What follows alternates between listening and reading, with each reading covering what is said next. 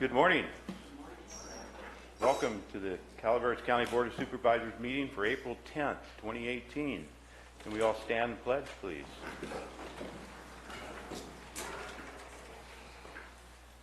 Madam Clerk, can you please lead us? We can. I pledge allegiance to the flag of the United States of America and to the republic for which it stands, one nation, under God, indivisible, with liberty and justice for all. Thank you.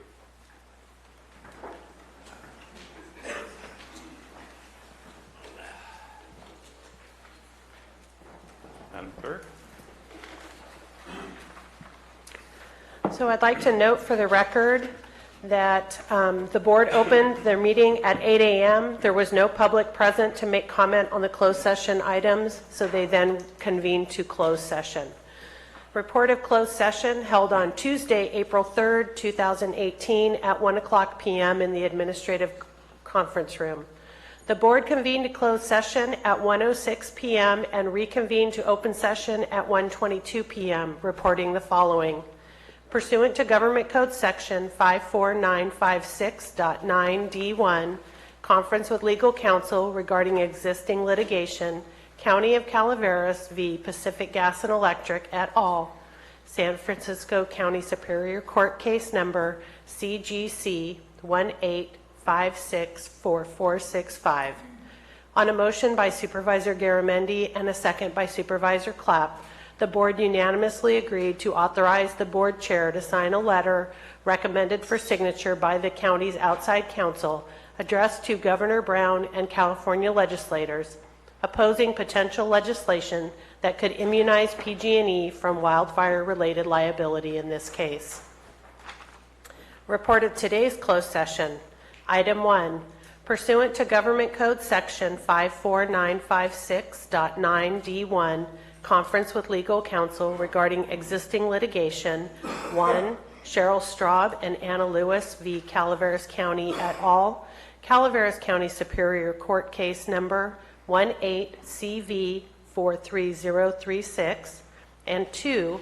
Calaveras Cannabis Legal Defense Fund et al. Versus County of Calaveras et al., Calaveras County Superior Court case number 18CV43043. There was no reportable action taken. Item 2, pursuant to Government Code Section 54956.9D1, conference with legal counsel regarding existing litigation, County of Calaveras v. Pacific Gas and Electric Company et al., San Francisco County Superior Court case number CGC 18564465. There was no reportable action taken. Item 3, pursuant to Government Code Section 54956.9D1, conference with legal counsel regarding existing litigation, Virginia Franklin v. Board of Supervisors et al., Calaveras Superior Court case number 18CF12289. There was no reportable action taken. Item 4, conference with legal counsel, anticipated litigation, initiation of litigation, one case, pursuant to Government Code Section 54956.9D4. There was no reportable action taken. And item 5, conference with legal counsel, anticipated litigation, significant exposure to litigation, one case, pursuant to Government Code Section 54956.9D2. There was no reportable action taken. Thank you, Madam Clerk. Right? 5-minute break? Or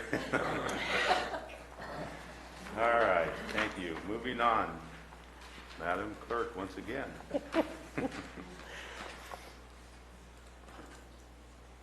Announcements. This is a time for board members and county staff to provide updates of upcoming county events that may be of interest to the public. Is there any board member? Supervisor Mills. I do. Mountain Counties will be conducting a water bond session at the San Andreas Town Hall this afternoon between 3 and 4. For those that are interested, this has to do with state water bonds and how they're used, and the proposed new water bond that is maybe coming up on the November ballot. Also, a highlight this Friday in Placerville, Mountain Counties will be conducting basically a briefing. Has the state gone too far? It has to do with water rights curtailment cases, such as the Byron Bethany decision, the Bay Delta Water Quality Control Plan. Waste and unreasonable use seems to be a hot topic, along with water transfers. And this will be headed up by John Mills, as well as Attorney Tim O'Loughlin, both very, very well versed in state water policy. And the registration on that will close this Thursday for anyone that's interested. I would strongly recommend anyone that's interested in water to take the time to go to that. There is really no charge to be there. It's just a lot of information that you're going to get in a very short period of time. Thank you. Supervisor Oliveira, your light's on? No, he's covered it. No. Thank you, Chair. Okay. Any other announcements? Staff, any announcements from staff? Good morning. Nancy Giddens, County Librarian. I just want to remind you that this is National Library Week, and on Saturday we're going to have a wonderful event at the library, open house from 10 to 4.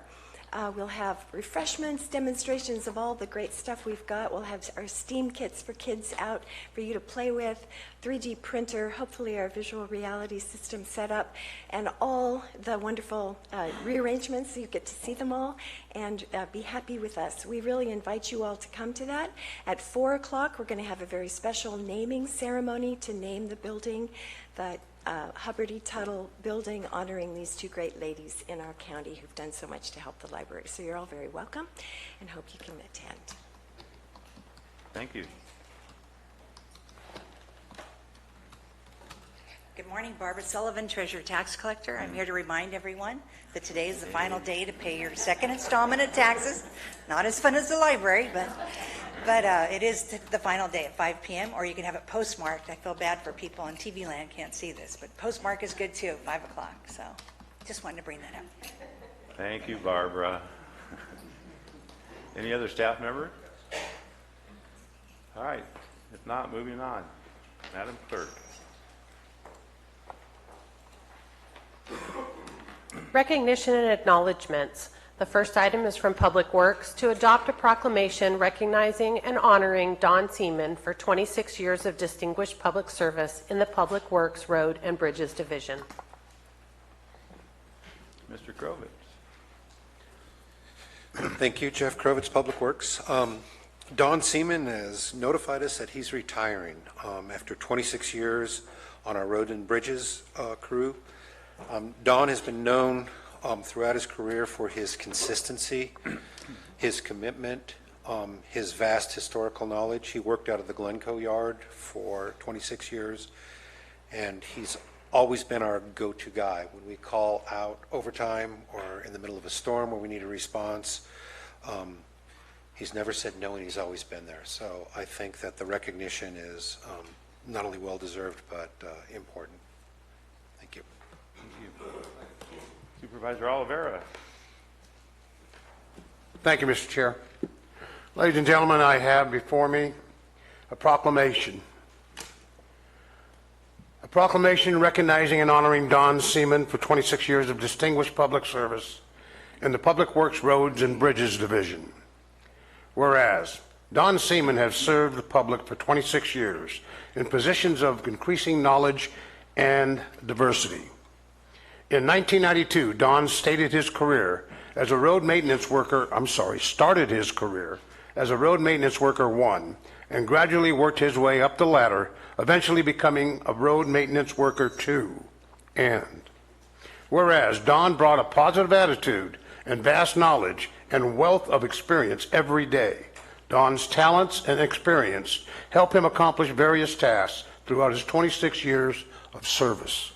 And whereas Don routinely covered overtime and snow removal shifts, Don's historical knowledge that was instrumental during the Butte fire and other disaster recovery efforts. And whereas all who have worked with Don have benefited from his knowledge and years of commitment to the Calaveras County Road Department. His service has been marked by exemplary and energetic leadership within the Public Works Department. And whereas Don will be sorely missed by staff and those he worked with who found him a devoted friend and co-worker. All right, at this time, I'll open for public comments. Do you have any public comments?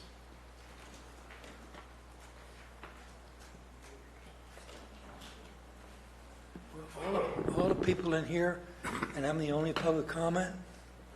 Al Segala, Taxpayer Association. I have some good news. There's interest in draining the swamp at the federal level. And Al, yeah. This has to do with this proclamation. oh, I'm sorry. I was in comments. public comments. Well, We didn't have Don do any swamp work. well, We haven't got to public comments yet. I will approach our board to nominate the retiree for our award for excellence in public service. Good recovery, Al.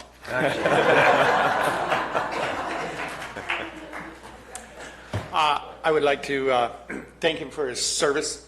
I also hope that the county will be able to fund his CalPERS since they've cut the budget and not been able to see their way clear to keep taxes flowing in this county.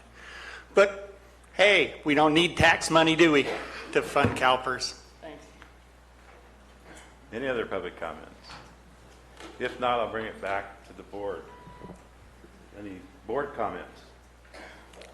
I think we're getting on as we get on in our years, we're finding that people are serving shorter and shorter periods of time in any one position or career. And it's exemplary that Don could put in a full 25 years in a public service position like this. So congratulations, kudos for a job well done. So I'm looking for a motion. So moved. A motion by Supervisor Mills, Second. second by Supervisor Clapp. Call for a vote. All in favor? Aye. Passes 5-0. Mr. Oliveira. Thank you, Mr. Chair. Therefore, be it proclaimed that the Calaveras County Board of Supervisors wish to extend their deepest appreciation to Don Seaman for his dedication and strong leadership. And thanks, Don Seaman, for his 26 years of contributions to the public. And be it further proclaimed that the board wishes Don Seaman a long and happy retirement. Passed and adopted this 10th by the Calaveras County Board of Supervisors on the 10th day of April, 2018. Yeah. Don, are you here? Okay. Thank you very much, ladies and gentlemen. Is there someone representing? Jeff?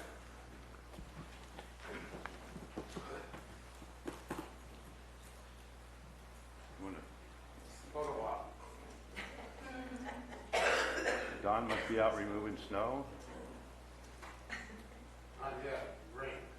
Ready?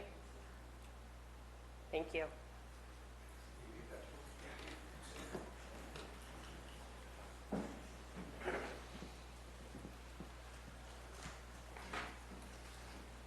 All right, Madam Clerk.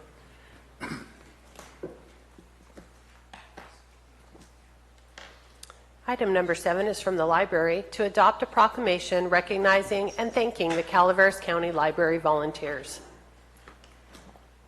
Ms. Giddens. Nancy Giddens, County Librarian. I just want to say that libraries all over America depend on volunteers. People who love libraries, who love to help and love to be busy are part of a very important part of the success of our library operation in Calaveras County. To date, we have 86 active volunteers, 3 more waiting for orientation, who work weekly in our library system throughout the county. Today, we have those volunteers, and I'd like to ask them to stand, from Arnold, from Angels Camp, Copperopolis, Mokelumne Hill, West Point, Valley Springs, and San Andreas. So all of these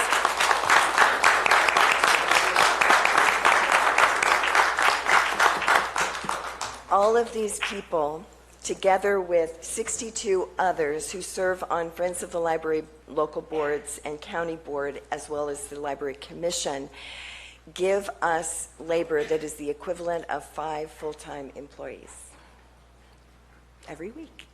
They're just amazing. It's not an exaggeration to say that without them, we would have a difficult time, probably an impossible time, offering the services that we want and need in our community. During this special week in the National Library World, National Library Week, I'm proud to recognize and affirm these fine people who work so hard for us. They get your books, CDs, and DVDs ready to circulate. They help when you have a technology question. They repair damaged materials. They tell stories to children, plan special programs, and help us organize and use our donations, magazines, and CDs. They take care of hundreds of details, which help our limited staff, and they do all of this without pay. Thank you, volunteers, and thank you, Board of Supervisors, for recognizing them today.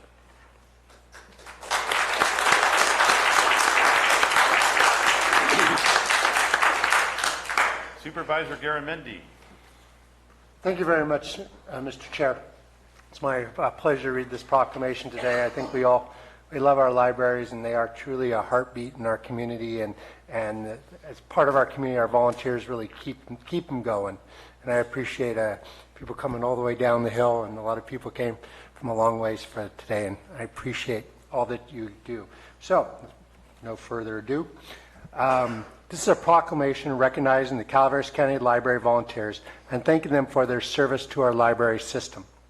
Whereas, during the week of April 8th to 14th, 2018, we are celebrating National Library Week in Calaveras County. And whereas libraries all over the nation rely upon the help of volunteers who love and support the efforts of the library in their communities. And whereas Calaveras County is fortunate to have almost 100 people who volunteer weekly throughout our Calaveras County library system.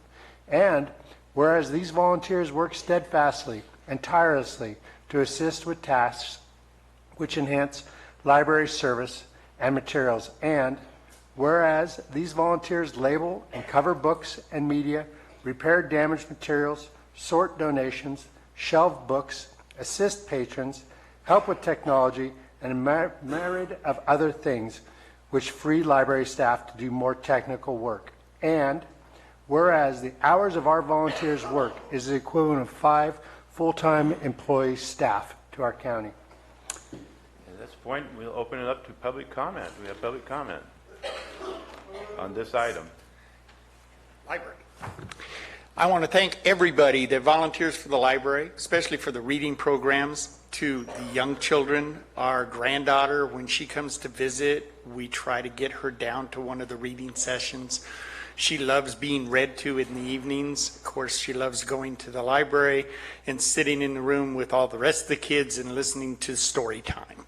I want to thank all of you that volunteer. Thank you, because this county's going to need it. Any other public comment? Seeing none, bring it back to the board. Look for a motion. So move. Motion by Supervisor Garamendi, Second, Mr. Chair. second by Oliveira. Call for a vote. All in favor? Aye. Opposed? Passes 5-0. Therefore, be it proclaimed that on this day, April 10th, 2018, the Calaveras County Board of Supervisors recognizes and thanks the volunteers who serve the Calaveras County Library so well. Thank you very, very much. And if we could all come up, I'd like to give this speech.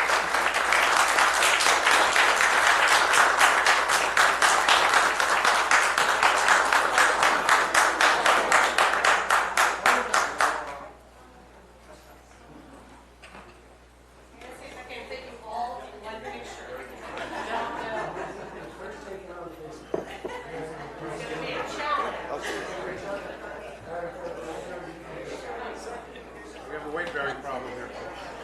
Push it all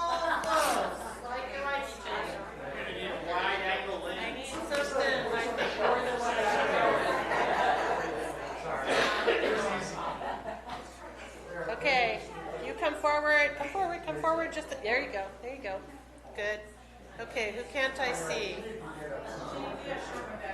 Ah, short people need to go in the front. Come on, come on, come on. There you go. Yay. Okay, I need you to be behind her. Oh, that's good, that's good. Okay, nobody on this side move. You move in just a little. There you go. Okay. Okay, I think I might be able to do this. Oh. Okay, I'm going to take a couple. Everybody smile. Okay, everybody say, we love the library. Thank you.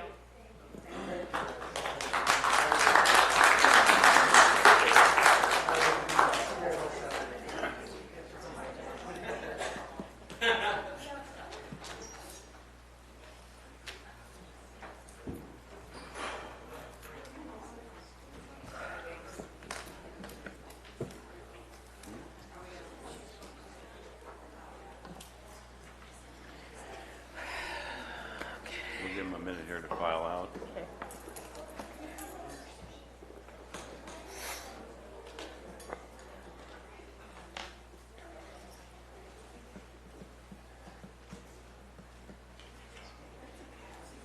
All right, Madam Clerk, moving on.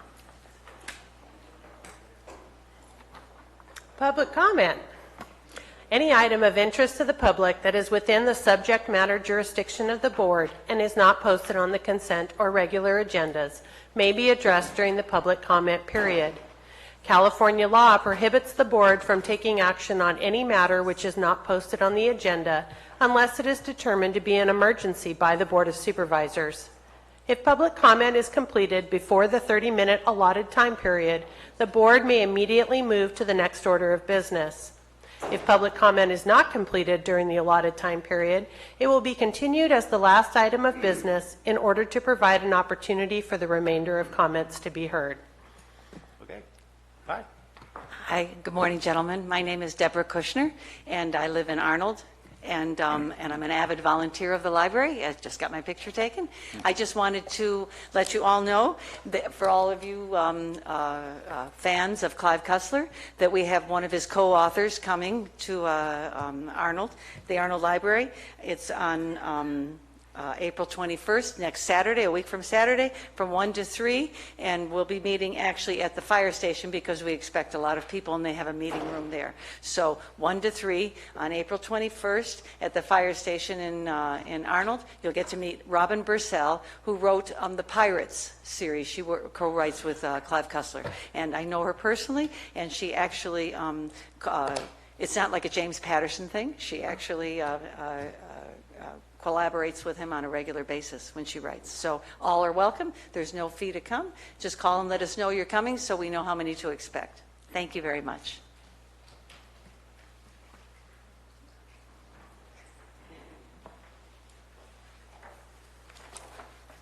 Good morning, gentlemen. Public comment. Oh, boy. I have a couple of things here that I'm going to hand to Diane for a minute, if she wants. Here's enough for the gang up there. Basically, one of those is an article that I found in a newspaper where there have been 12 eradications of indoor grows in our county. It wasn't published in our papers. It was published in the Modesto Bee. It was a federal joint task force of 100 separate, only 12 of them were here in the county. The second one is a list from Calaveras, and it shows the licensees that have applied for temporary licenses in Calaveras County and what they're estimated to produce this year. Were they allowed to continue to grow? Under Measure C, since we're now under state licensing, without any regulation in the county, we have a ban at this point that goes into effect in June, I believe. You can see that the estimate there says we should be growing somewhere around 360,000 pounds of cannabis. Now, under Measure C, which the voters did vote for, many of you on this board said they should vote for Measure C, we would collect $45 a pound. Can you do the math? 45 times 365,000, gentlemen. Not 12.5 million, which you collected under Measure C at $2 a square foot, but 365,000 times $45. Chump change, right? Chump change. Anyway, one of the other things I'd like to announce to the board, we are very proud. We received word from a person who used our RSO. Those of you not familiar with RSO, because you're not necessarily cannabis oriented, is what's called Rick Simpson oil. He's a gentleman who used his time to combat cancer with cannabis. And they are now cancer-free. Cancer-free. Thank you very much. Oh, yeah, I don't want to get you that. Good morning, Bonnie Newman from Double Springs. Barbara Sullivan didn't need to remind me about my taxes. I always wait till the last minute.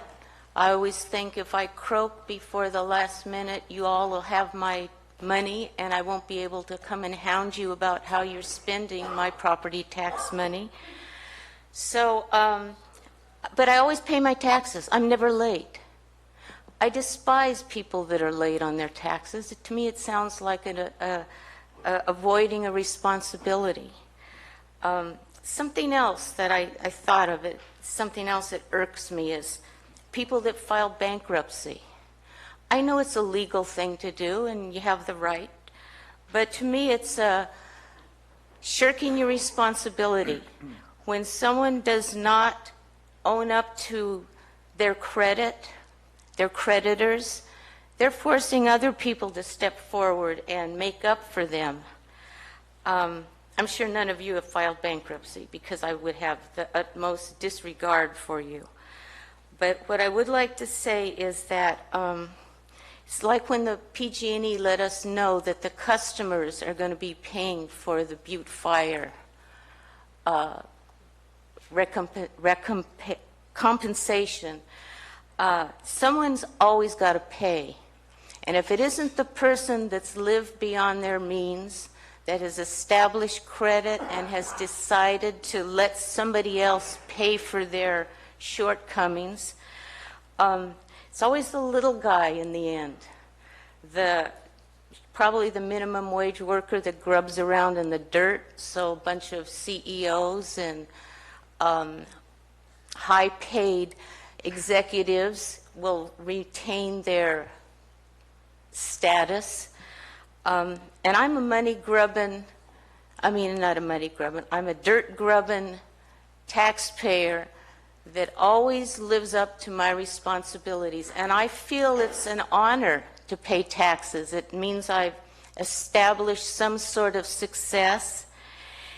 And in the next year, if we find ourselves in the hole, in the red, not able to pay for what we want to pay for, I would suggest that you double everyone's property taxes so we'll have enough money to pay for all of our expenses.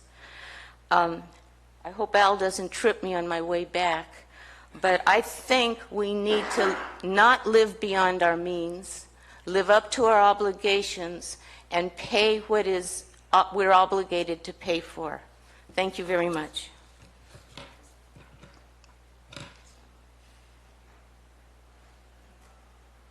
Good morning. My name is Roger Stevenson. I'm a retired builder in Arnold for the last 25 years, retired for 3. I'm president of the Calaveras Builders Association.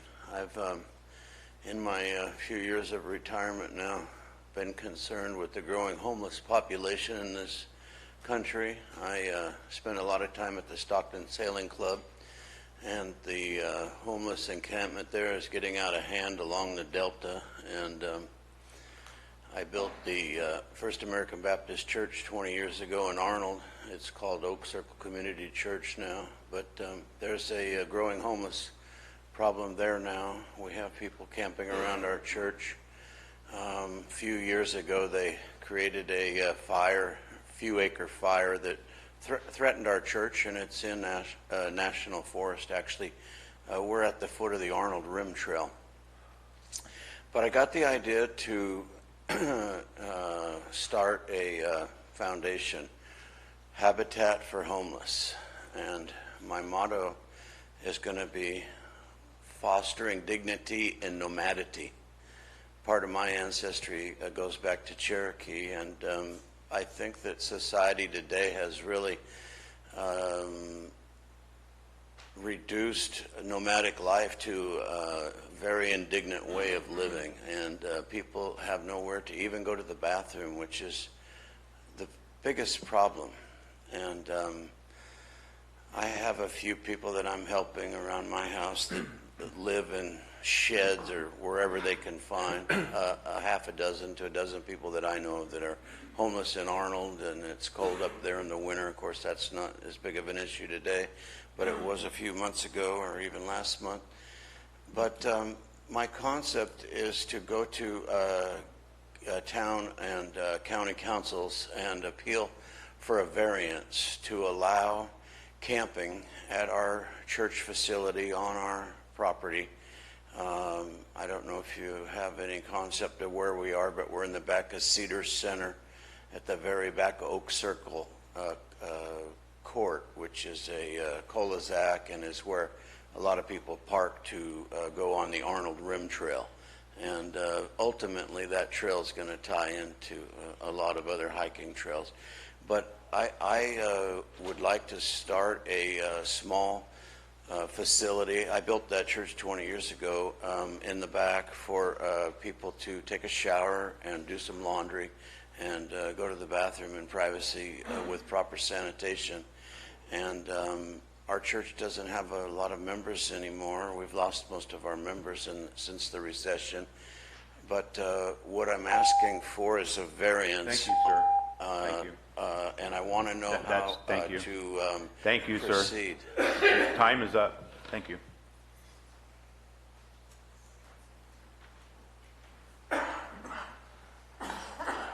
Good morning, Greg Gustafson. Campaign season once again, and I'm reluctant to jump into this thing too aggressively because I've already had hundreds of dollars worth of signs stolen within hours of placement, and it concerns me. I don't know who to blame or who to point the finger to, and I don't think it's my fellow competitors, however. I think it's someone else, but if I have to put a computer chip into the signs or some other method, they seem to disappear within hours in the daylight.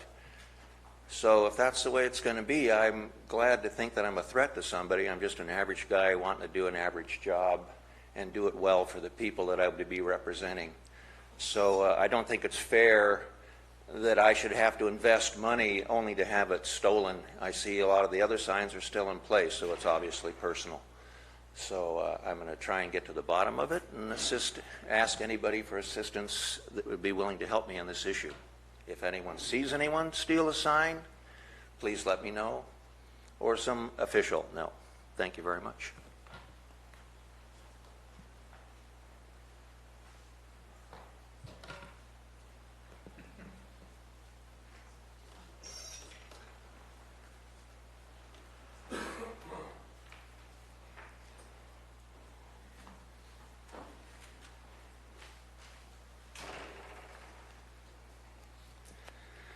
Good morning, Board. I want to go back about a year and a half ago when the committee had started working on Measure B. At that point in time, we had done a lot of research, and we were preparing our statements for the voter's manual and all that kind of thing. And we had mentioned the amount of help that the federal government could bring to the fight if we had a ban. At that point in time, people started calling us liars, deceivers, you name it. They said it wasn't going to happen. We've continued our efforts with the federal government, and most recently, even the sheriff admitted that a year and a half ago he talked with federal authorities, and he was told that the feds did not have money and they would not be coming. At that same time, a year and a half ago, we were talking with the feds. We were told that there is money and they will be coming. Since then, the committee has expanded its efforts to reach out to Attorney General Sessions and to other people in Washington, D.C. We've sent them a lot of material on the crime in Calaveras County, what's going on with the violation of federal law here, what's going on with the destruction of our environment, and we've got partners in Washington, D.C. The most recent proof of that is the raid that was conducted in Sacramento, which also spilled over into Calaveras County. It's our information that some 500 officials from the federal agencies descended on Sacramento County and took out 100 houses, approximately 100 houses, and seized 74 properties. Now, there's some sort of magic formula that exists somewhere, that, and they took down 12 houses in Calaveras County. I know there's a formula for revenue sharing between the feds and local officials when they take down properties and seize them, when the IRS seizes them, and when the feds take over the investigation. So I hope that we can get some explanation to kind of straighten that out so people understand that, yes, we can afford the ban, yes, the feds have money, and yes, they're coming. They've already been here. So I hope that we can move forward with this and get rid of all of these, this misinformation that the feds are not going to help us. When you look at the list of agencies that participated, it includes the FBI, ICE, IRS, Homeland Security, U.S. Marshals, Air and Mobile Services. The alphabet soup goes on forever. This does not indicate that the feds are reluctant to come in and help us. So I hope we encourage them. You have a sheet that has addresses and phone numbers. We're encouraging all citizens to contact and say thanks. Thank you.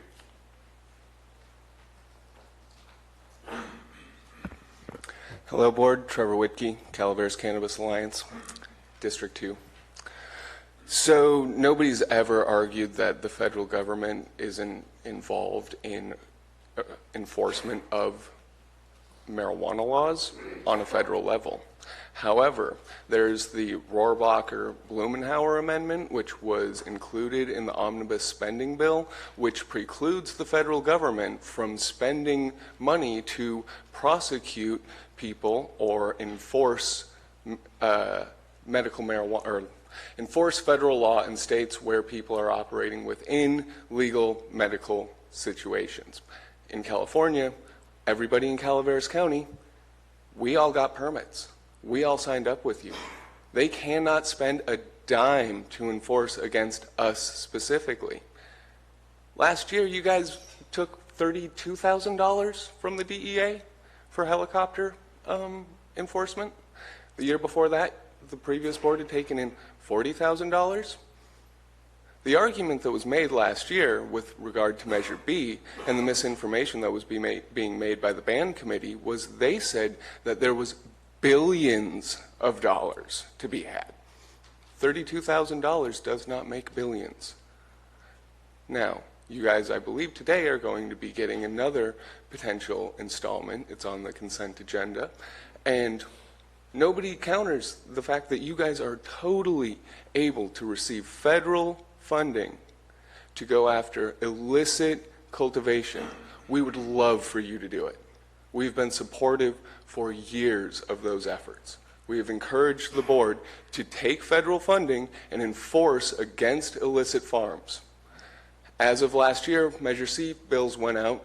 500 of us permitted farmers got bills. We paid our taxes. You guys got roughly $13 million in Measure C tax revenues last year. You spent a lot of that money. And guess what? We were operating legally, permitted by all of you. All of you approved the budgets that spent that money. If we're criminals, so are you. But we're not, and neither are you. And the reason for that is because the state of California passed laws, and all of us followed those laws. And the people who didn't follow those laws are absolutely subject to prosecution, locally, at the state level, and the federal level. Unfortunately, 1,000 cultivators were able to cultivate illegally last year, and they didn't have to suffer the consequences. I think 200 abated. Now, that's a good start, but it's a drop in the bucket. And without Measure C funds, you're not going to be able to enforce this. $30,000 a year isn't going to cut it. Thank you for your time, Board.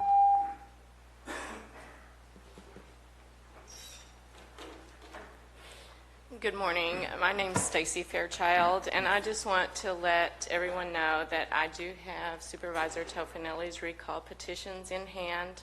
If anyone, I'm going to be going to the library reception soon, but I'll wait outside for 5 minutes if anyone wants to sign or take one to circulate. We will also be manning a table at Marval in Valley Springs on Tuesdays and Saturdays. We need just under 1,400 signatures to get this on the ballot in November. Thank you.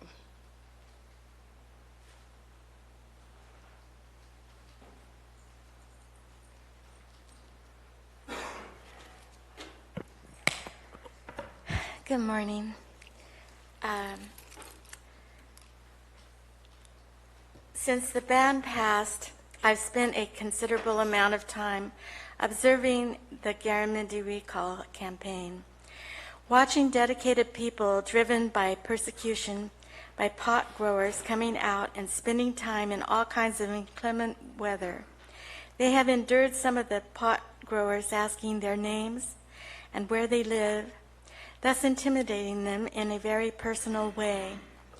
What can you expect of a federally illegal industry whose aim is to addict young people, old people, fetuses, and everyone in between,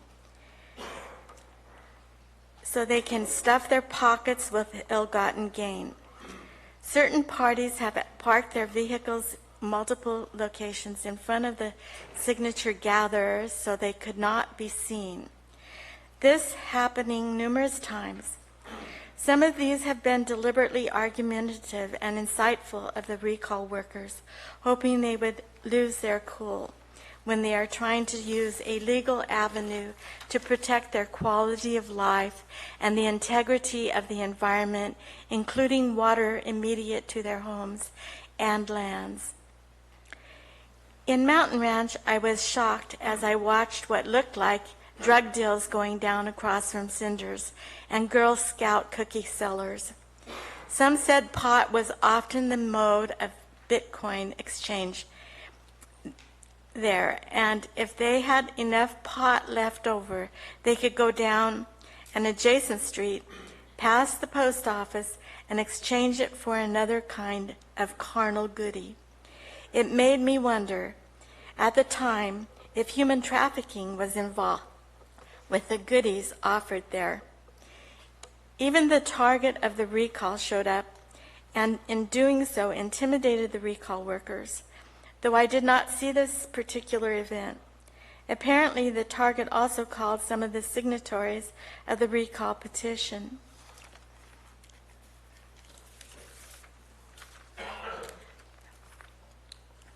This is very upsetting to all of us, and I appreciate your time. Thank you.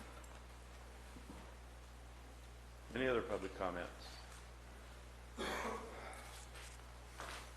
Yes, Trent Fiorino, and I'd just like to stand up and represent District 1 and the supporters of Gary Tofinelli. You know, from the over a year that I've been attending these meetings, that we didn't start out on probably the best of terms, because I didn't think he was doing a good job for our district.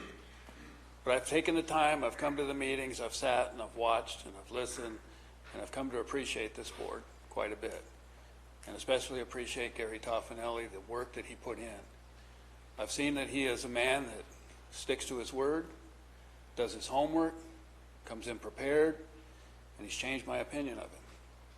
And I would like this to go out publicly. Do not sign the recall.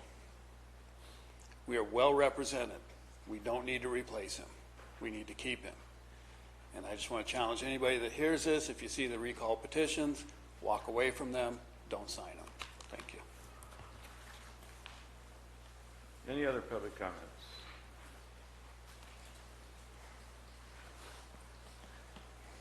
Mike Falvey, live in Golden Hills, District 2.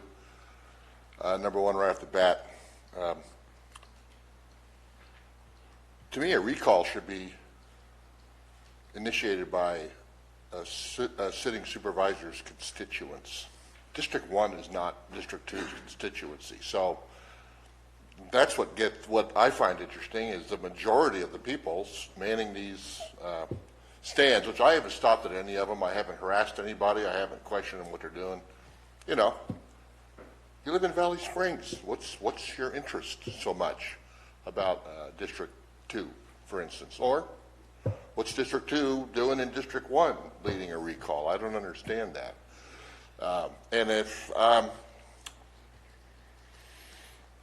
certain people who speak to the board represent the recall profile, you're okay, Jack. Don't worry about it. Number two, as far as federal funding is concerned, I don't know who the committee is, but I don't know if they're aware who our president is. He's battling with our governor. He's having arguments with the mayor of Oakland. He's having arguments with officials on our southern border about the wall.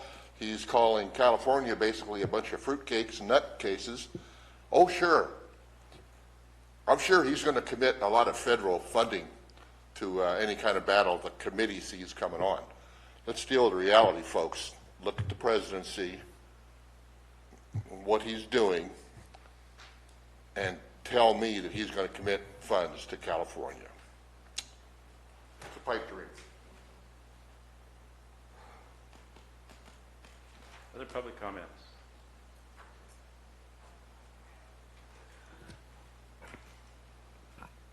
Joan Wilson, District 1. Things have been a little confusing. There was a vote for Measure C, and that was voted in, that they wanted to tax cannabis. And then we were told that you didn't need that money. And then the board voted to use that money to balance the budget. The board did a really good job of getting rid of an industry that the state of California has said, this is what you're allowed to use on this agricultural product. It basically has to be organic. However, the board, being economically minded, as they are, has decided not to get rid of other agricultural products that do not have to be grown organically, but have been able to use products that could possibly seep into our water and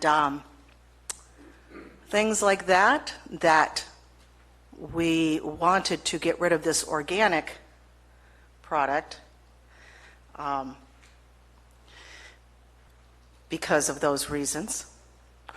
Or is it possible that maybe we are lumping a bunch of legal people in with a bunch of illegal people and who paid taxes to help get rid of these illegal people? This is very confusing because it appears to me that this county is very much in favor of non-organic products, products that use all kinds of really bad pesticides and rodicides and things like that, and in favor of those, and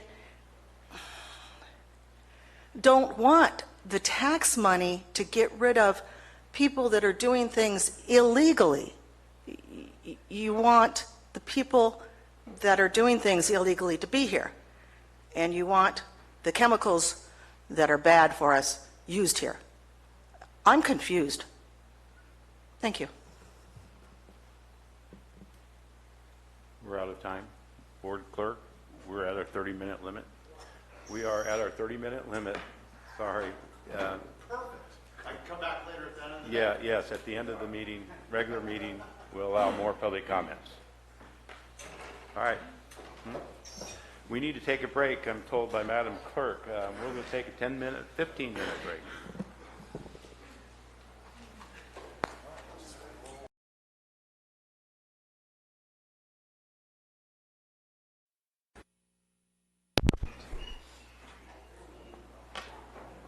All right, we are back in session. Madam Clerk. Consent agenda. The consent agenda items are expected to be routine and non-controversial. They will be acted upon by the board at one time without discussion. Any board member, staff member, or interested party may request removal of an item from the consent agenda for later discussion. Any board member wish to pull an item? I've had my questions answered, so I don't need to. No? Any other board member? No. Any staff member wish to pull an item? Seeing none. Any member from the public? Yes. Can you speak loud? Can you stand up so you? Number 10. Any other? Number 12. Any other? If not, I'll bring it back to the board. I'm looking for a motion for the remainder. I'll move the item. I have a motion by Supervisor Clapp. Do I have a second? Second. Second by Supervisor Mills. Call for the vote. All in favor? Aye. Opposed? Passes 5-0. Bill, can you come to the microphone? You have a question on item number 10. Can I read it? Oh, sure. I'm sorry. Madam Clerk. So item 10 is from the Sheriff's Office to authorize the board chair to sign the First Amendment of the As-Needed Services Agreement with Sierra Air Helicopter by increasing the not-to-exceed total compensation amount for year 2 by $10,000 and for year 3 by $30,000, a total increase to the As-Needed Services Agreement in the not-to-exceed amount of $40,000. Yes, Mr. Chair. I had a question about this item when I went through and, excuse me, and pulled the packet. As I remember, when the helicopter contracts first came up, there were 2 or 3 contracts that were let, as I remember. I'll stand corrected if that's not the number. I presume this is one of those that was selected the last time around. I don't have a problem with you guys allocating more money for helicopter services. The first time through, and it was also mentioned in the packet, the services are for reconnaissance and or eradication. So since we're only increasing the amount of money for one helicopter contract, is it safe to presume that the other contracts have already been fulfilled? Or have we not spent money there? Or is there any kind of general accounting for the use of helicopters? Maybe in the realm of reconnaissance, I mean, are we giving people rides, supervisors, staff members around the county to look at pot with helicopter money, or are we dragging nets out there to go eradicate stuff? It didn't change, I don't think it changed the purpose of the contract, just the funding. But if someone could address kind of where we left off with the other companies, and did we run out of money for this particular contract and we need to go forward because they're providing a good service? Thank you. Jim, just a second. Is there any other public comment or any other questions on this item? So you can add, if there is, we can address them all at one time. If no other public comment, then I'll close it. Jim, you want to come up and answer questions? Good morning, Jim Aceto. I'm the captain with the Sheriff's Office. To address those questions, no, we are not providing politicians or supervisors rides in the helicopter or helicopters. With respect to this particular contract in general, when you have a contract with multiple vendors, especially when it's a new contract, you try to build a certain amount of flexibility within the contract. Just like a private business person would have contracts with other vendors. As you start to utilize those vendors, at times you'll find one provides a better service maybe is more accommodating, or their equipment benefits you at a better fashion, depending upon the particular work of the day or the mission or the assignment. There's not a significant problem with the other vendors. The staff is also trying to plan forward. We can't hustle over to the board when we're right up against exceeding the contract amount, especially if we have a mission plan for a couple of days out. As you all know, it takes time to get items before the board. So what we're doing here is we're building some flexibility in case we do get up against the maximum amount allotted to allow the extension. And we are also, just with any other contract, we're filling people out, and in doing so, we're determining who better fits our particular needs. With respect to the reconnaissance versus the the workhorse operations of sling loading marijuana out, it really depends on the particular case. It depends on the terrain. It depends on staff availability. It depends on expertise of the individual in the helicopter. Believe it or not, there is some expertise required to identify marijuana, although it's been much easier in recent years. It was not always so difficult to spot, and at times there are still mistakes made as far as people believing that they can see and completely identify or verify that it's marijuana from the air. So I think that has hopefully addressed all the questions here today. Excuse me. His alarm's going off in the parking lot on your vehicle. On your vehicle. Thank you. Okay. Just letting you know. Okay, thank you. Does that answer your question? Yes. Okay. So bring it back to the board. Mr. Chair, I have a question.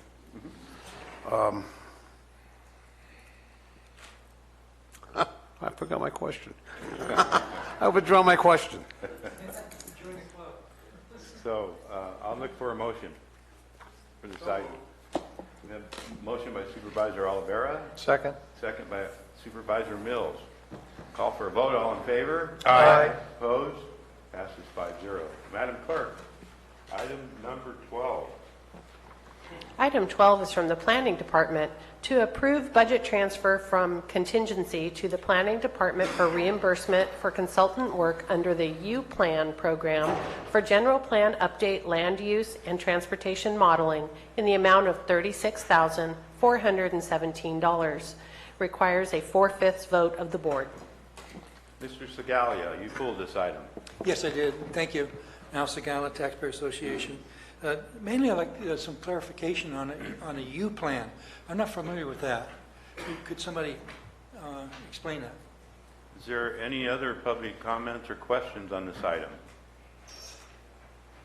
Seeing none, I'll close it and have Mr. Maurer answer Mr. Segalia's question. So the U-Plan is a traffic and land use modeling program that was developed in cooperation with UC Davis, the Amador County Transportation Commission, and the Calaveras County Council of Governments. Calaveras Council of Governments. We have utilized that program in modeling for the general plan update, and particularly for the traffic modeling to see where we use the basis of the U-Plan to look at distribution of new development, and then that is then used in the traffic modeling for impacts to roads and services. So the funding for the program came from a grant from Caltrans. It was granted to the Amador County Transportation Commission. It was shared with COG. We have an agreement with COG to be reimbursed for the cost of the traffic consultant for the general plan. So this money was allocated in a prior contract with COG up to $56,000, I believe, that they would reimburse us for our costs for consultant work.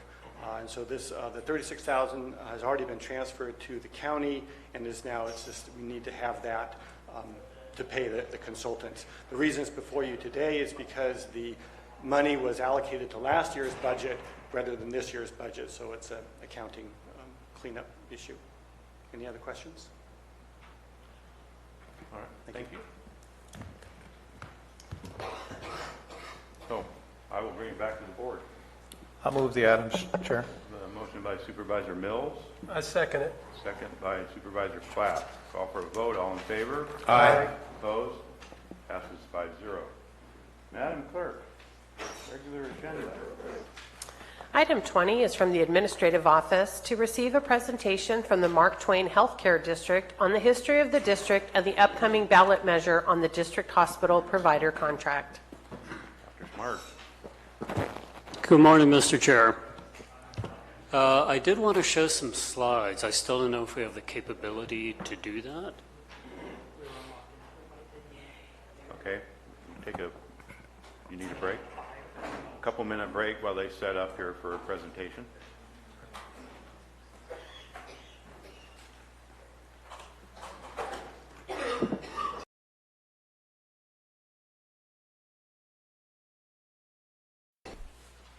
Okay, we're back. So I want to thank you for giving the healthcare district some time on your agenda this morning. Very much appreciated. My presentation is 10 to 15 minutes. I'm Dr. Randy Smart. I'm the Executive Director of the Healthcare District. We're a special district. We're countywide. I'm here with two board members this morning. One is our President, Lynn Reed, and the other is our Member at Large, Debbie Selleck. And the reason we're here this morning is we're not here looking for any board action or county process. We're simply here as an informational item. And the informational item is about Measure A and the value of Measure A to the county, both the healthcare value and the economic value to the county. Well, on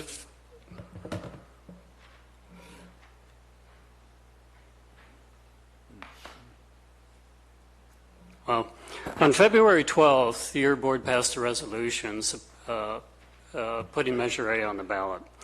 That was on your consent agenda, and that's scheduled to be on the June ballot. Measure A, I think, is probably one of the most important healthcare decisions this county has made in at least the last 25 years, and in my opinion, maybe ever to date. And we can't afford to let Measure A fail.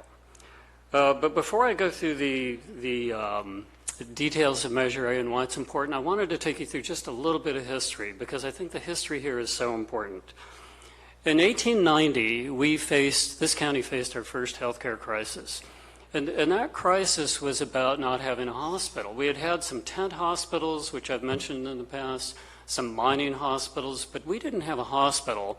And in 1890, the Board of Supervisors committed to building a hospital. In fact, the land was donated by a county citizen, and this is the hospital our predecessors built in 1890. Well, hope I didn't break it.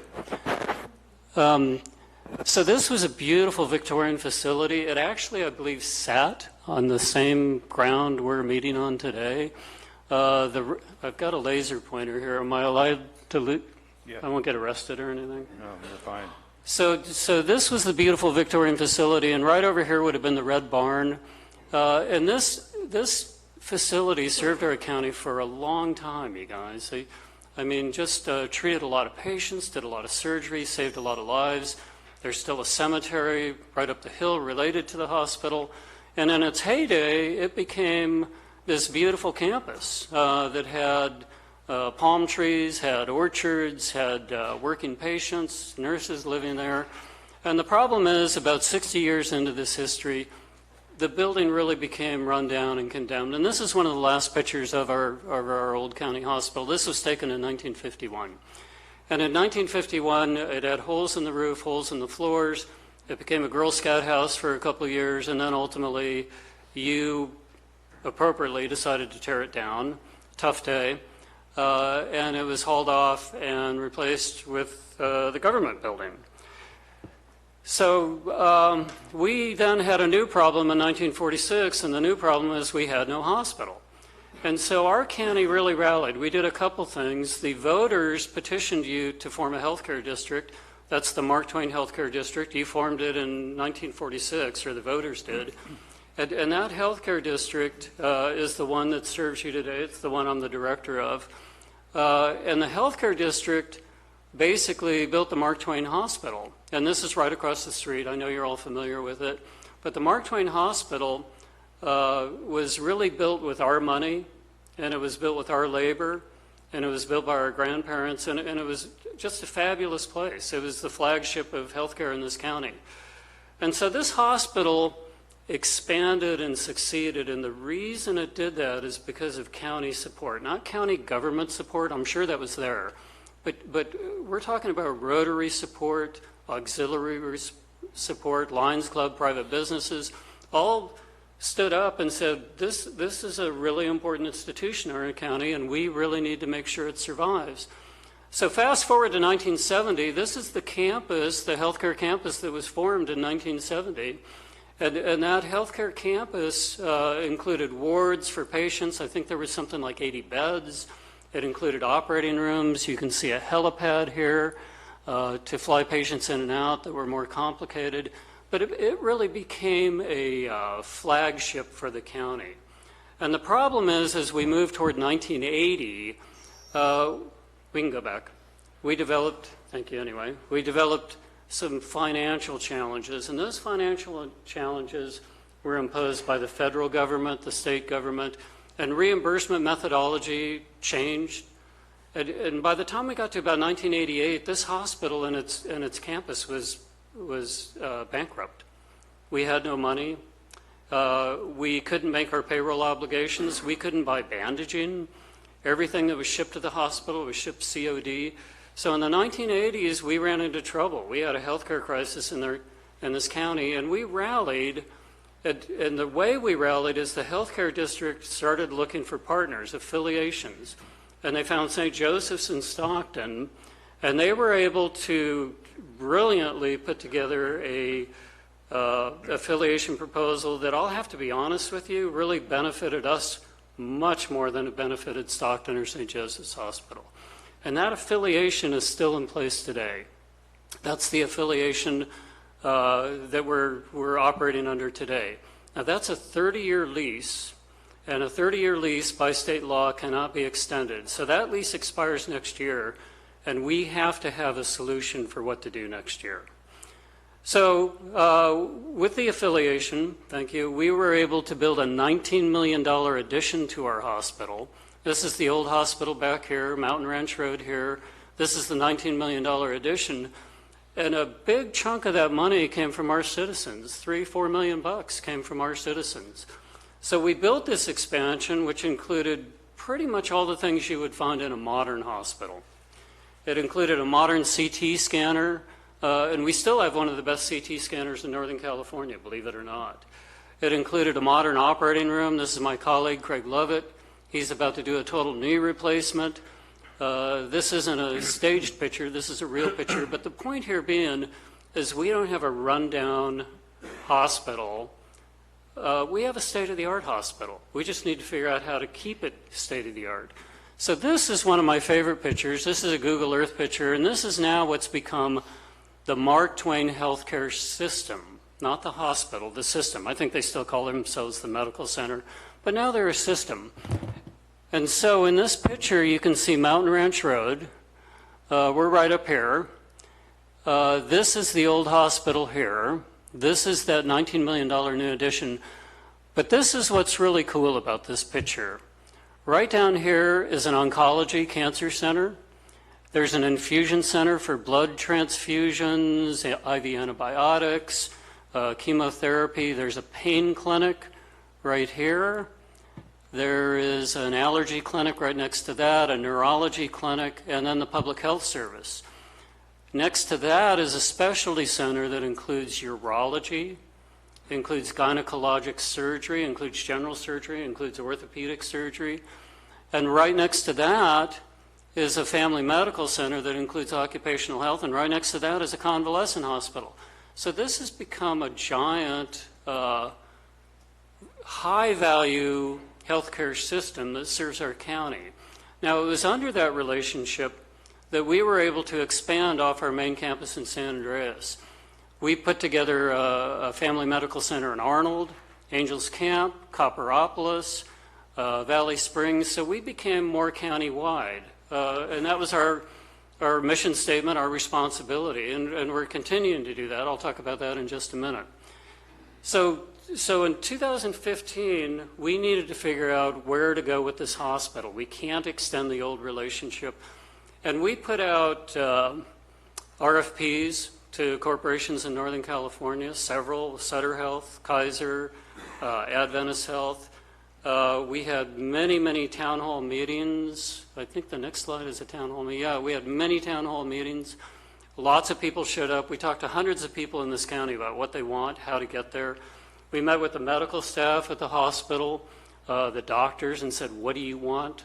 How can we make this work together? And then we met with the employees. And keep in mind, there's over 300 employees in this healthcare system now. So it's not a minor economic force in this county. It's a significant economic force. I think there's 324 to be exact. Next slide. So this was a great day. This is January 24th of this year, and this is the day our healthcare district accepted the term sheet from Dignity Health, passed a resolution, and forwarded it to the county. And we believe that lease and that term sheet really does a lot for this county. It provides us, well, the most important thing about the term sheet is we still own the hospital. We're not selling the hospital. We own the hospital. We're going to own it 30 years from now. We may take it back. Who knows? It also ensures that we keep the same number of beds in our hospital. It requires that. It ensures we keep the same services. So the services we have now, like nuclear medicine, oncology, occupational health, those cannot be closed under this lease unless we locally at the district level approve that. That's huge, because you're negotiating with a $16 billion company, and that doesn't give you a lot of leverage, and we got a lot out of this lease.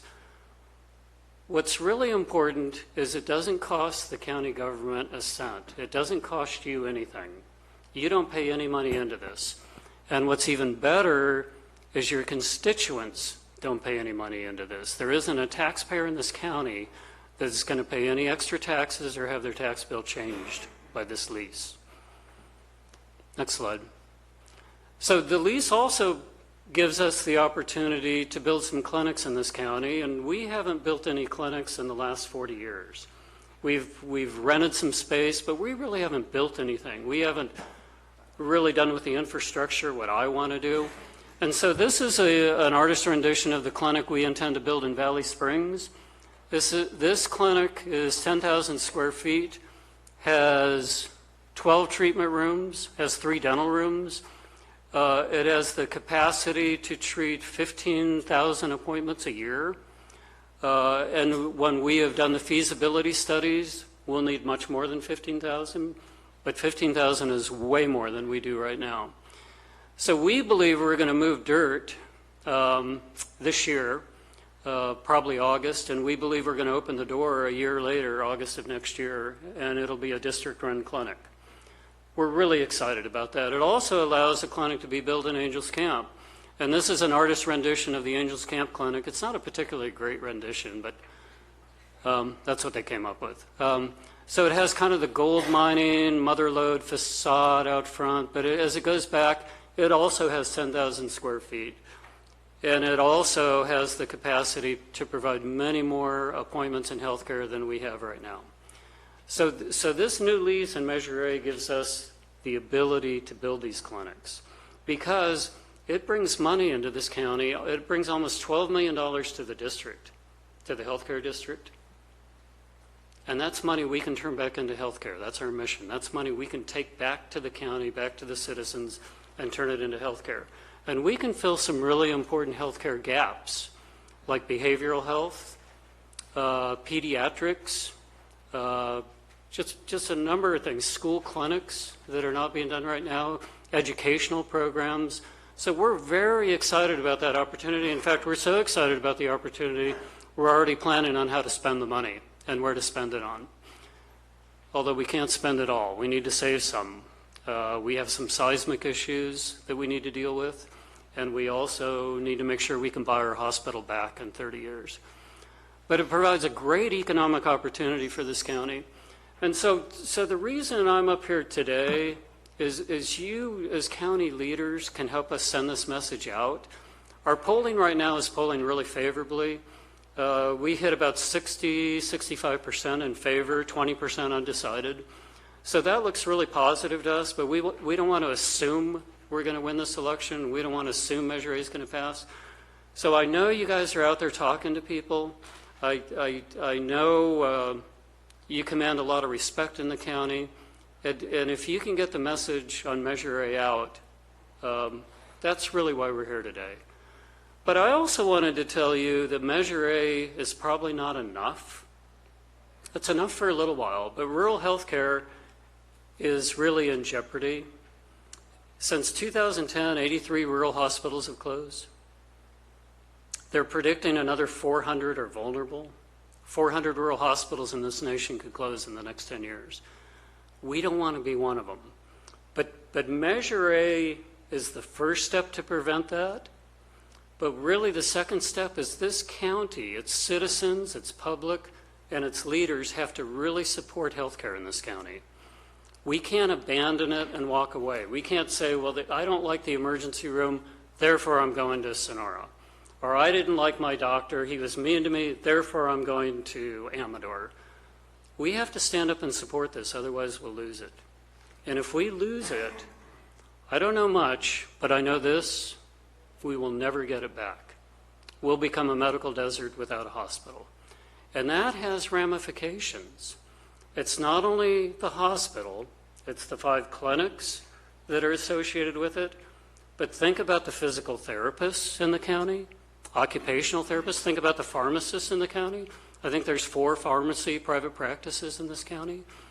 I mean, if you start thinking about the economic and business damage that could happen in a medical desert, this could be an issue that we've not seen before and have consequences we haven't seen before. So number 1, we need to get through Measure A. Number 2, we need to lead the way. We need to make sure the people in this county support the hospital, support healthcare infrastructure, and as a healthcare leader, we need to make sure they get the best care we can give them.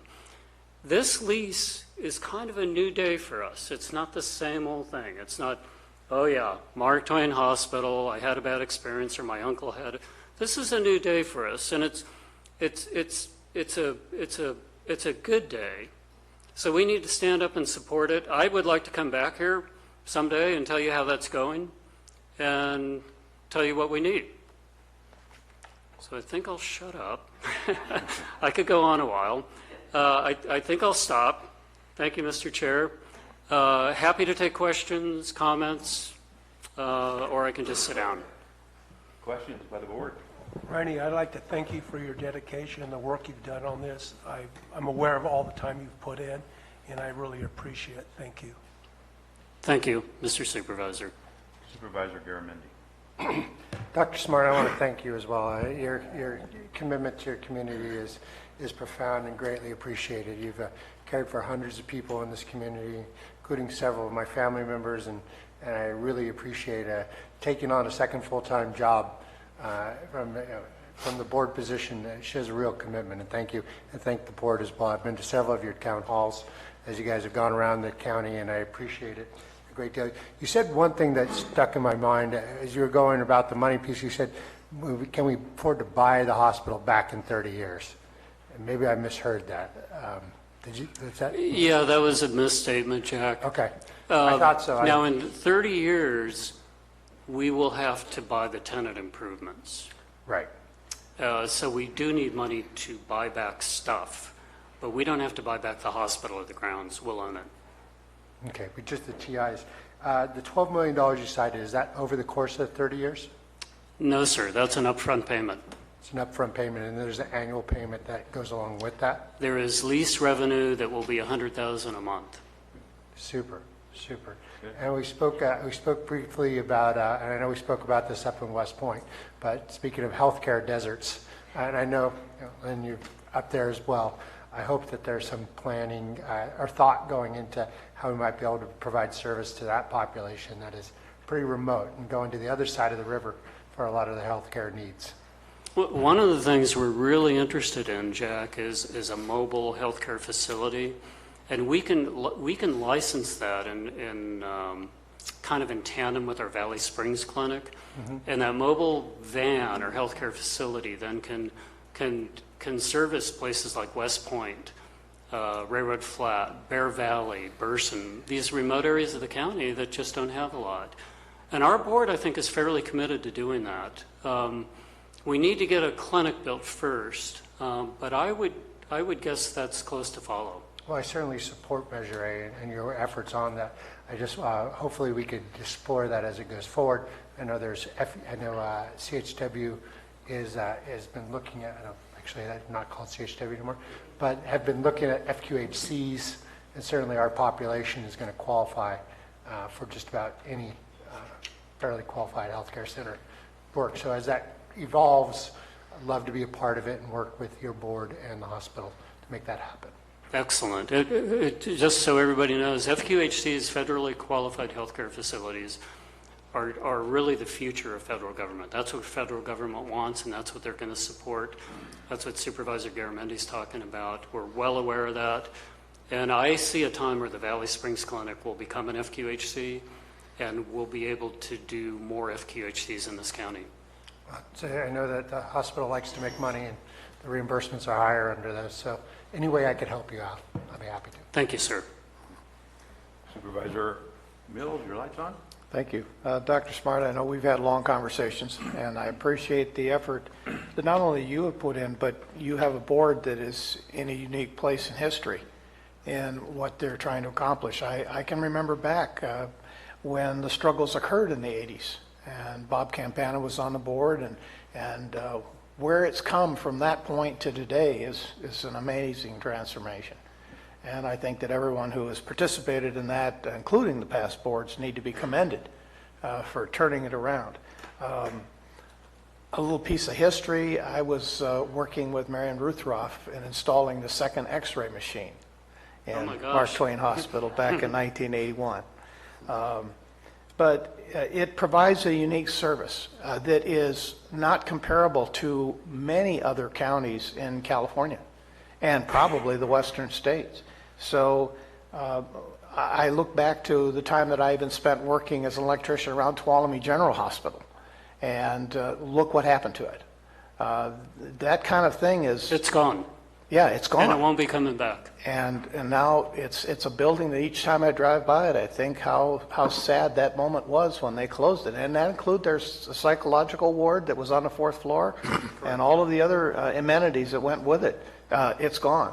So having the ability to have the control from a county level is critical to our long-term success and to our long-term stability for care within our county. And I appreciate the effort that each and every one of you put into it. Thank you, sir. Supervisor Oliveira? Thank you, Chair. Dr. Smart, once again, thank you for your presentation. I've seen it 4 times, and it gets better every time. There is one issue that I would like the public out there to be aware of. That is in the process of selecting and getting Measure A, renewing this new lease program. Exactly how many bidders did we have? We really had 3 choices. One was Independence, one was Adventist Health, and one was Dignity Health. All the others opted out. The Independence option is not financially feasible. You're talking 20 to 30 million to get there. The healthcare district has 1.7 million. So Independence, although appealing, and particularly in a hard-headed county that likes to be independent, it was particularly appealing, and it's just not feasible, sir. The Adventist Health, they participated for about 6 months, and then they dropped out, and I honestly can't tell you why. They've never told me why. It was a simple phone call on a busy day, and they just said, we can't do this. Thank you very much. Wow. We could speculate maybe some antitrust issues. Maybe they didn't want to go head-to-head with a big company. Sir, I'm really not sure, but I'm sure they're out. Okay. Thank you. I want to encourage the public to really pay attention to Measure A. And personally, I support it. It's something we need to do, and I would encourage every citizen to vote and make Measure A pass. Thank you, Doctor. Thank you, sir. Mr. Chairman, thank you. Thank you for the time today. Well, I'd like to commend you and your board for all the work and the commitments you have to this county going forward. And in the past, I think you guys are a wonderful fit here. I support Measure A, and anything that I can do, either personally or as a supervisor, to help you out, don't hesitate to call me or send me an email. Thank you very much, sir. You're welcome. And at this point, I would like to open up to public comments. House of Gallant Taxpayer Association. I've seen the same presentation several times, and it's a good presentation, and it makes you proud of the hospital. Also, Dr. Smart has a public access TV program called The Doctor Is In, and it is excellent. The only question I have, the district is charging $100,000 per month to the, I guess, the contractor who's running the hospital. How is that money used? Thank you.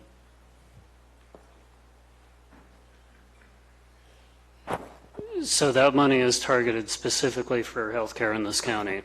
It's being used to help build a clinic. It's going to be used to provide behavioral health services, telehealth services.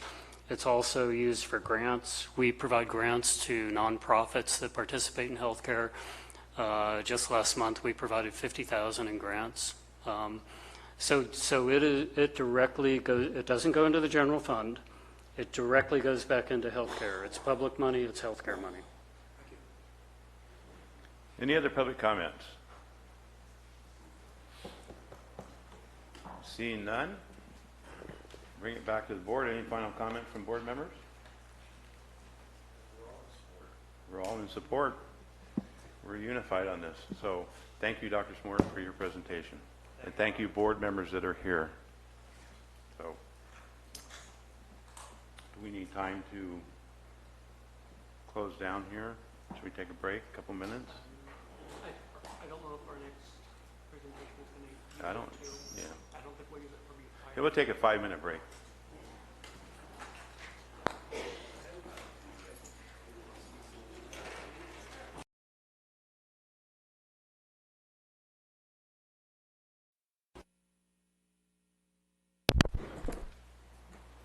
Okay, we are back.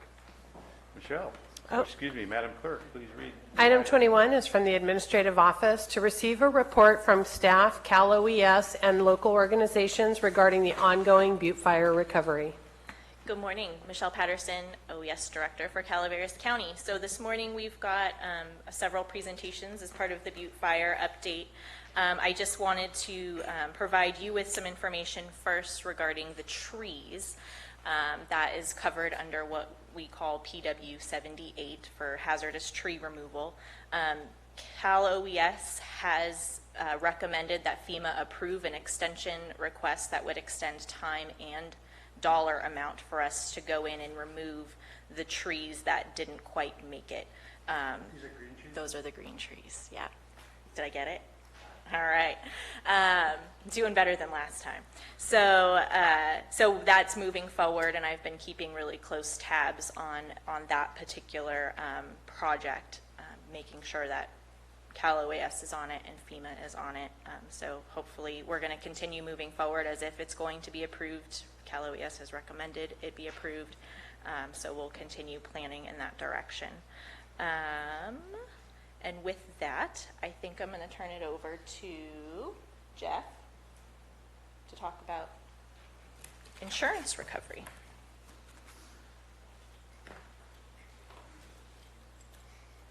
Jeff Grovitz, Public Works, on hazard tree removal program insurance recovery efforts.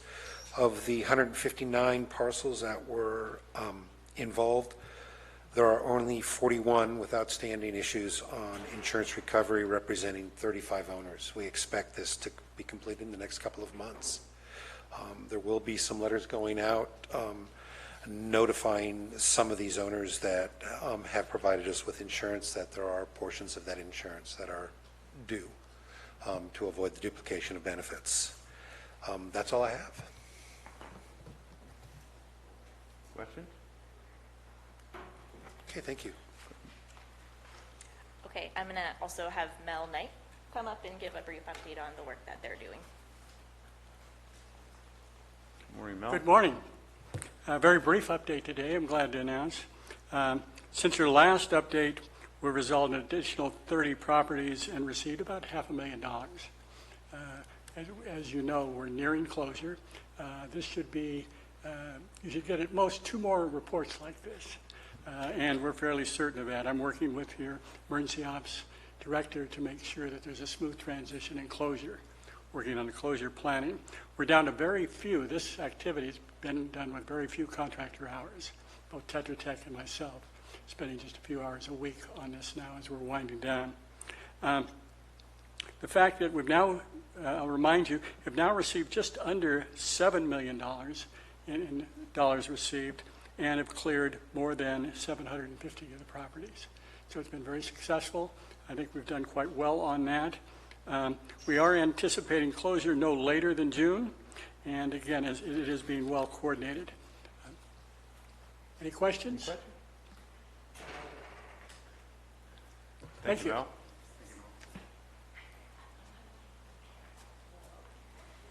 So with the insurance recovery piece coming to a close, we are working through the process of what we do now with the funding and returning it to the federal government or whatnot. So we're working on that piece as well. I know that was a question at a previous board meeting. Any other questions or comments regarding Butte Fire? Supervisor Mills, your light is on. I'll let Supervisor Garamendi go first. Okay, well, I'm the broken record of this, and everybody could probably recite my questions by memory now. Tell me about the roads and how we're doing on moving forward on that. The roads, I'm actually Quincy gonna, Engineering contract. I'm going to actually turn that over to Jeff to answer. But as far as the Butte Fire recovery roads, we received a second RFP went out, and we received a response to that. So RFP for second RFP for what? Specifically the emergency relief program roads, which are the Butte Fire roads. Okay, that was not included in the Quincy contract? It was originally, the goal was to include it in that. With the way that the RFP went out, as the DBE requirements were not within that, so we had to issue just for those ER roads. It's a smaller subset of the roads. You still have the other PW roads that are covered under the existing RFP. Quincy was the only bidder, so it will be coordinated between the group, fortunately, so it'll make it more easy on that piece. But the next piece would be the developing and issuing all of the task orders on those projects. Okay. And that's what I think Mr. Krovitz can talk to in terms of the task orders. In order to, I will add to it, in order recognizing the importance of this, what we've set up now is going to be a weekly call with Quincy, Public Works, OES, and administration to be setting milestones and timelines, making sure that we're meeting these deadlines and sticking to what we've said are the timelines. We recognize this needs to be kicked into high gear, and if it means weekly calls to make sure that we're on track, that's what we're doing. Thank you very much. And that information will then feed into a more consolidated report, monthly report to this board. So. Thank you. Okay. Please don't run away. Oh, you're going to get him. Okay. Jeff Krovitz, concerning the public assistance roads as part of the Butte Fire. Quincy's team was out last week doing their initial field review, and they are now putting together their task orders to execute the work, which is preliminary engineering forwarded on to Calaveras and FEMA for environmental approval, and then requests for bids from contractors to execute the work. So that's the status. Question? No. Mr. Chair? Mr. Krovitz, thank you very much. Now, I know that we're out to RFPs for boots on the ground work for roads under the management skills of Quincy. Our contracts, does that call for prevailing wage, and does it call for local contractors to perform that under the guidance of Quincy? Prevailing wage is more applicable to the request for bids, the construction contracts, Mhm. not necessarily for professional services contract. This is a professional services contract. And then the second part of your question, is there a preference allowed for locals for contracts prepared by Quincy? The public assistance program does not, the federal public assistance program does not recognize preferences for locals. And so that language was not included in the original RFP. Okay. Doesn't mean it's excluding it, though. No, It's not absolutely not. required. No, it just says everybody competes on the same footing. And is there any way that the county has any influence in that decision, other than meet and greet type things? I know we have no leverage on that, being federal funds. All we can do is what we normally do, which is to outreach to our locals and let them know that these things are available, and hope they bid on them, hope they propose. Thank you, Mr. Crovitz. Supervisor Mills. It wasn't for Mr. Krovitz, so thank you. Maybe this is for Michelle, or it's possibly for the CAO, but in referencing agenda item number 16 and this continuing resolution, have we really started to sit down and decide what our endpoint is in terms of time? Are we working to a specific point? Or are we just going to keep going? Because we're rolling into 2.5 years here. This could easily go to 3 years, and then what is the end? So I think the board should really start to decide with these declarations that we have 4 now. Do we have any general idea what those endpoints are going to be? And if we add another one, we should always be thinking about at what point are we going to get this done and be able to close it out. So the question for you is basically agenda item 16, a continuing resolution on the Butte Fire. Is there an endpoint in mind here? And I'm not going to stick you to a specific date, but that we are thinking about that very seriously, of getting this one off our books. Absolutely. It's my intention to move these as quickly as we can to becoming closed out disasters. I would really like to continue to move forward and manage the present and the future of emergency management here in this county. And so but there's still a lot of work to do from the past. So I think with now the weekly phone calls and having Quincy on board and having a variety of these other pieces together, I think we can start pushing that and have a better idea of what the end point is going to be, and I'd like it to be sooner rather than later. Unfortunately, we have to keep it open until it's closed out at the FEMA level and at the CalOES level, because we are going to be continuing to receive funding reimbursements for those disasters for some time. So I would need to consult with CalOES and with FEMA to determine at what point can we close this out as a local declaration. Thank you. I think that's a critical question. It needs to be answered so we're not prolonging the pain, if you want to call it that. Thank you. I would agree. I think there's a few things that people who survived the Butte Fire would like more than to get the roads done, everything fixed, and try to get back to some sense of normalcy. So I really personally appreciate your willingness to ride close herd on this. Yep. It's something that's very important. One of the things we spoke about at mid-year budget, and I know it was spoken about when I was gone the other week, Supervisor Mills brought it up, is the context of really having, we have to front, but we have to pay for this and then seek reimbursement. So we sort of have to seed this and then continually fill the bucket as we move forward. Has there been conversations, and maybe this is for the CAO as well, about how we'll put together, for lack of a better term, that revolving operating fund to really get things moving? Knowing that, taking confidence in our state and federal officials to reimburse us, moving ahead. Can you guys sort of update us on how that conversation's going? Yeah, I mean, obviously, the first step for us was going through and outlining what the true costs are going to be, because that's been our challenge, is really getting a a firm hold on that. That's why with Quincy going out doing their assessments and now developing basically these task orders that are going to say for this road, this is what we're going to need to do, that gives us a firm cost.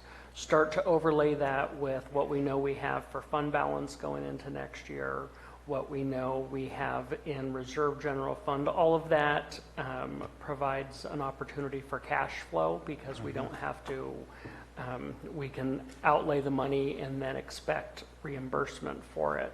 So that's what we've been putting together, but a lot is going to depend on what Quincy comes back with for what our final tallies are going to be. And also looking at it not just from the Butte fire, but winter storms and tree mortality.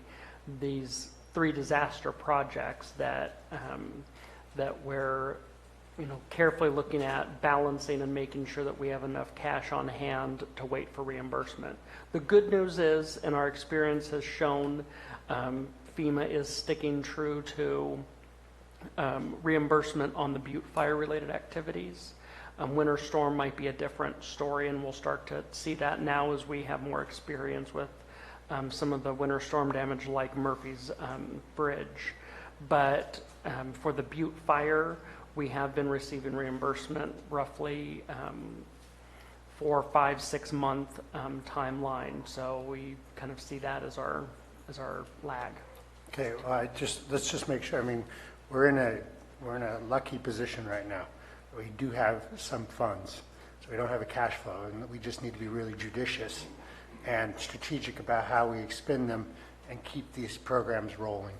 As we weren't in this position a while ago, but we are today, and we should make sure we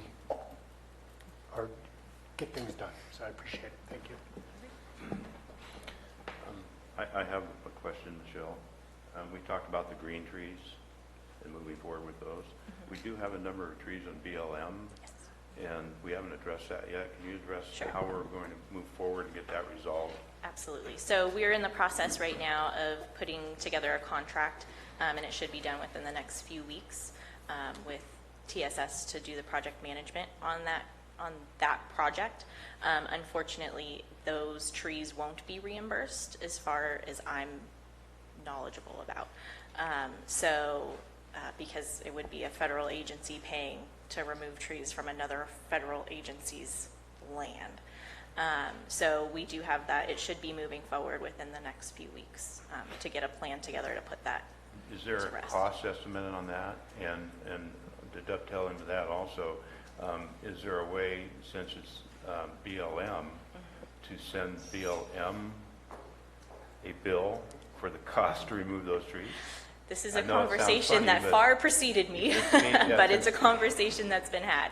Actually, Jeff, would you be care to come discuss the cost per tree? I think Jeff knows the cost per tree range. There's a range that Have we discussed, because I think the supervisor here has a very good idea. If this is a private individual that's threatening our roads and we had to do an abatement on them, we would charge them.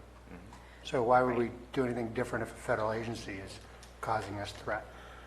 Well, so it's the reimbursement piece. So that's sort of the piece, but I'm going to... Mr. Chair, this is an issue that we were addressing on tree mortality. I know we're talking Butte fire here, but I'd like to address that on the next agenda item. And the information received from our tree mortality in Sacramento might provide some information. Insight too. Yes. Okay. All right. So, Jeff, Mr. Grovitz. Concerning the BLM trees, or the trees that are adjacent to county-maintained roads on BLM land, BLM has indicated that they do not have funding for this remediation. That's the claim that they are purporting. And they are indicating that the county has responsibility to maintain the implied right-of-way through their lands that we have been maintaining for decades. That is BLM's position. FEMA's position, as Michelle stated, was that FEMA will not reimburse for trees removed on another federal agency. They assume each federal agency has the ability to get their own funds for that. The only thing that BLM has offered to date is assistance with NEPA clearance for the treatment of these trees. And then finally, concerning cost associated with these, much of the driving cost of the debris removal trees that we've done under the FEMA program, a large chunk of that was driven by environmental monitoring, debris monitoring, having an approved debris treatment site. All of those add cost to the removal. So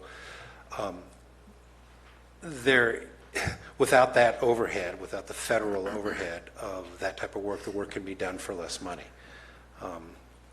How much less money? The question is, what are we going to do? Are we going to lay the trees down, get them away from potential collisions with vehicles and leave them, or are we going to actually haul them off and treat them at a site? You made a statement about NEPA, and we've had many meetings and we've discussed what kicks in for NEPA. And most of all the conversations we had was federal funding for the project. Now, we're not going to be federally funded here, although it is on federal lands. Is there any, do we need NEPA, even though it's not being funded by any federal monies at all? According to what BLM has told us, yes, because it's on federal lands. And they're telling you they're willing to help, but they're not going to provide anything other than telling you we're going to help. And what level that is, we're not sure. They have given an outline to us saying they want us to use pre-approved archaeologists, biologists, kind of stuff. Okay. Yeah.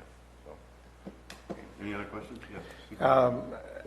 I understand that we had 2.7 million that was outstanding reimbursements from at mid-year. It was 2.7 million that was listed there. Sorry, that look was trying to remember exactly how much it was outstanding at mid-year, but that does sound. It's okay, don't challenge my memory, I got it. So that has been received? Honestly, I don't know that answer. I'll find it and get back to you. Well, the point is that as Supervisor Garamendi was talking about with this cash flow thing, that whenever we get into these kind of issues, we should be automatically setting aside a fund of some type for that. It's like a grant. You pay the money out, then you get the money back kind of thing. That we should be setting a fund in the chart of accounts or something immediately when we declare a state of emergency, so we have that accounting process funded all the way through. We know where the money's coming from or going to, and I hope that is what we've done here. So as money comes into the accounts for Butte Fire, that we know where we got it from and we know where we're going to put it back. And that's going to be really critical.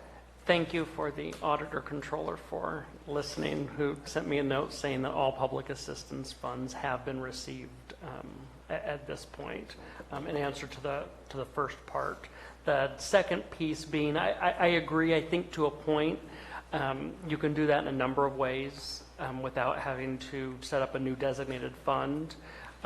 You could identify the fact that you have a large general fund contingency that is basically provides you cash flow, that you're maintaining kind of up to that general fund contingency amount, knowing that you have that as available cash at this point, but you wouldn't then overspend beyond what that contingency is. That could be one option to accomplish that, and set a threshold of, say, we want to put aside $4 million for that purpose. That would probably be the easiest mechanism that doesn't require setting up another designated fund that then you have to unwind later on. But certainly I think that's a good suggestion, something we can look at as we get into budget for how we might do that. Oh, hello. It's easy for a board to declare a state of emergency, but there's so much paperwork and things that happen in the background with staff that I don't think we sometimes understand the complexity to make it happen. Just come over to my office and you can see all the piles that are everywhere. And that's what all that is basically it's all related to, we have a whole wall in our payroll department that's just for records related to Butte Fire. So a couple of things I've been listening over in my office and then ran over here. All of the public assistance funds and CDAA funds that we've claimed, that we can claim, have been received. Okay. So last year's receivables have been received. This year's claims that we can claim have been received. So at this point, I am coordinating with Michelle because there's nothing more that we can claim, but we're continuing to incur expenses. So we're coordinating with Michelle and Calaveras to get extensions of existing projects because under public assistance, there are specific timeframes, whether it's emergency protective measures or debris removal or permanent work. And so for Butte Fire, a lot of those kind of windows have already closed. So we've been coordinating with Cal OES to get extensions of those respective projects. And then Cal OES, if we've gone past their authority, are working with FEMA to get that additional extension. And we're doing that in coordination with Michelle and OES for Butte Fire projects and winter storm projects. So in addition to that, we've reached limits on the projects themselves in terms of the amount that was obligated by FEMA. We talked about this morning about the additional scope of work changes on the tree removal project for the hazardous trees. So we are asking for a reversion of that project. And once that gets approved, then we'll be able to submit the costs that we're incurring right now for reimbursement. It just is a long process, and you have to follow their requirements and the order of operations, and so it's likely that we will have expenses this year that we won't be able to claim even this year, and if we are able to claim them somehow this year, we probably won't see the funds for those this year. If you recall, and some of this happened prior to this board getting elected, and some of it has happened subsequently, I had made a comment, it was right after the rim fire, and I said we really need to prepare in case we have our rim. And then we did. So one of the actions that was taken was to actually increase our general fund reserve. And so the general fund reserve was a little over $2 million. Now it is over $4 million. So when you talk about we need to have some sort of a fund, that was the intent of putting that additional money aside, was a way to buffer some of the cash flow issues that we might experience. And we've continued to do that. Even in this budget, there is a $700,000 allotment that was budgeted this year to increase that general fund reserve. So we do use that for purposes of cash flow. So the good news is that we really haven't had, it's taken us so long to get a lot of these projects going that we have not had significant cash flow issues except for kind of that beginning period when the hazardous tree removal project was going on.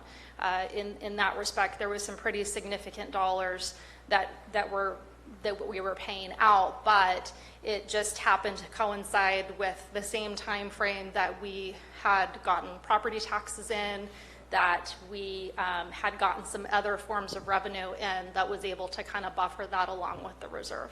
So we do keep an eye on that, and we look for internal borrowing opportunities everywhere that we can. So we've been pretty well leveraged in that department. I have asked that we do a kind of a project plan with all of the projects, because that can get away from us very quickly.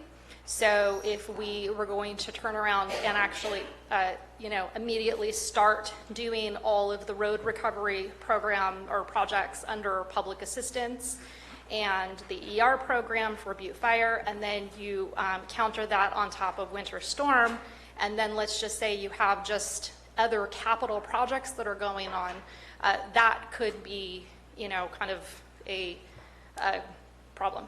So I have asked for an idea of what are we looking at in terms of each project that we have out there that's been approved, what the time frames are for those. So I'm hoping that we'll be able to get that information from Quincy, and then also in coordination with the Public Works Department of projects that they have, in addition with coordination with administration for projects that they have, so that we can look at it on a county-wide perspective. How much are we thinking we're going to be out at any given time? If, it's $30 million, but it's over a period of 5 years, we can handle that. If it's $30 million and it's over an 18-month period, then, we might have to do some prioritization there.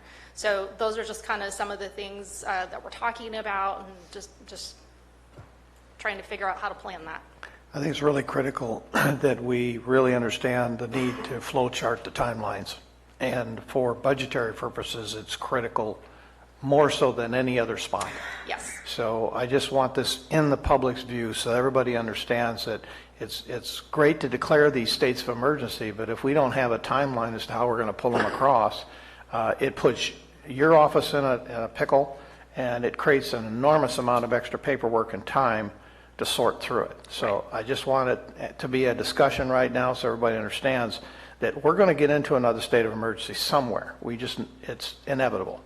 But when we do, maybe we'll learn from what we did this time and help to already pre-create, and what do you call that, pre-disaster planning? Pre-disaster planning. Yes, darn. And create that so that you already know what you need to do and those steps that you need to take and stop the struggle. Yeah, and I think the struggle that we've had under Butte Fire and under Winter Storm is that we did what FEMA told us not to do, which was to absorb as much as we could on our own. And that just does not bode well, because we already are strapped in terms of personnel. And then we already have our day-to-day activities going on. And so the idea that we can just kind of take all this on and kind of absorb those activities, it really just doesn't work. So it creates this this kind of lack of response and lack of recovery, which is what we've seen. So I will be grateful when we can have contractors, which are easier for my office to track, easier for FEMA and Cal OES to see exactly who's on first and what's on second, and get some feedback back from them. And then there was another, you had asked if there's a local preference. The federal grants do not allow for local preference.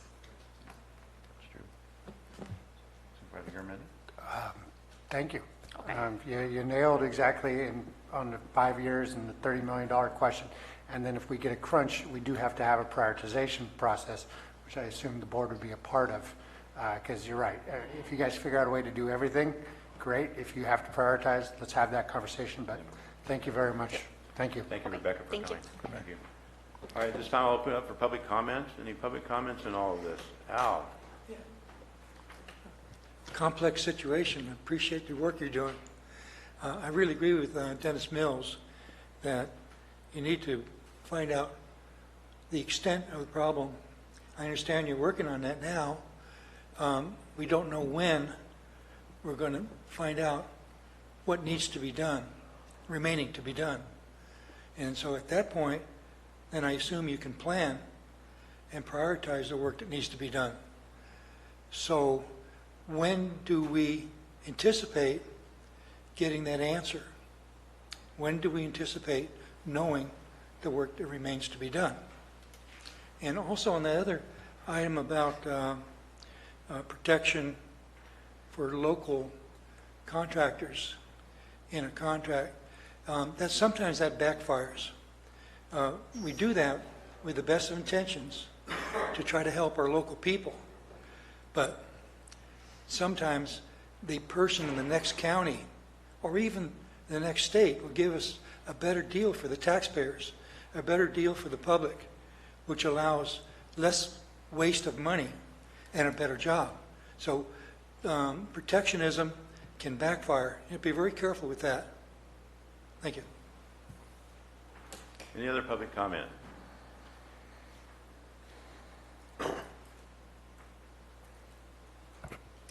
Yesterday I went to Mariposa and I got to Moccasin and they wouldn't let me through. So I had to go through Yosemite. And I noticed where they have a fire and a lot of dead trees that are from the recent fire that they had over in that area. And there's also brush growing up in those trees. And I hate to see that because it's really timber growing land rather than brush. I don't think it's a natural state for brush to take over a mountainside or a lot of mountainsides. And I think that there should be preventative maintenance in that respect to not let the brush take over, to do something to keep that from happening and let the rejuvenation of the forest happen. And I also noticed that on my way back I went through Hornitas, and on the way to Hornitas there were about 4 bridges that had been being worked on, and they were doing preventative maintenance. In other words, on both sides of the bridge they were digging out and making it so when water came up that it would have a place to go and it wouldn't be so destructive. They were using some natural rock in that. And I just wanted to share that with you. Thank you. Any other public comments? Seeing none, I'll close public comments. Michelle, you have any parting words for us? Okay, so I just wanted to touch on his question real quick as to when will we know what has to be done. At this point, we know what has to be done. It's a matter of figuring out all of the details, what it's going to cost, what reversion requests need to be done. And with Quincy on board now, we're hoping to get those timelines soon. So within the next month or so, I hope. Sure. Okay, well, that was an informational item. We are close to 12 o'clock. And I think next we can. item has to do with tree mortality. This one took quite a while. I don't know what the extent is for the next one. You're presenting tree mortality one. I'll pull the board. You want to go to lunch, or do you want to go through this item? I think we can continue this item. Actually, I think we can get this item done before lunch. I think we can too. I think we can. I think we can do it. We can do it. Justin's very efficient. We've already been talking enough. Let's move forward. We are going to move forward with the next item. Madam Clerk. We'll give you more than 3. Item 22 is from the Office of Emergency Services to receive a tree mortality implementation update from TSS Consultants and authorize the CAO purchasing agent to award subsequent bids not to exceed $250,000. Michelle. Michelle Patterson, OES. So this item is twofold. Part of it is for you to receive an update from TSS, and I'm not going to steal his thunder on it because it's a pretty good one. So we're moving forward. We're making progress. In the next few weeks, we should start seeing trees come down, which is good. The other piece of this is to have you authorize the CAO to make to authorize subsequent bid requests. And that really is just to expedite the projects so that we can get them through as quickly as possible. And Tad will talk to the progress that we're making on the next project. So with that, I'm going to turn it over to Ted. Thank you, Michelle. And I fully understand I stand between the board and lunch, so I'll make this quick. My last presented February 27th, so this is basically every 45-day update, basically. We've made good progress. We've issued 900 right of entry forms, mostly in the Arnold, Blue Lake Springs area right now. With the returns, we've had 500 returns, so that's 60% return rate, not bad. Especially when you look how other counties are doing with their return rates, we're doing okay. Because of that return rate, we've been able to issue an invitation to bid on our first tree mortality project. It's our pilot project, and with direction from the CAO and the admin team, Our pilot project was relatively small, just 50 trees, but believe it or not, we received 14 bids on that project, very competitive bids, by the way, and right now we're working with admin to issue a contract to the tree service company. They're based out of Sonora, somewhat local. We did get bids from as far away as the Bay Area, so our outreach, we cast a pretty wide net, and it was very competitive, by the way. It came in at less than $200 per tree, which is pretty good, especially when you consider a residential area. Very, very competitive. So that's project 1A, our pilot project. Project 2, we're going to ramp up, again, at the CIO's recommendation, economies of scale. We're going to about 330 trees across almost 200 lots in Fly-In Acres and Blue Lake Springs. Our first project was Pine Brook, very small, but we're expanding now. And we also have projects 3, 4, and 5, all within that Highway 4 corridor going north and east to the county lines. So we're concentrating on that area. We're hoping in the next 60 days to start in the Glencoe West Point area, which we see as the next concentration of hazardous trees amongst a residential area. So we're making good progress. In order to solicit that 60% return rate, there's a lot of outreach that's going on. We've had press releases. We had a banner in downtown Arnold. We hope to put that banner back up again when we send our next wave of right of entry forms. We'll be presenting May 5th at the Wildfire Awareness Conference up in the Arnold area. So we're working right now very closely with the organization team on that. In the next 60 days, we're expecting to start dropping trees on that first project because the contract will be let. And in the next 60 days or so, we also hope to be implementing project number 2. We learned a lot from the first pilot project invitation to bid process. We now have a template to work from, and all it is just plug and play for project 2. So we're anticipating a strong response from the tree service companies and plan to have that implemented again within the next 30 to 45 days. We're working with the Forest Service, Sheep Ranch Road, a lot of mortality there that potentially impacts public safety, and so we're working with the Calaveras Ranger District on that. And with federal process being, as we know, somewhat challenging, we're doing our best to facilitate that whole process. We're updating the task force, Tree Mortality Task Force website to make it more relevant. We'll also be talking about this tomorrow at the task force meeting on how that is going. And that is pretty much my update. I'll have the next update in mid-May, but at this point I can field questions. Any questions? Mr. Chair. Supervisor. Thank you very much for coming in. Just a couple of quick notes. $200 a tree? Yes, sir. That's outstanding. We were in a meeting yesterday at the Governor's Task Force, and PG&E and some other utilities were up to $2,800 a tree by the time they figure in all of their overhead, their administration for sending out right of entry forms, things of that sort, all the way down. So that's outstanding. If they can get that work done, that's a great job. One quick question. Are your operators lumber timber operators? Are they licensed, certified lumber timber operators? Yes, licensed timber operators, LTO. The contractor of choice is also a licensed tree service company. So they're Excellent. both. Yes. That's great. And last quick question on this. What do you do with the trees that are near residences within 100 feet? I mean, that's going to take more than $200 worth of dropping a tree. Well, it may, but the tree service companies take ownership of those trees and are able to market them themselves.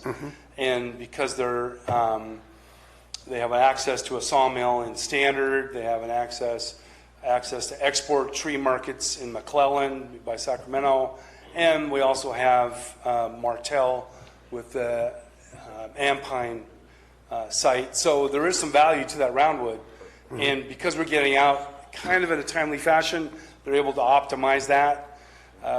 We hope to replicate that with the BLM trees eventually in the Butte Fire. In fact, I think there will be some value to that roundwood, but first we have to get to it. Okay. So, Thank you. Ted, I just want to, that's a great price, and I'm glad we're moving forward. The tree service companies that are dropping the trees, they're keeping the wood, they're hauling it out? yes, So they're owning it, and what they go with, right. it's their problem. We're not setting up a yard. Super. They're going to market it themselves. And up on the Glencoe, West Point, people start getting stuff in the next 60 days or so. So we're looking at end of summer, beginning of fall, some activity. Right. So our first visits will be in the next 60 days, and then we have to set up the projects. We also need to send out the right of entry forms. Right. But So, we're looking at, we'll start seeing trees drop in late summer, early fall, I'm guessing. to be realistic. Right. Yeah. Thank you very much. Nice work. They own the trees. What about the sash? What's happening with all that? On the slash? Yeah. Per the forest practice rules, it has to be treated, either chipped and scattered or actually removed. And because they're licensed timber operators, they're very familiar with that process, and we'll hold them to it. So that's all part of the contract? Too? Yes, sir. So once they're out of there, it's completely gone? It's. That's right. Yep, okay. Now there may be the rare case where there's a septic system or some sensitive infrastructure that's going to force us to leave a log, drop that tree and leave it. The slash will still be treated, but we do have to be sensitive to private property and that infrastructure. So it may be the odd situation where we have to leave a log or two, but that will be the exception. Any other question from the board? Public comments? No public comments? All right. Thank you so much. All right. It's an informational item. Thank you. Hold on. Supervisor Mills?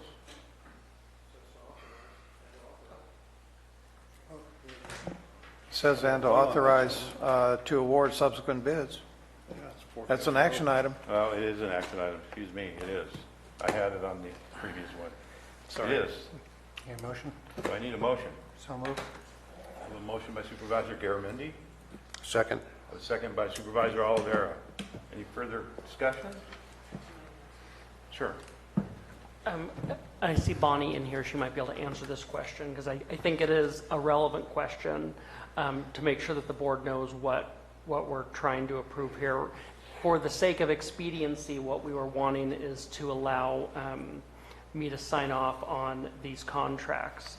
What I think is an important question is the liability insurance for the contractors, and I'm hoping Bonnie might be able to speak to the requirements that we have for the liability insurance, if you know it offhand.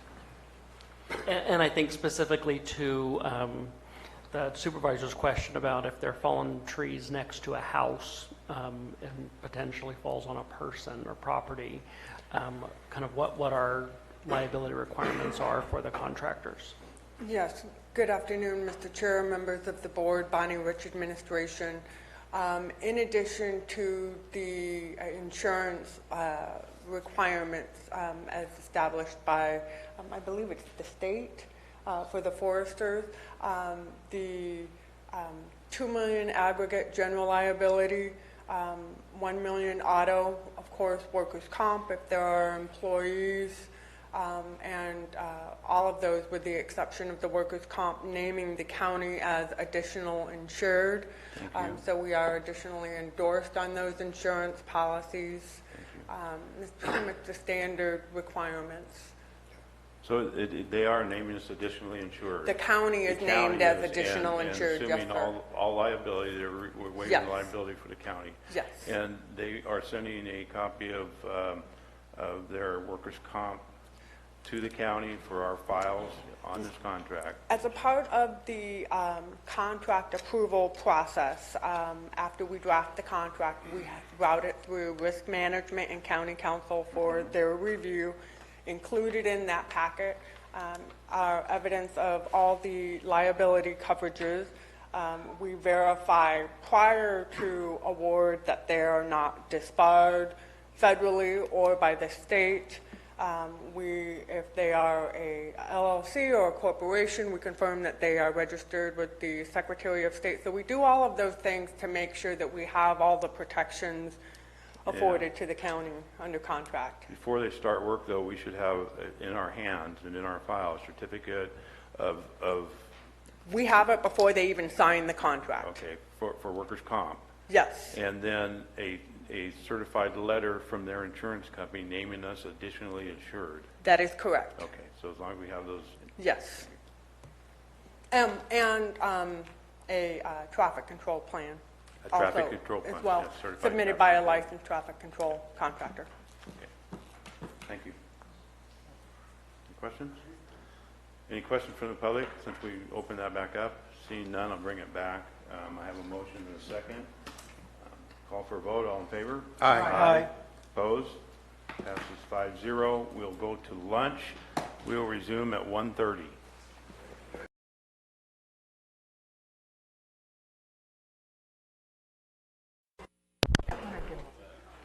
All right, we are back from lunch.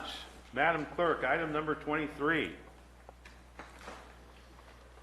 Item 23 is from the Administrative Office to receive an update on recent mailings to vacation rentals on requirements that they obtain a business license to rent a room or space out in Calaveras County. This is being presented by... Well, and I was going to say, this was requested by a board member to bring forward with a discussion point. I know Barbara Sullivan can provide more details in terms of the timeline, but this evolved from a letter that was sent out to a number of residences who are also renting a room or a residence, and some of the concerns within the letter requiring them to obtain a business license and questions regarding that.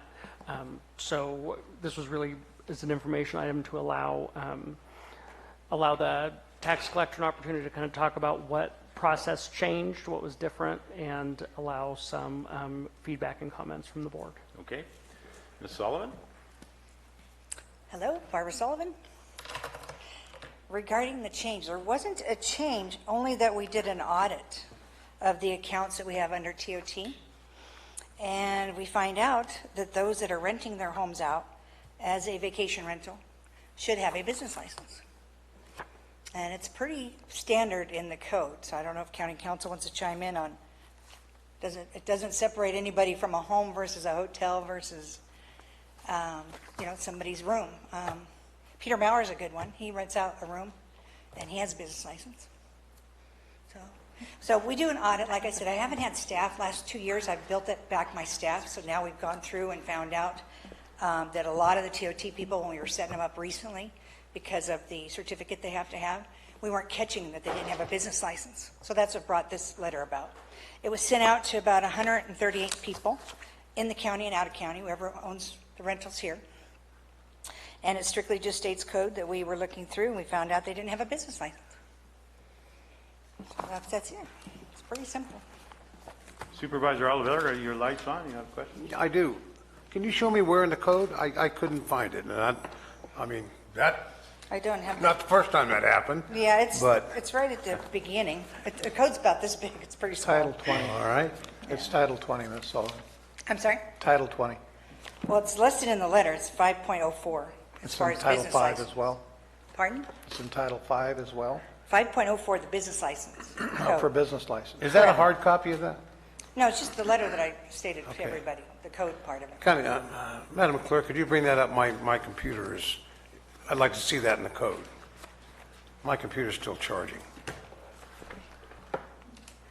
I just want to point out that since my name was brought up, or County Council's brought up, I don't know that anybody in our office has been asked to research this issue, so we have not reached any conclusions, just so you know.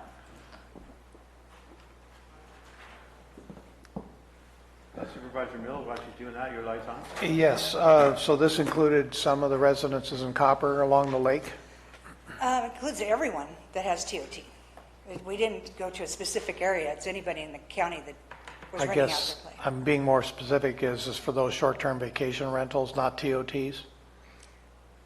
Under Title 20, they have to submit a application for a permit? Yes, and they go to planning for that. Right. Right. So this is only applying to This is- TOTs that you know right now? Correct. That's when we noticed we weren't doing both. All right, thank you. Yeah. I'm And- sorry, and could, I was oh, gonna- could you give me the code section again, Sure. please? It is Chapter 5.04 of the code. Darn, I looked at it before I came over. Maybe I can get it on there. One thing about business licenses, the reason that came up also is you have to see certain departments when you have business to make sure you're in compliance for your area and where you're at. I know that when I'm talking to Peters, right now we don't have any, what do I say, constraints on anybody renting out their place other than in Tulloch. Apparently people in Lake Tulloch are being looked at for specific rentals. I did not even know that. So by him seeing everybody, he could say no, yay, yes, you're good, you need one. Building caught a couple of people because they didn't have permits on their building that they were renting out. So we caught somebody there that was just going by that, again, didn't have it completely permitted. So. Yeah, the reason I'm asking for the code, Mr. Chair, is I reviewed the code for business license requirements, and I didn't see that specifically addressed in that code, and maybe I'm looking at an old I code. think Madam Clerk has found it. You want her to have her Yeah, read it? would be great. So when I look at, excuse me, 5.04.010, definitions, it says A, for the purposes of this chapter, the following term shall be defined as follows. Board means Board of Supervisors. Business means pursuits, occupations, trade, profession, employment, or enterprise regularly engaged in or transacted, either exclusively or not, whether transacted in its entirety in the county or partially in the county. Business also means the soliciting of orders other than for goods to be delivered through interstate commerce and for the delivery of goods by vehicles owned or operated by seller. Fixed place of business means any establishment, store, office, or central place for carrying on regular activities. Nonprofit means any enterprise directed towards religious, scientific, social, literary, educational, recreational, benevolent, or purpose other than for pecuniary profit. Person and party mean person, party, firm, association, corporation, partnership, or profession for which a license must first be procured. Tax collector means the tax collector of the county. So I guess this is the definition. So I'm not sure if there's another place in here that's not that section that it references that specifically. Again, I didn't know what I needed to come to this informational meeting, so I don't have it. I need to know what was going to be talked about.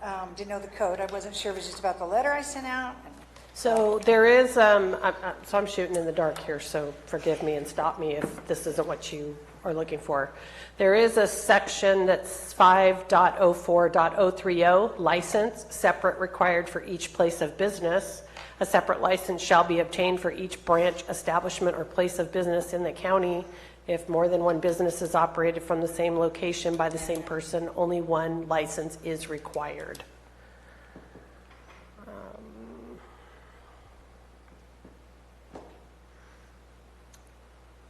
Okay, thank you, Madam Clerk.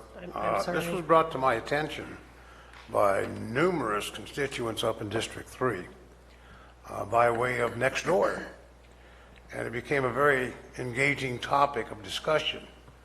So I did a little research myself, and I couldn't find, no offense, Ms. Sullivan, I couldn't find where it specifically addressed that.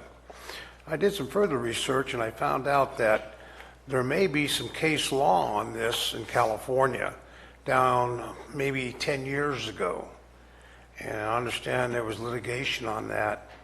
And the results was that certain requirements were actually stated if you issued a business license affecting ADA. So I'm pretty much concerned about what's happening. If it's required as a license, I have no problem. But I think that if we have TOT, people that are renting out their houses, and if they are actually doing that management themselves, or through a realtor or through a property management company, I would question whether or not the owner of that house needs a business license. That's the point. That's why I'm unclear on it. I think I'd like to hear a little bit more about this. Sure. Second part of this, And once again, this is a result of the phone calls and things I received, was a form that was attached by the assessor. No, no form was sent with it other than our application. May I read an email to you, ma'am? That's an email, but what I sent was the letter with our application. I asked. Was there any form attached to your application? No. Regarding the assessor's office? No, on the business license, the assessor has to sign off.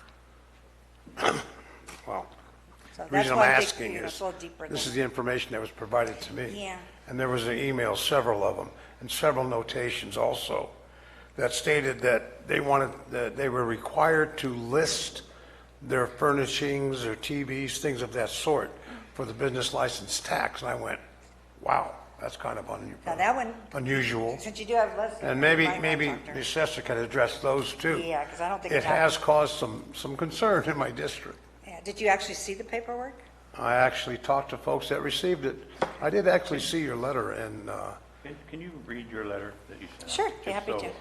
we Because- all know. yeah, I've never what it- seen what it. it said. I've never seen it, so I don't. Yeah, not a problem. Okay. Our files indicate that your vacation rental business does not have a current Calaveras County business license. Chapter 5.04 of the Calaveras County Code states every person conducting business in Calaveras, whether in whole or in part, except wholly within an incorporated municipality, Angels Camp, shall obtain a business license and pay an annual fee. I have enclosed an application for your convenience. A business license is approved for the physical location of the business it is based from. Please complete the application, obtain departmental approvals, which are required and which we can inform you of, and return to our office for the payment with the fee. If the business is a sole proprietorship and the owner is an honorably discharged veteran, you may provide a copy of his or her DD 214. All application fees and subsequent renewal fees will be waived. If your business is nonprofit and can be provided the 501(c) or C3, all application fees and subsequent renewal fees will be waived. If you have any questions, please contact me at 754-6053. And then to that, you attach the business license application. Correct. Okay, all right. and there was no form from the assessor's office regarding any inventory of No, that's equipment not or our anything like department, that. so we wouldn't send out somebody else's form. Okay. All right, well, like I said, that's the information that was presented to me. Sure. Again, our business license in the code is very vague, so we may want to go forward and maybe stipulate what we call short-term rentals, and, you know what I mean? We could do that eventually in our code, once I update it or something of that nature. We want to look at that. But right now, it's really pretty vague, you know what I mean? So they do fit in that category. Do you recall any phone calls you received regarding this issue, ma'am? Oh, yeah, my staff got a few calls. I guess the response has been half and half. People have come in and said, okay, not a problem, I didn't know, you know. And then the other ones are like, well, I've never had to do this. They're worried about tax implications. And I'm saying, well, we don't report the tax on that, I just need a business license. Okay, it brought up some issues. Maybe we could have county council chime in on this when she has an opportunity to do a little research. Sure. That way we can deal. In the meantime, I'd like to hear from folks out there and maybe discussion afterwards, Mr. Chair. Yeah, I saw Rebecca. Did you come in for this item, Rebecca? I just wanted to say the county is in line with what other counties are doing in terms of requiring a business license for short-term vacation rentals. This is not some sort of obscure thing that only Calaveras is doing. You can Google business license on short-term vacation rentals, and you will find a slew of counties that have that information available on their website. And you'll also find from industry websites for vacation rentals that it's something to be aware of as a owner of a vacation rental, that it is a business because you have to report the income from the rental, and you are likely going to have a business license. So, I mean, you could literally just Google it and you're going to get hours worth of pleasurable reading if you want.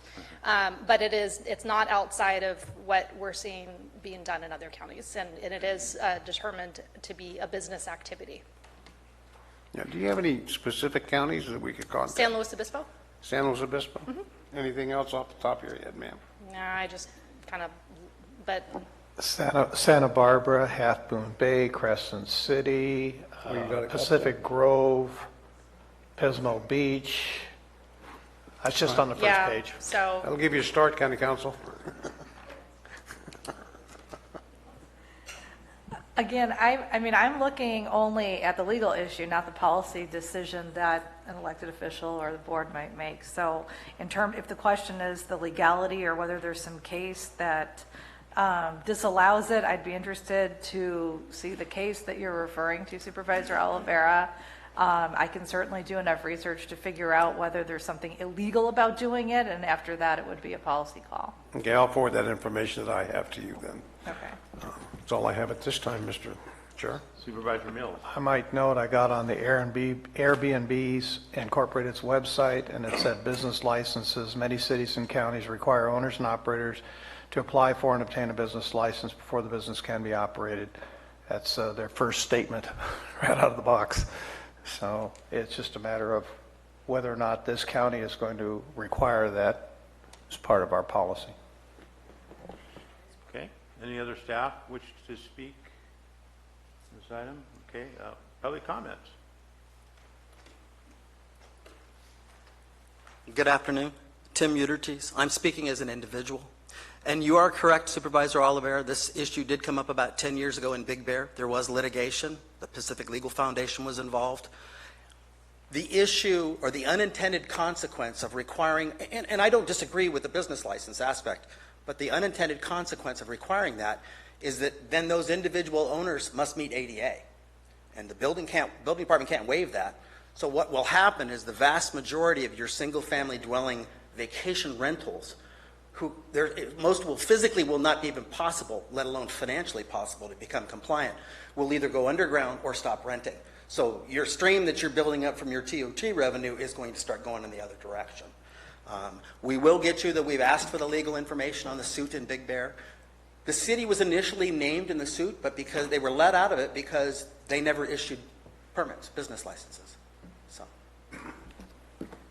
Tim, I have a question. I didn't hear the first part of your statement. About the litigation or the unintended consequences? Yeah, before that, you said that they would be required to, and I didn't hear what you said. When you issue them the business license, then what happens is they have to be ADA compliant. What started the litigation in Big Bear was a renter calling up to a management company and saying, I want a rental that's ADA compliant. They informed them they didn't exist. He called multiple agencies and then filed suit. That, like I said, they spent $2.5 million. The Big Bear was released from the suit, and the plaintiff did in the end lose. But, I mean, we're trying to build up our TOT here, and if you put the business license requirement in there, then they got to be ADA compliant, and you will set the stage for litigation left and right on the outside. Sure. Yeah. Thank you. Al, hang on. Okay, go ahead. She's better looking than me. Al Segala, Taxpayer Association, also a realtor. I think we ought to not go this route. It's really a violation of property rights. A person should be able to rent their home out by the month, year, or you sell it. It's all part of the rights when you own property and what you do with it. You shouldn't have to go to government or pay a fee or be inspected or even be shut down. It's just not the right thing to do, even though a lot of counties do it. We ought to be above that. When county council reviews this law, perhaps she can suggest wording to eliminate it. Thank you.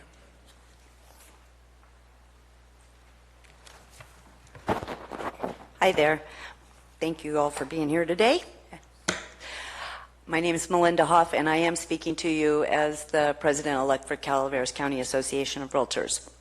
I have not done a ton of research on this, but just in general going over this and the Google searches you're talking about, I'm finding that more areas do a permit other than a licensing, because it does put the county in the middle of the mix. And as Tim was referring to with Big Bear, had the county issued a business license, the county would have been involved in that $2.5 million suit. Without the business license, you can go to a permitting process if you want to go there. But the main statement I want to make today is, before we go any farther with this, I think there is a whole lot at stake here, that the Board of Supervisors, County Council, there's a lot of research. As an officer of the association, I need more information. I went to the county's website and tried to find in code where it states this. I've been a realtor in Calaveras County for 25 years. I've never had anyone have to get a permit for a vacation rental, and I live in the Copperopolis area. So I just think that don't just throw this out there and start collecting money. There could be repercussions. Myself as a realtor, we have people that buy property for 1031 exchanges. According to the tax code, real estate is an investment and is not necessarily a business. So if you were to use it as a 1031 exchange, and then all of a sudden your county's now required you a business license, it could throw you in a whole violation with the tax code with the IRS, and that's going to be costly. What if we quit selling vacation homes in Calaveras County? Where would we be? Because Copperopolis to Arnold, that's the mainstay here. So those are just a few of the things. The ADA compliance, huge. These hillside properties can't become ADA compliant, so that would take a house off the rental market. It's just a whole can of worms. So I think before it goes forward, I think the intent was very good, to thinking that, a way to generate money, but there needs to be a whole lot of investigations and research done into this before it goes any farther, and I would really appreciate being kept in the mix on it as well. Thank you so much.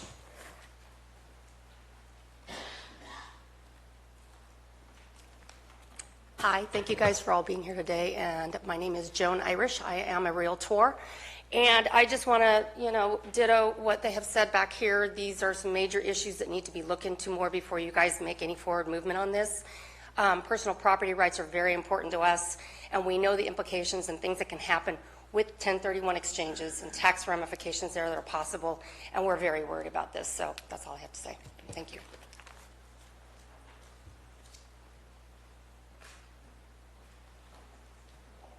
Mr. Chairman, honorable members of the board, Leslie Davis, County Assessor. I simply want to clarify for you, Supervisor Oliveira, that at no time does the Assessor's Office request or require a list of what someone has in their home. We do request a lump sum amount of any business property that may be in a home that is being rented, but an itemized list is not requested or required. Yes, sure.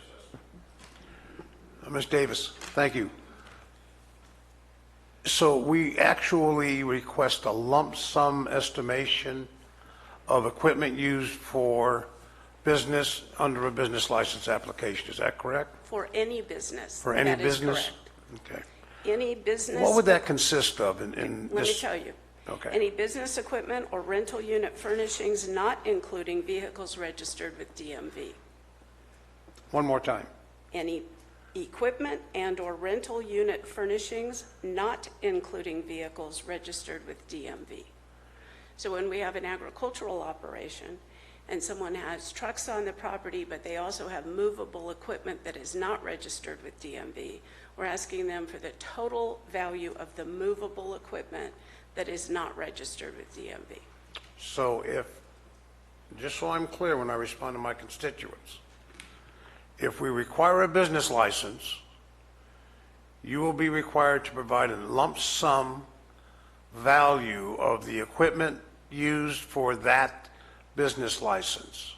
Will that be taxed? We request that information. Yes, it is accessible. We also have the authority, but not the budget, to require any business owner to file a business property statement annually. And would that equipment be things such as televisions, furnishings, bedding, beds, furniture? In the event of a rental unit, like an Airbnb, it would be any furnishings and equipment necessary for that use of the property. So it would include those items I mentioned. Thank you. Thank you for coming. Thank you, Mr. Chair. Any other public comments? Any other board comments or questions? No? All right, that was informational. So we will move on. Mr. Chair, I want to make sure that we're covering this issue Well, it was an completely. informational item, so I understand. I would like a poll of the board to indicate and provide direction to legal counsel to maybe look into this before we go any further and accept any practice, just to make sure we're on good ground here. County Council, your light's on. Yeah. I just want to clarify the limits of what I think the appropriate research is. I think the question is it legal to do it? Is that and is there a case out of city of Big Bear that would prevent an elected official from making this decision? Because again, I'm not sure this is a board decision. I know it's an informational item.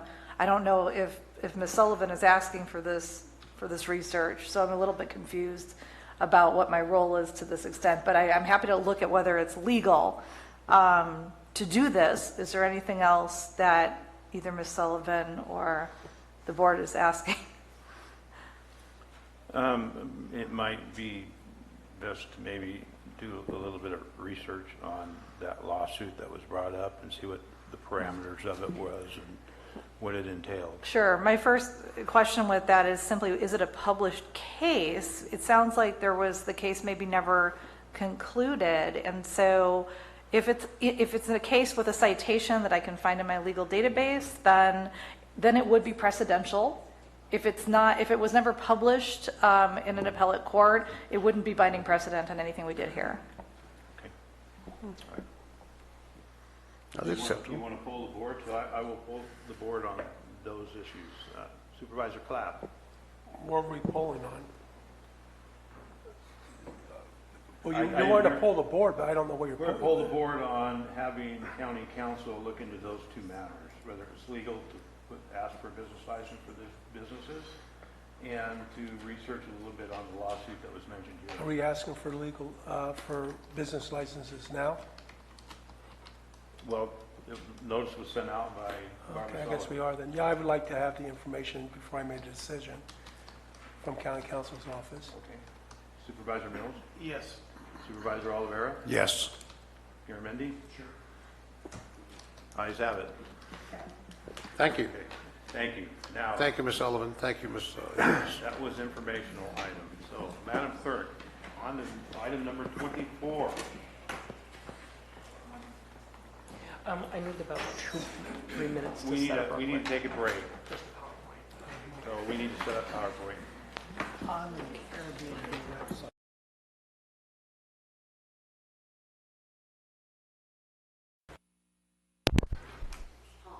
All right, we're back in session. Madam Clerk. Item 24 is from the Administrative Office to receive a report and presentation on the county space plan and provide input to the County Administrative Office on the various proposed projects relating space utilization on the county campus. Good afternoon, Mr. Chair and Supervisors. Sorry. Thanks for having me. Preempted me. I was just going to do a quick little Sorry. introduction piece. That's all right. I figured I'd introduce, I believe everybody had a chance to meet Mark, but just wanted to kick off that it's been a long road to get to this first point, and I know not without a lot of questions from board members as to, when are we going to see it? What's the process? So we, again, I have been working with Mark Dagenhart, who's here today to present the report findings, along with a number of his team members. Unfortunately, one of them had to leave, and thank you for the ones that could stay around where we had to wait until after lunch for this presentation. But I think when you look at the report and then add to it the memo that I wrote and produced with it to kind of lay some context about where we're at, where we're going, I hope that the board will find the information helpful and comprehensive and provide somewhat of an immediate path forward, and then also lay the groundwork for phase 2, that after Mark has a chance to give his presentation and we go through questions, we can talk about if the board would like to discuss kind of what's next. So with that, again, Mark, please. Okay, thank you. So my company, CMG, is Communications Management Group, and the AIR stands for Asset Issues Resolution. So I'm a project manager, and within the projects that I manage, I hire experts and SMEs, subject matter experts and such, as the project progresses, and I find exactly what I need. And so that's how the members of my team are assembled, is by the needs of the project. And so the PowerPoint that we're going to see right now is at a fairly high level, that is going over the 53-page report that you all have, and I believe were emailed to you also. So here we go.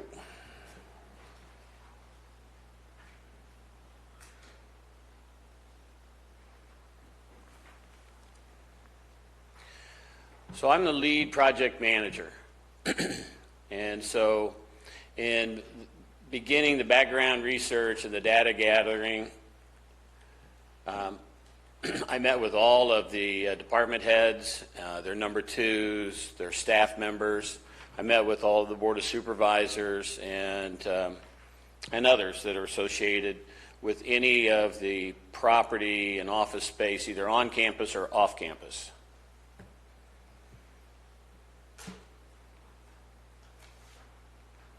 And so what we're going over right now is what we call phase 1, which are the immediate needs and deficiencies.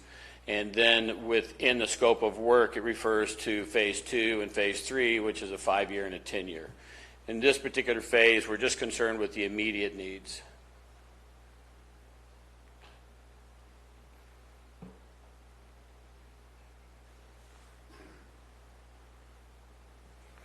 So at this point, heads up is that I was the one that met with all the supervisor heads and their staff and the Board of Supervisors. And then after meeting with those folks and then also the CAO consistently, then that's where I determined to bring on my other team members, which is an architect PM, Michelle Plotnick, and also a construction PM, which is Corey Fisk. The other members of my team were administrative assistants and those type of things that help us put together presentations. Other consultants and interested parties, one in which was very helpful was Russ Thomas, who is here with us today, and because of his background and his construction knowledge, he was very integral. Then, of course, the sheriff and his captains helped us quite a bit, and other members of the county. And on the 11th, as it states here, I made a presentation to all of the department heads. And that presentation is summarized in your report, which we'll get to here in a second.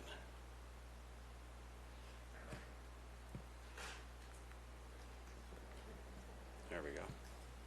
So the high priority facilities deficiencies, it's a mouthful.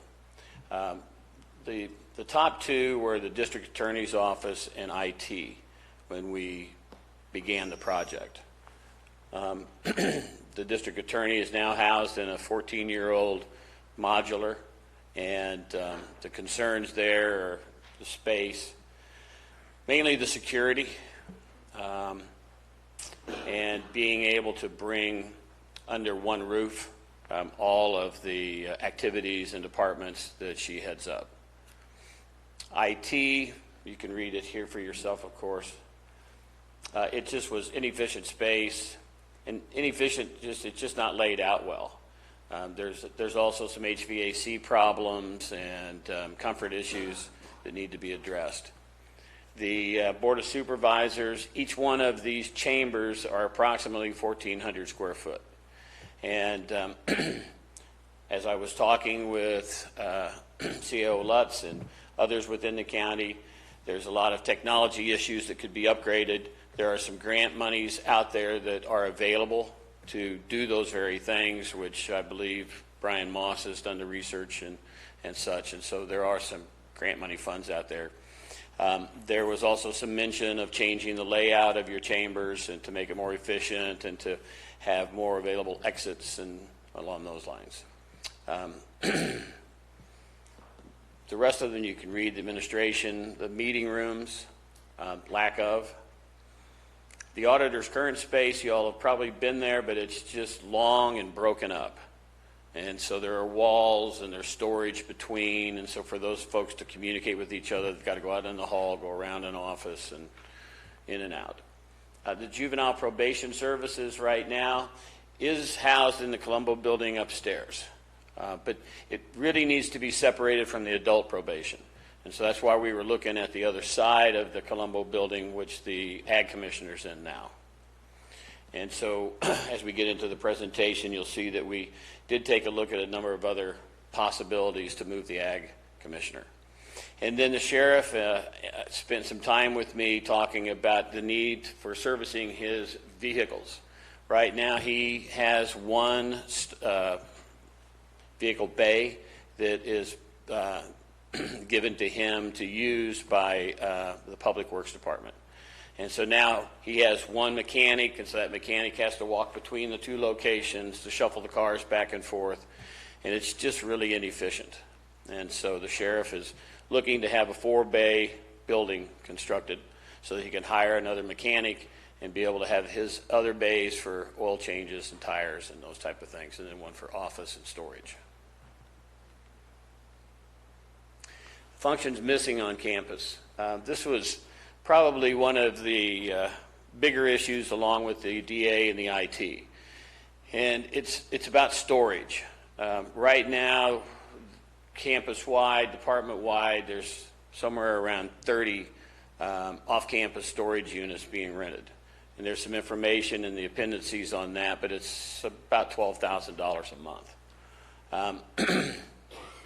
And so we're recommending, and just by noticing that it doesn't exist, and that's a consolidated secure storage on campus for each department.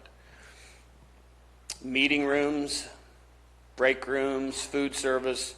I don't know that a food service other than machines would actually be practical, because for an entrepreneur to actually bring a restaurant or fast foods or something like that on campus, I don't know that they would be able to have the ROI to be able to sustain it. But right now, their meeting rooms are at a premium. Finding them is difficult. Break rooms, just to bring some more camaraderie to your staff, to where they can actually go somewhere and that's where they're having lunch and not have to leave.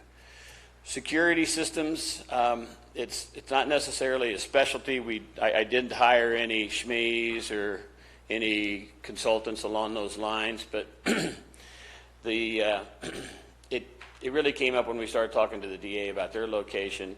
Many of the departments have completed their escape routes in case of fire or other catastrophes for their employees and have been practicing it. Others are working on them.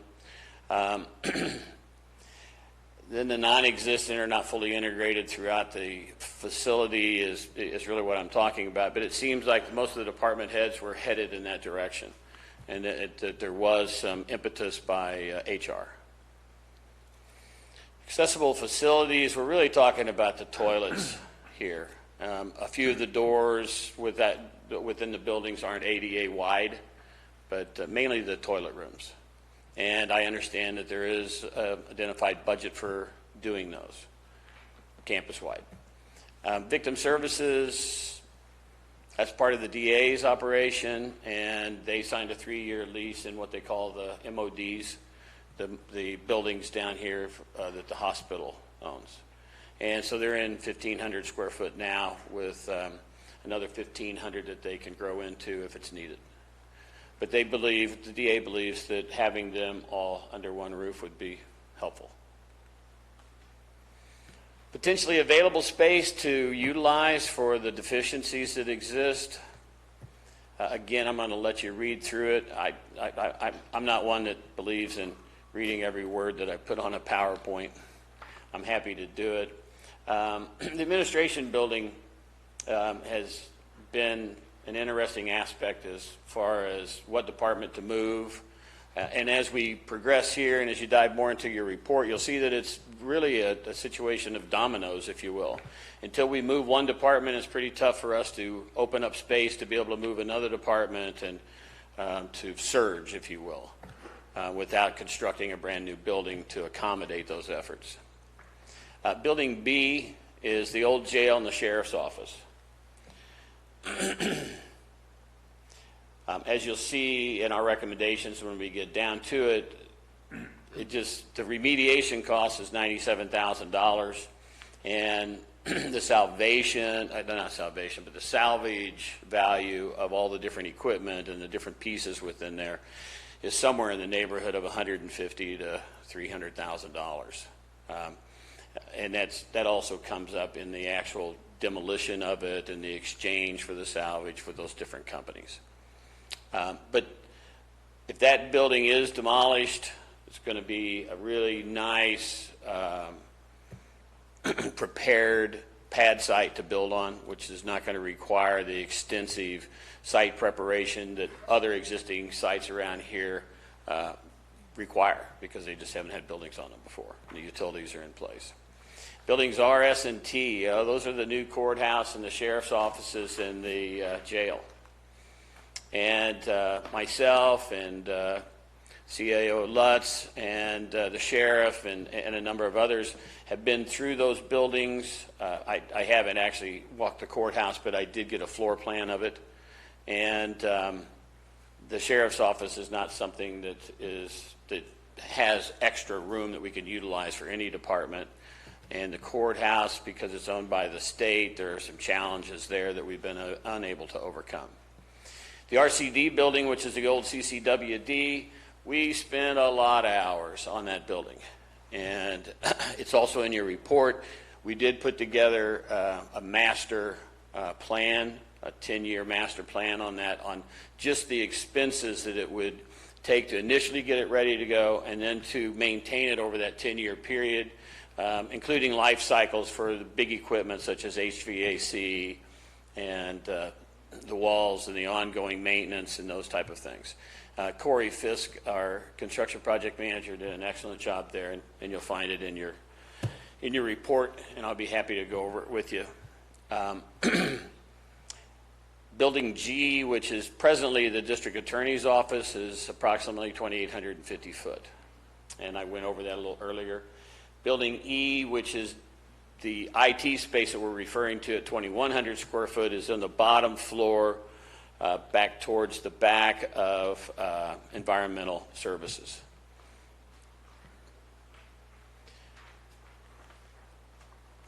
So general recommendations: salvage, retention, and disposal. There we're talking about a lot of different items that are on campus. I mean, anywhere from old desks that Pat Martin's not going to be able to reuse to old equipment that's setting out in the public works, and the sheriff's department and the DA's also has other storage for property that they've seized and that they need but now is no longer needed. But this is just a suggestion to, on an annual basis, be able to inventory it, know what it is, and see if it makes sense to possibly invite folks for a garage sale. It would really help clean up a lot of things around here, campus-wide, and give you more view of the open space.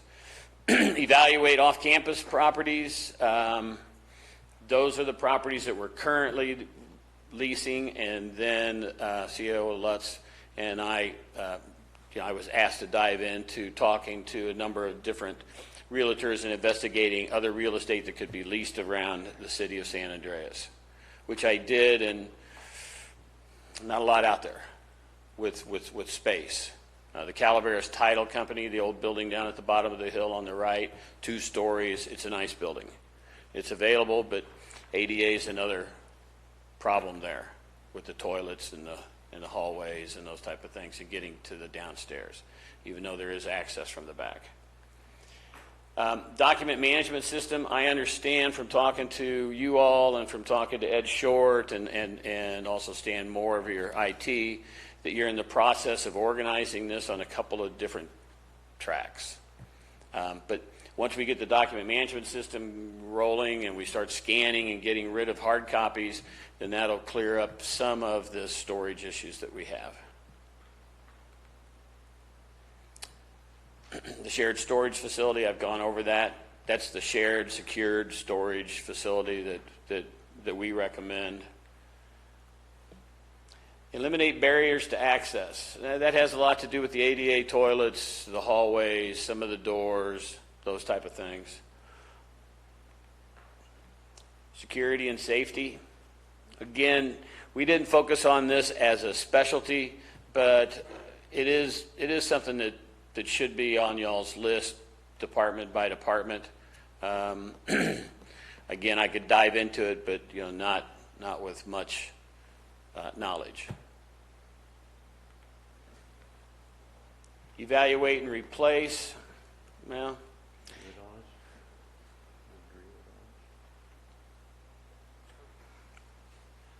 you can stop me anytime. That's fine. Ask any questions you'd like. The evaluate and replace, has to do with a lot of different pieces of equipment and furniture and locations. It's a pretty broad statement, which we dive into a little bit more here in the report. Now, this has to do with the actual buildings themselves as they exist on campus and off campus. When you go to GIS and you ask them, give me a floor plan for this building, they don't really have it other than what they've scanned into PDF. And with a PDF file, you can't manipulate it, you can't change it as an architect and make easy changes and really dive into it. So this is just something that we're recommending, and went from talking to Stan and the guys at GIS, it sounds like they're headed in that direction. Master spec system, the calling out specs on your buildings, from everything from doorknobs to door stops to windows to trim to whatever it may be, building a master spec book so that you have consistency amongst all of your buildings with every piece that could be replaced or added. A pre-approved contractor list. I understand that Bonnie, your purchasing person, is working on that, and so is the CAO Lutz and the other folks, and they're making some progress. But this one would help a lot. Policies and template agreements goes somewhat hand in hand with the pre-approved contractor list.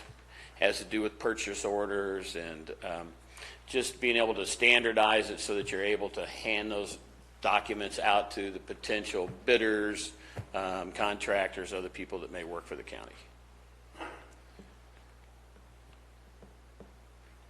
So the highest priority recommendations.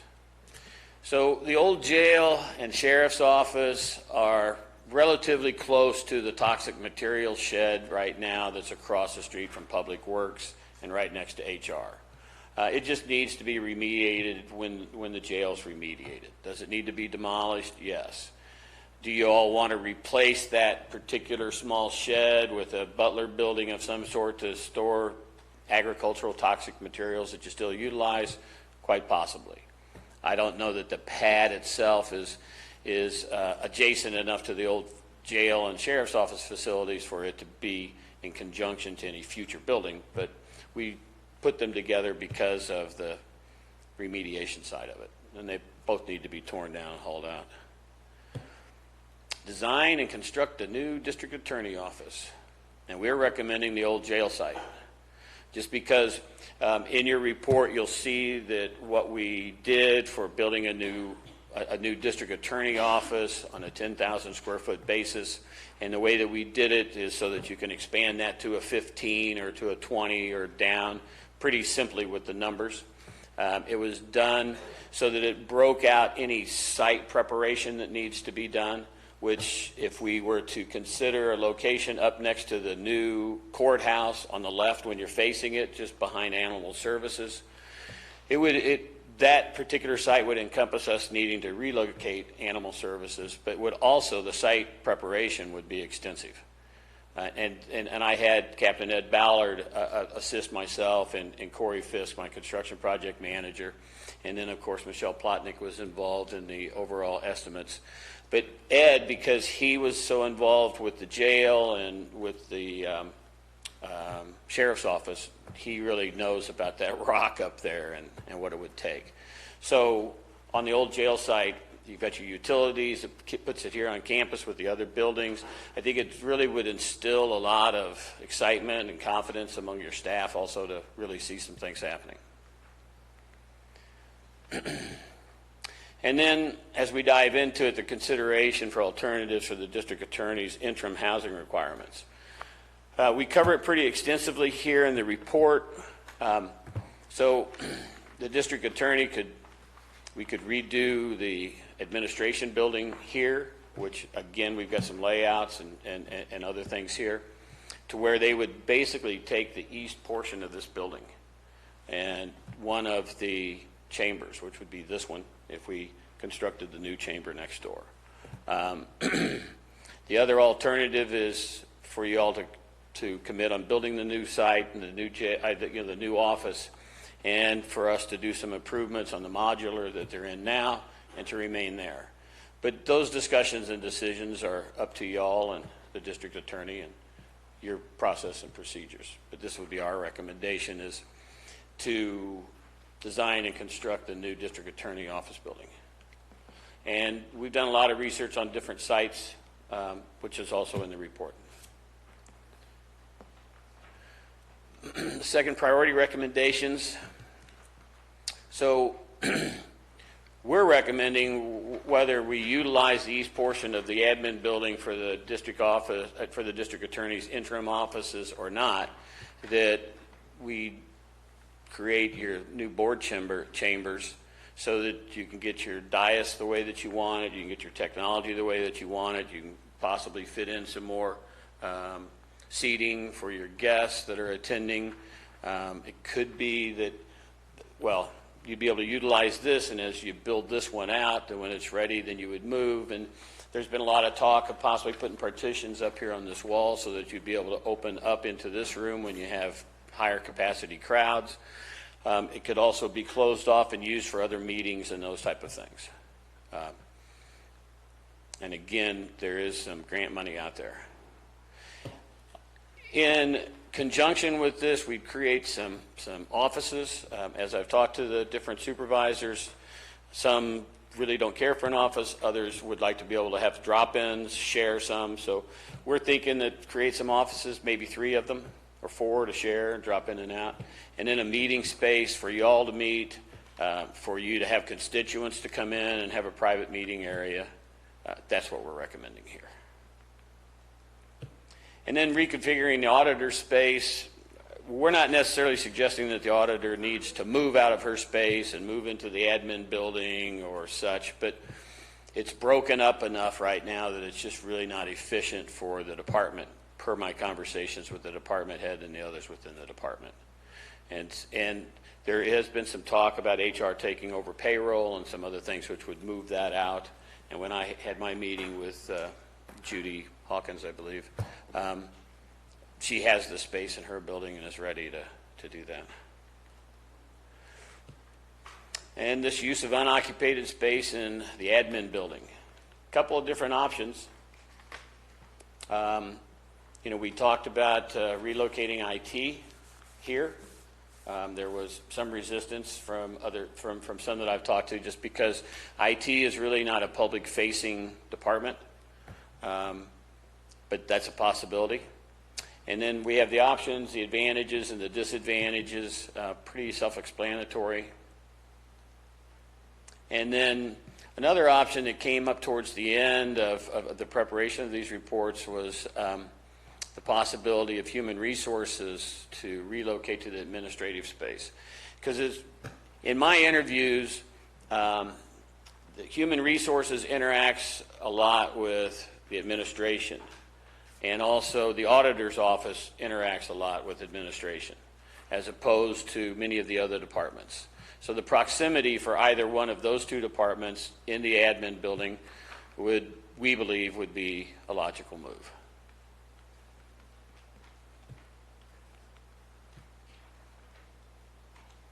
So in conclusion,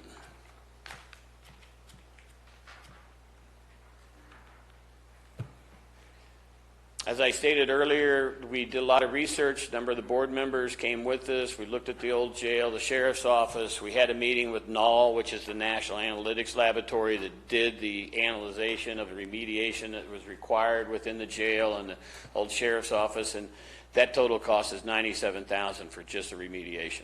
So it's not some terribly ridiculous number.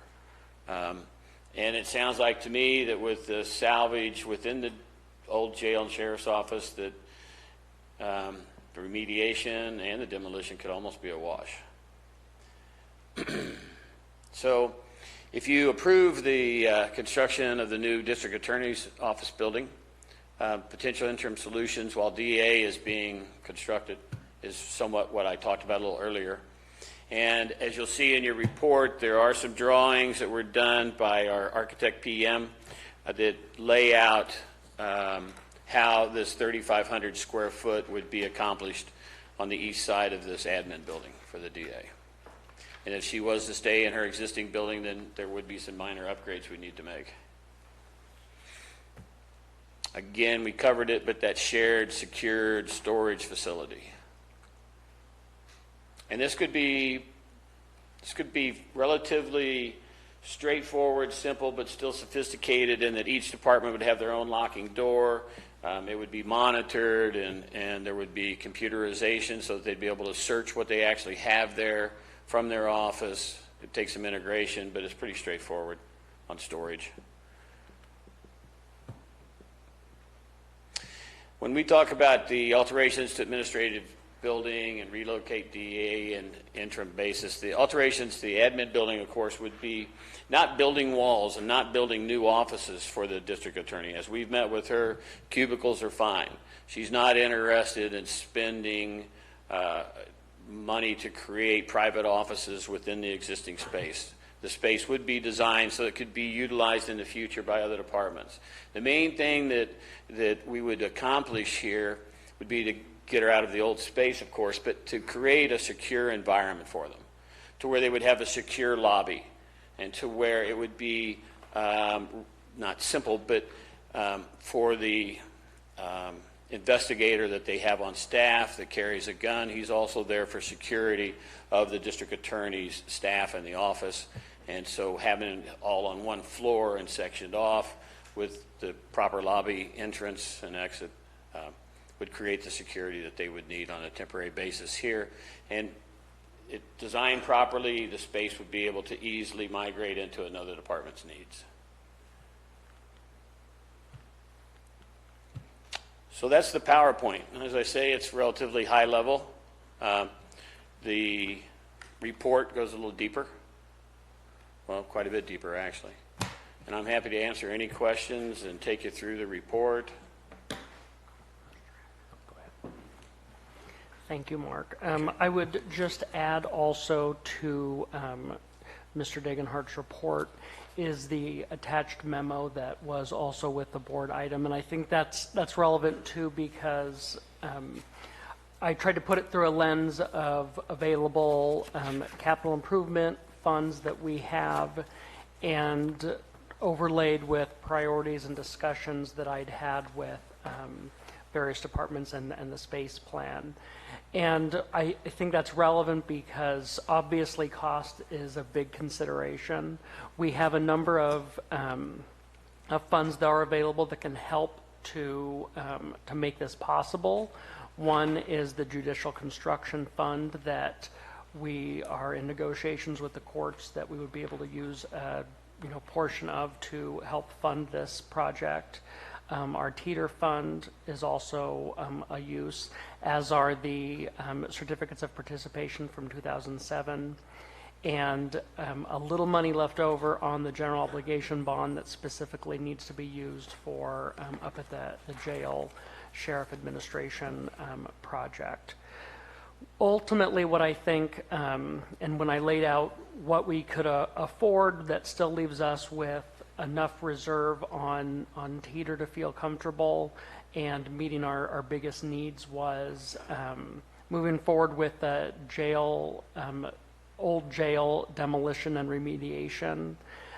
Our roofing project obviously is critical, as are the ADA upgrades that Mr. Dagenhart mentioned, and building the district attorney building, which, when you look at my memo, was pieced together based on some things are allowable for the COP, some things are not. Same with the Judicial Construction Fund. There's just not enough there per se, which is then being shored up with recommendation to use some of the teeter funds. Again, just based on what's available and what the appropriate uses are for some of those funds. And then using the general obligation bond to build a parking lot at the Sheriff Administration area that was not completed during initial construction. We also would have funds to be able to reconfigure the auditor's office and information technology to make their space manageable. I think a big question mark, and it's laid out there on the options, is the option A, B, and C. Who do we put here in administration? My feeling is, but in looking at the options, I would recommend either relocating human resources here or constructing expanding OES to include having an EOC here, where right now we're in the sheriff's office and access is really challenging with that, and it's less than ideal for how we're laid out. I have had a conversation with HR. I think there's mixed feelings on putting HR here, and I know Judy Hawkins is here, and I want to fully represent kind of the discussions. I think the concern from staff being county staff feeling comfortable to come to HR if they have concerns, and having concerns about walking into county administration to do that. I feel that having them on that side with their own entrance kind of remediates some of that, and they would still have their own separate exit in the back door that staff could leave. I see the benefit in terms of better collaboration, communication with HR and admin. With having a large conference room here, it would let them do trainings, it would let them do new employee orientation without having to go up to the library or over to HHSA. So I think there's a lot of benefits to having them here, but I also want to acknowledge that there are some concerns that they had. And then EOC, obviously, the downside being we use up that space for an administration program that I think, while critical, I also understand that the challenges in using it just for that purpose. So what we would be looking for today really is, one, the board's consent on, yes, move forward with the jail demolition, in which case it would still come back to the board for final approval of any bid that went out, or the RFP. We obviously would then want, opinion on the district attorney building the building. If that's what the board would like, then we will proceed with that. The decision points then being, do we leave the DA where they're at? My recommendation is to do so for cost savings, but I also recognize some of the concerns with the district attorney. And then the fourth being that option A or C, who ultimately gets located here.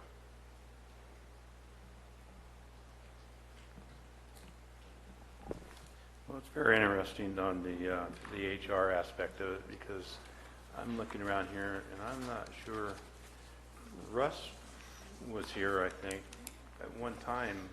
Admin was over where Judy is, and HR was here, so in the back over here. So very interesting on that part of it. Kind of done full circle maybe here. Is there any board questions? Mr. Oliveira, your light is on. Thank you, Mr. Chair.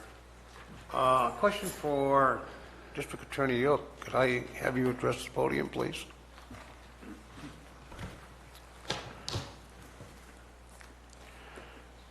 I came over just in case. I noticed. Instead of listening from my office. I appreciate that.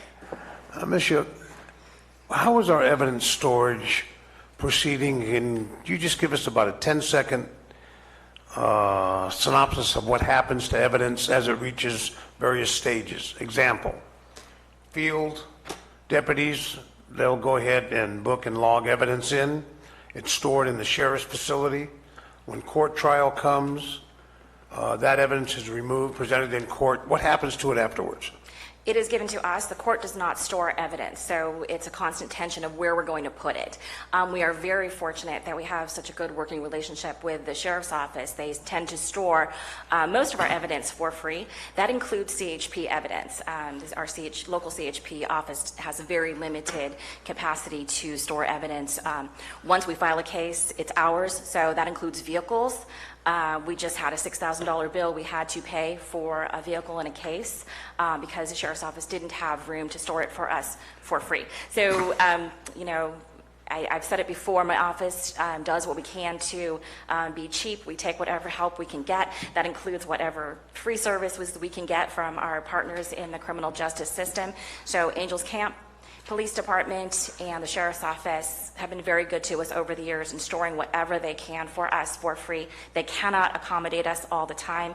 In fact, just before I came over, we have an issue with a case with a piece of evidence that the Sheriff's Office does not have room for, and we have to figure out what to do with it. My staff is currently working on that, and it's going to cost hopefully not very much, because like I said, we're cheap and we don't have a huge budget for such things, but we have to pay for it.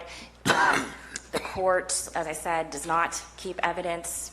We have to take it back, and I'm not going to tell you where we store our evidence, but we find places to secrete it, and we call in favors. That's what we do. So looking ahead, for us to have our own building, having the capacity to have sufficient evidence storage, so we don't have to inconvenience other offices or rely on favors or pay for it, would be something that I would consider one of our high priorities. With the ability to store evidence comes the necessity to be able to process it and view it. When we have defense attorneys come in or someone who wants to view evidence, you got to have a place to take it out, unpackage it, have them look at it, take photo or whatever it needs to happen, instead of, you know, oh, well, we got it in storage, but we can't show it to you. It's a whole big picture project. If we're going to have the storage, we need to have the other parts of it. Thank you. One more quick question. Sure. In the incidence of convictions, does the county need to retain that evidence, or do the court systems do that? And how long do they have to hold it? Right. So the court does not store evidence. We take it back, and we have to store it until the appeals process is done. That can take years. So we have to maintain it. We have to maintain it in a secure facility. We have some things, depending on what type of case, we have to keep it until the defendant passes away. Some things we have to keep for a minimum of 75 years. It depends on the type of case. Thank you, Michelle. Thank you, Mr. Chair. Supervisor Mills? Yes, thank you. That's okay, Barbara. I needed to talk to somebody else. Okay. That's fine. I just want to let you know I do have some other comments, so hopefully I'll have that opportunity. He obviously doesn't know who you are. Go away. I got to start something. Ms. Callan, I do have a question. And that is, could you clarify on A87 costs for those square footage of buildings that we currently don't use annually? Are those still billable on 887? It depends on what we're using it for. So a lot of times the square footage that we're not using in terms of there's nobody there, right, we are using it for purposes of storage. So yes. So we are getting a recovery? We do try to get as much recovery as we can in whatever capacity that we can. There was a change when the jail was moved. So part of the square footage had to be kind of reallocated, and it ended up getting reallocated to non-allowable square footage. So in the case of the old jail, we're not really recovering anything? No. Thank you. No. Do you think maybe your office would be better suited to being here in the admin building? Tim and I have discussed that. I'm here in this building a lot, and his staff are over in my building a lot. And so there are times of the year, for sure, where it would probably be more convenient. But the other thing is, from everyone else who's using my department, it's more convenient for me to be near the tax collector and the assessor. It just depends on what that work is that's being done. If I could add to that piece too, I think, because we did talk quite a bit about that and batted that around with the space plan team. I think the other hard part was then going back to that domino series. If you put the auditor here, trying to find what goes into her spot, we couldn't really put HR there, and it's not really the size for IT necessarily. So it was kind of that challenge of what do we then do with that space. Yeah. Yeah. But I will say, and I think all of you have been to my office, so you can probably sympathize with this, but I have never had a member of the public come to my office that has not said, "Are they punishing you?" It's not a good space. We can laugh about it, but it's not a good space. It's very broken up. And we do the best that we can. It's better than it was when half my staff was upstairs and half my staff was downstairs, but we're still extremely spread out. And we're still analyzing the concept of payroll potentially moving over to HR. I think the issue at this point that I'm running into is there would be some significant internal control problems that I can't quite swallow, internal control problems. But we're looking at, would some onboarding processes changes fix that? Or would some document management changes with some workflow and various security change that? But at this point, that's an issue that I'm not quite ready to make that leap. So we're looking for a way that my staff can be in one office where there is just a better flow. We had an issue a couple of years ago that we couldn't get emergency personnel into my office to get an employee out. That's extremely unfortunate when that's the position that we're put in, that I can't get ambulatory services in to help a staff person. And that's how my office is configured. So that's not an ideal situation. And just having everything just broken apart means, I do have to have my payroll manager leave his office to come down to my office. I do have to have my property tax manager leave her office to come down to my office, as opposed to us having a more, I guess, efficient ability to work with each other and an efficient use of space. We have, from a square footage perspective, a lot of space for the auditor controller. We just can't use it. I can recall when that was the building department, and your office was my dad's plan checking area. Mm-hmm. And one of my old offices was my mother's office back in the late 70s, yeah. Small world. Dennis, if I could just... Yeah, go ahead. Your quick question. Why doesn't IT fit in your office? Why wouldn't IT fit in that office, to follow Dennis's line? I don't know. I think Mark just raised his hand. Oh, yeah, I can take it if you'd like. So, IT, the staff, and also Department Head Stan Moore want a more open space, more of a square space, if you will, to where their desks are these mobile stand-up type desks where they can stand up, they can sit down, they can add different computers to it and be able to work on multiple items, and there are no walls involved, is what they envision. And so when you put them into a long, narrow space like that, and you've got one programmer down here and you got a business analyst down here, they're going to have the same problems that the auditor does. You got to go out in the hallway and walk down here to see them. And what IT wants is a nice open space where everybody can see one another and talk to one another openly and freely. I would add to it, though, too, there are staffing-wise, actual FTEs, there are more FTEs with IT. The issue we have right now is we have IT in their space that could be configured differently to house more people. But then you also have IT upstairs next to building, you have IT down the hall here, you have IT over at HHSA, where we're trying to create better collaboration across the IT functions, and to do that, it's trying to get them together. As they've grown, and it's natural, IT is one of those areas that as we're more dependent upon technology for all of our processes, that's the, one of those areas that we do see some growth in, and trying to make sure that we can start to look at a plan for them so that they can collaboratively work together with all of their different functions are important. If you want to continue in that line, Just, please go ahead. So IT would prefer to be in the DA's former modulars, as was put in this report, rather than be in the controller's office? It is more open. It's yeah. And then plus the controller's office is a limited square footage. So for IT to grow and to add full-time employees would be very difficult there as compared to the space they're in now and compared to...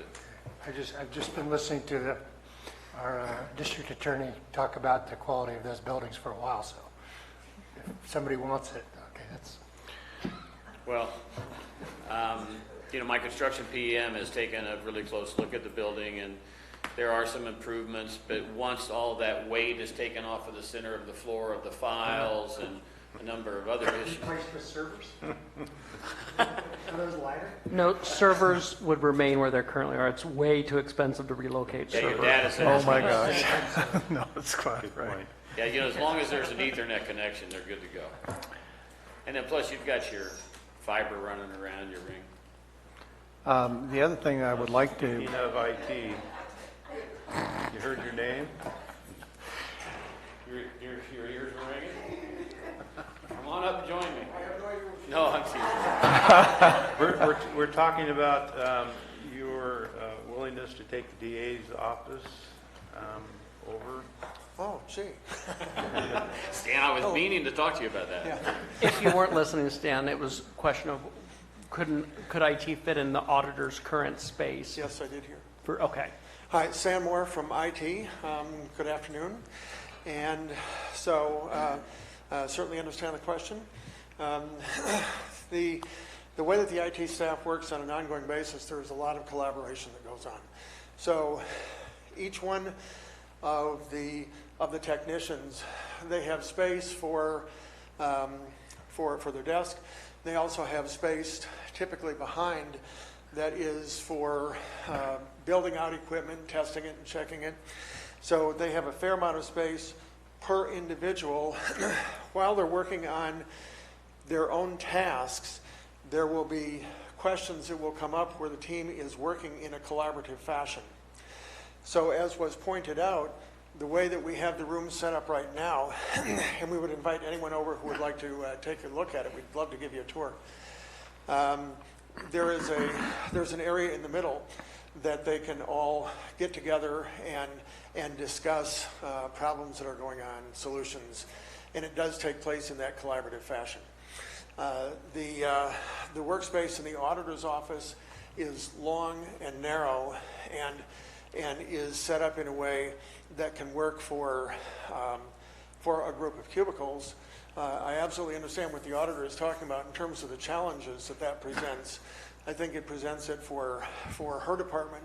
I think it's going to present it for IT or any other department that would be using it. So our area, the best way that we get productivity is with that more of a square area that does have that room where everyone can collaborate when needed.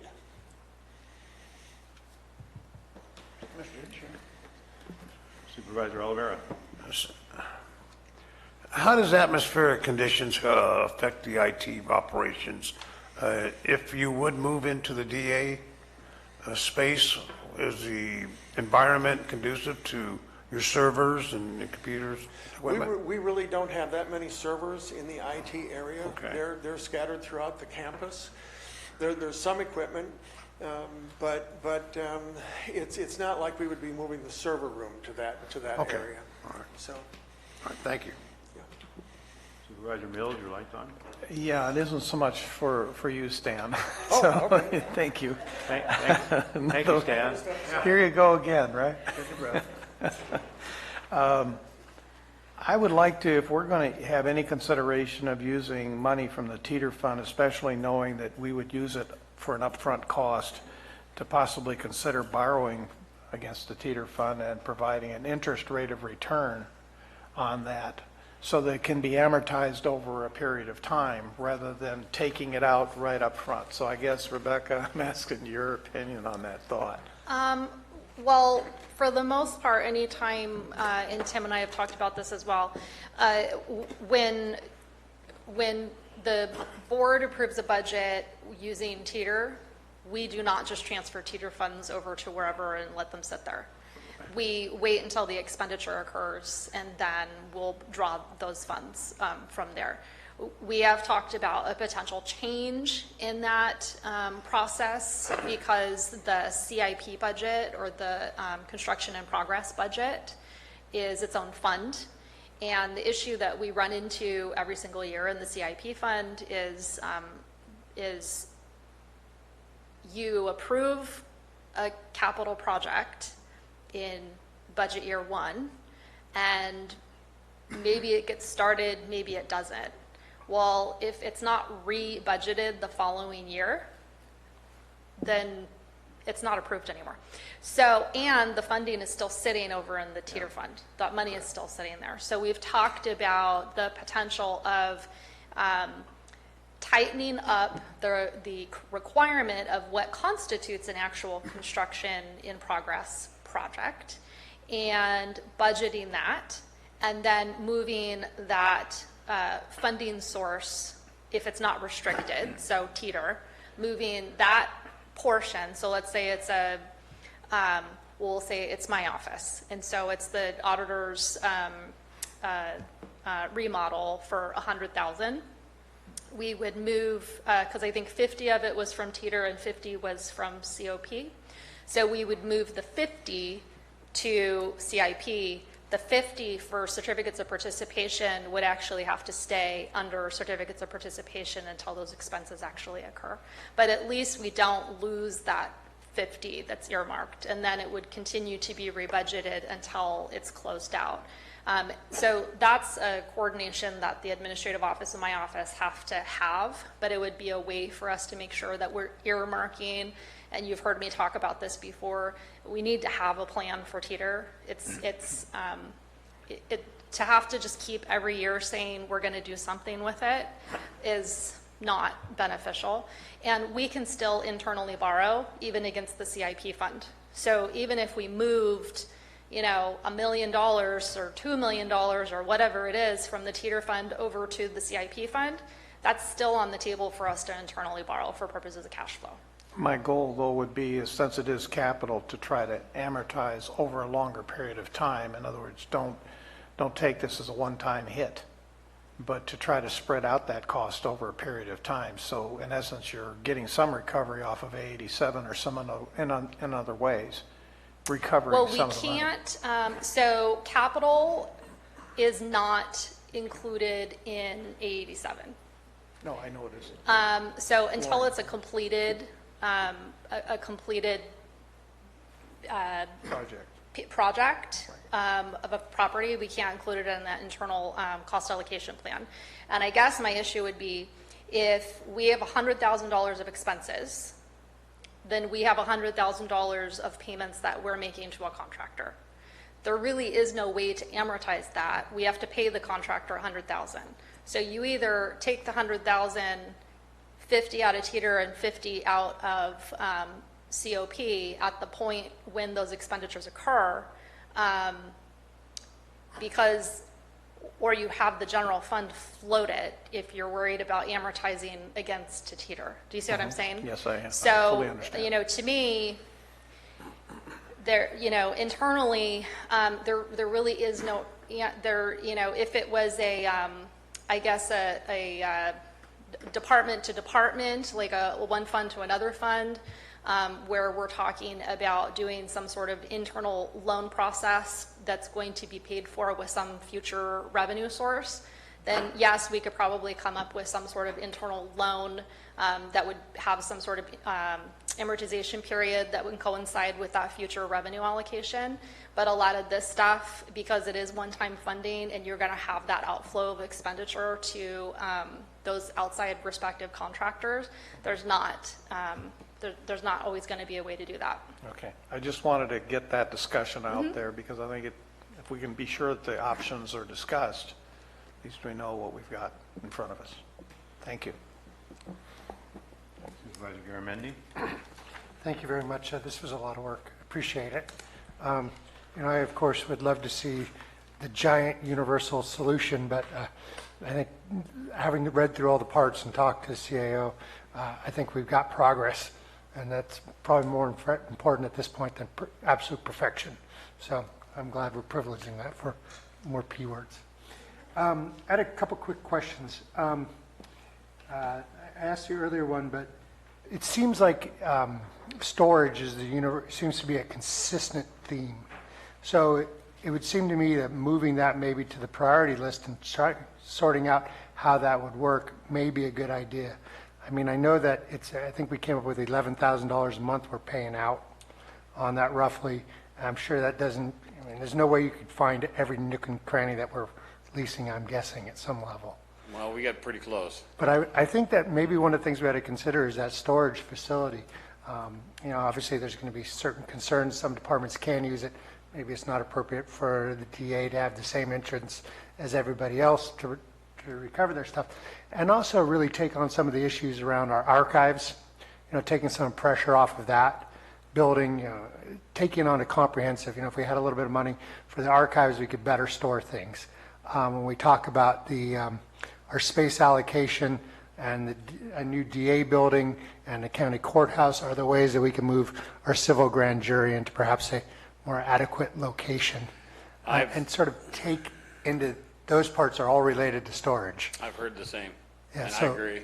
Maybe we can move that up into more of a priority, or at least planning. It sounds like we've got two things in front of us. Where do we go right now, and then what's interim and what's a long term? I guess that makes three things. I'd say put the secured storage right up there at the top with the other two items, DA and IT. I mean, it's very important. I haven't talked to a department head yet that couldn't use it. In the DA's case, they have two containers that they use, so they're not paying anything on a monthly basis, and those containers are relatively close to their location. Then they have other storage also, but those containers are contain important documents that they need access to quickly. Well, maybe that's something we can explore further, figure out how to do that. I mean, we're talking about a small mini storage place, for lack of a better term. That we own and that we operate and is on the campus. Right, and I'd like to take on the archives and our other records. I mean, we've got some of the best preserved survey records in the state, and they're not climate protected, and we got real treasures in this county we need to protect. Well, and from talking to Ed Short when I met with him and also Peter, if we were able to get GIS out of that spot that they're in now on the same floor as building and free up that space, then that's going to give Ed more room to begin scanning these land documents that you're talking about and be able to move forward more quickly with his software program that has been discussed. And GIS is what CAO Lutz was referring to as far as IT being upstairs. I'd like to ferret out a little bit more information about these two rooms, the old courtrooms and the board chambers here, and sort of how that would work and how it interacts with the EOC. Is EOC compatible with HR being over here? How would this all come together and work? I heard two questions in there. So how it would work under what options would in part depend on if the board chose HR here or if we did just OES here. In knowing a question you had had for me. Yeah, a question that you had for me was, conceivably, could we do both and put HR where we had anticipated, make that the conference room that also functions as the EOC if there was an emergency. In thinking about them, and again, it certainly is a possibility. There might be a little more cost in terms of we budget for one. There's a lot of technology that goes into the EOC, particularly with just extra cabling, more having mounted television, bringing in independent phone lines, things like that. But it certainly is possible. It just means that if that were a booked room, if there's an emergency, obviously whoever it is isn't going to get it for a month or so, because we'll need it. We'll need it for operations. Yeah. I would imagine that would just be the way it was. And it seems to me having the EOC close by, not at the airport, not at the sheriff's. I mean, we've got the controller's office right here. HR, our functions are here. And I don't want to end up like Oroville either. And suddenly, when the dam goes, they've got to evacuate their EOC. They're gone too. Yeah. So, because I was involved in the EOC and the GFO and the AFO during Butte Fire, just to kind of put it in perspective for those of you that were there or saw it or didn't. We didn't have access to the EOC once it was closed on September 25th was the last day of the operating EOC, but we still had to continue. So what we ended up doing was actually renting the Calaveras Title Building, and that was the Joint Field Office. And so that is where we had to go. That's where we had, a 3 or 4 hour meeting every single morning.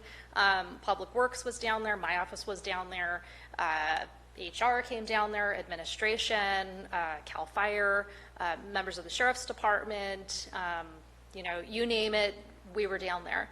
And it was it worked for purposes of the space, but it was really hard during that period of time because we had to go off campus. And we still had things that we needed to do. So ideally, if we could have that in a more centralized area, the conference area is, I don't know, Supervisor Oliveira, did you ever go into the Calaveras Title GFO when it was down there? No. Okay. It's, I know where to keep on it. Okay. Well, it probably was about this, the one room that we mainly met in was probably a little bit smaller than this area. And so we just stuck tables in there and we sat around it. And then there were kind of other offices that were being used by public information officers. And then we had also, when you're in an emergency like that, you're also making availability to outside agencies for mutual aid. We had people coming up from San Joaquin County, from other OES departments, that were also there to help us. And so it's kind of that all hands on deck kind of approach when you're in an emergency like that, but you just want to make sure that you have enough room for that worst case scenario, and that it is somewhat in a centralized area because it is pulling from every single department that you have. And I noticed that Michelle just walked in as well, if you wanted to have any of her feedback on. So what that proposal would look like is we take that room next door, have a divider down. We have much needed conference room space since we all know everybody's fighting over any table that can fit more than 4 people. And then upgrade the technology in there. So if there is a disaster, we pull back the divider and that's the center of the action. Is that correct? That is, there are kind of 2 main models for, I'm sorry. Can I respond to that briefly? Sure, I'm sorry. I think there's just a little confusion because we have these 2 existing courtrooms that we sort of now are calling boardrooms. But the proposal is really to recreate a new boardroom for the Board of Supervisors next door. It doesn't because have you to be. can't update this one while you're using it. But it's, for clarity though, it doesn't have to be. That's if the board wants to renovate. If the board says we don't want to incur the expense, we can renovate that to be the conference room. You could, but it wouldn't make sense. I mean, just from a sequential perspective, it would make sense to do what you need to create the boardroom that you really need over there. When that's complete, take this room and then create the sort of flexible meeting space that could be used by EOC. That room has we have some issues here. It's not accessible. You don't have really great security. You don't really have all the tech that you really need. So it just kind of makes sense to move over to the new room and then do the changes here. This is also then adjacent to the rest of the available space in the admin building that could be used for whichever department ends up being here. Also for flexible meeting space and for supervisors meeting space. So by consolidating it at this end, we kind of keep you guys down there and keep all of this closer together. So just a thought, and yes, it's a hunk of money all at once.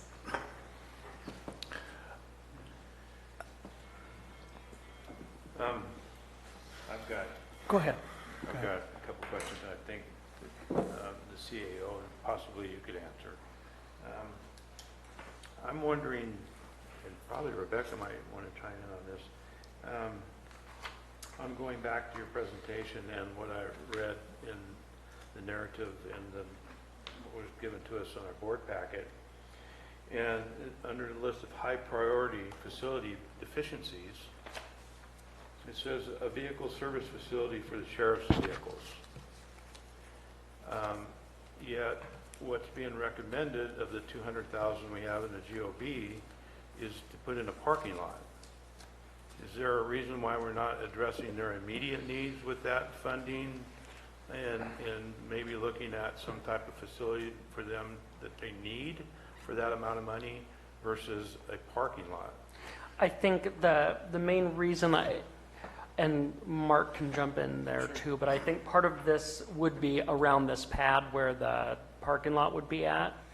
Well, you know, the sheriff has the space picked out in his mind where he'd like to see these 4 bays, which is you're driving in to go to the back parking lot that's immediately there on your right. But he's open. But the parking lot that they're talking about completing right now is something that, as they all say, they should have done when they built the jail, is to make that parking lot bigger, because if you go back there right now, the parking needs that they have for their staff are exhausted, and the parking needs that they have for their vehicles that aren't in use, the sheriff's vehicles themselves, is maxed out also. And so I was under the assumption that the parking expansion was already underway and approved, so to speak. But I really wasn't involved with the parking lot expansion. And I guess the next piece being, I think the cost to build out 4 bays, based on what the sheriff is looking at, would be more than what's available. But the larger issue is they're also requesting some recurring costs, which would be additional staff people, mechanics, to be working on the vehicles up there. So certainly if the board would like us to go back and map out what that would look like cost-wise and both upfront and then ongoing costs, we can do that. Well, I'm not certainly opposed to his idea of 4 bays, but right now he has 1 and he's walking, employees walking back and forth, or walking all the way over to get a car, bring it, send it back, walk back, and so forth, and we've only got 1 bay. If we could look at giving him 2 bays at his facility and keep the same staffing level, or even 1, whatever it comes out to be, I'm sure within the $200,000 or even a little bit more, we might be able to accommodate that, and it would be more efficient than what we're doing now, and it would give Public Works back a bay for their vehicles. I would agree with that statement. Yeah. I mean, anything's better than 1, especially that far away. So maybe we can look at that as an alternative to this parking area. And I'm aware of the parking area that you're discussing, but I'm looking at what was listed as a priority, and nowhere on that priority, other than what I see on your list, did it say the parking was a priority. And I don't see anybody from SO here, so to answer that question. I think that answers my questions. I think the other supervisors kind of covered some of the bases I had written down here. So I your lights on Mr. Mills? Yes, thank you. I see a parking lot as not as big a priority as a bay. And I think we need to look at what can we accomplish as short-term priorities and improving efficiency as a result. And I think to Supervisor Garamendi's point about the storage, that's a critical need, because in the case of the auditor, how many steps do you have to go to get documents out of your storage container? Well, I believe I have the largest storage unit at the local storage area. Where's that? Calaveras storage. It's a 4 unit, and we had the walls taken out. So every time she needs to go get a document, she has to go over there. We have to drive there. Exactly. So Yeah. that, to me, that efficiency by itself screams that has to be as much of a priority as anything else. Is Yeah. how do we reduce staff time, steps that could be used for productive Right. So work. the issue with so this would be part of the kind of analysis of the types of storage that we need. So similar to the district attorney needing to have secured storage, I have to have secured storage. So I have to keep our payroll records for 40 years. And then in some cases it's longer than that. It just depends. And so we're, trying to go through as much as we can to, we're using document imaging as much as we can. We've reduced the amount of paper that we use in my office everywhere possible. Exponentially, it's gone down, but we still use an enormous amount of storage, and it generally has to do with payroll records because we're required to store all of that. And right now, it's not in there's been leaks in there, so we get mold on the paper. We still have to keep it. So ideally, if we could find some sort of document imaging solution that we could have someone wear a mask and scan all of that black mold paper, then we could start getting rid of some of those things. But ultimately, if we were going to look at any sort of on-site storage, that would still have to be secure at some point. So we're making sure that other staff are not getting in there, which is a locked-off area. And this might shift gears a little bit, but coming from the HVAC industry, our current equipment being built in 64 and 65 when they were making Nash Ramblers kind of gives us a clue that they're eating us out of house and home. And not just in energy use, but also in manpower and amount of time that we're taking to maintain equipment that there's just no parts available anymore for them. So that coupled with the roofs, I see some real critical short-term things here. And I think that the bay, the storage, replacing that roof so we don't lose a building, getting the jail demolished, because if we don't, we're never going to move on. We don't need to talk about building the building right at the moment, but AC or improving the systems, I think, is a critical piece of this too.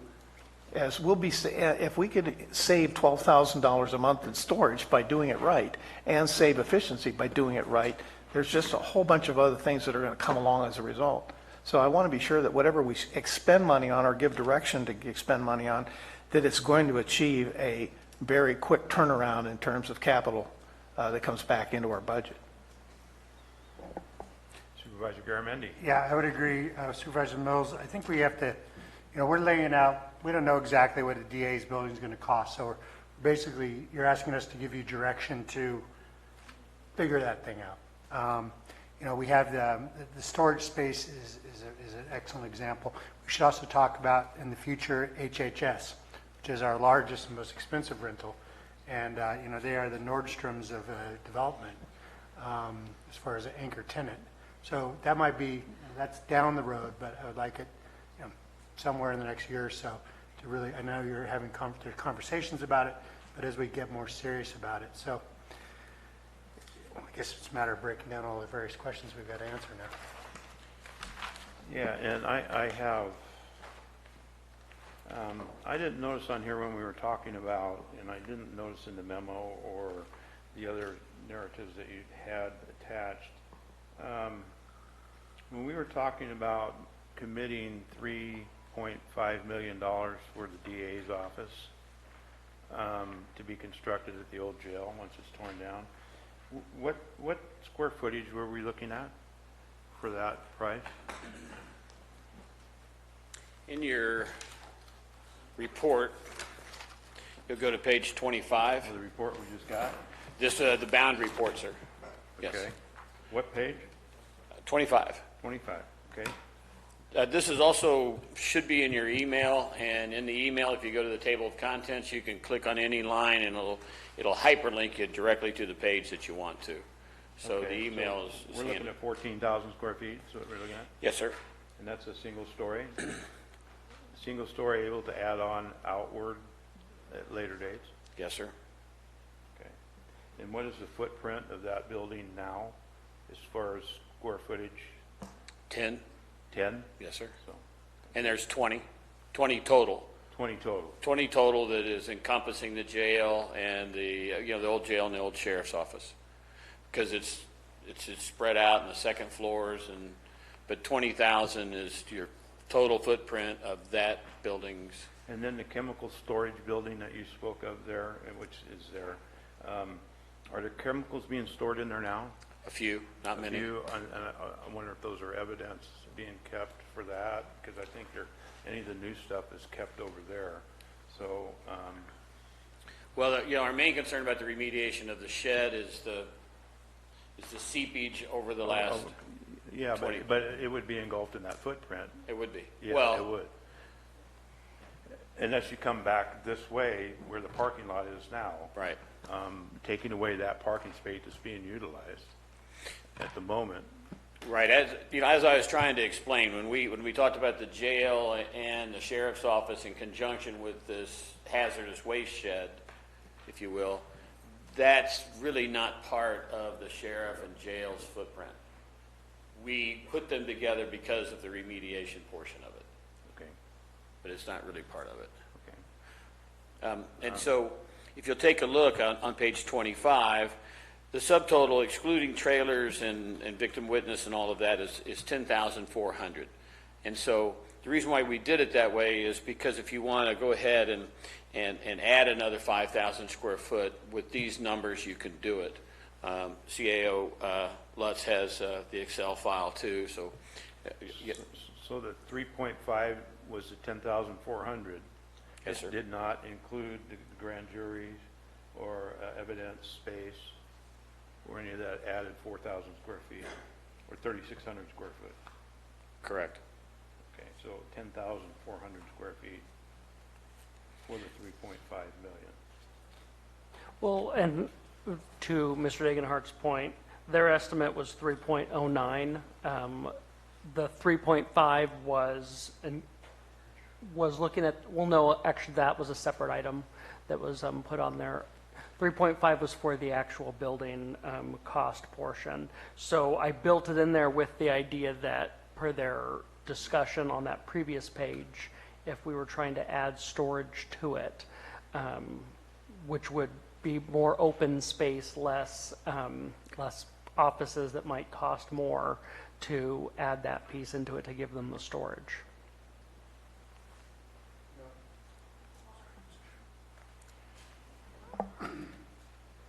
I think if we decide to move forward on the DA's building, I hope that once we get into final design, we can go through and talk about what's actually in there and sort of dig deep into the numbers.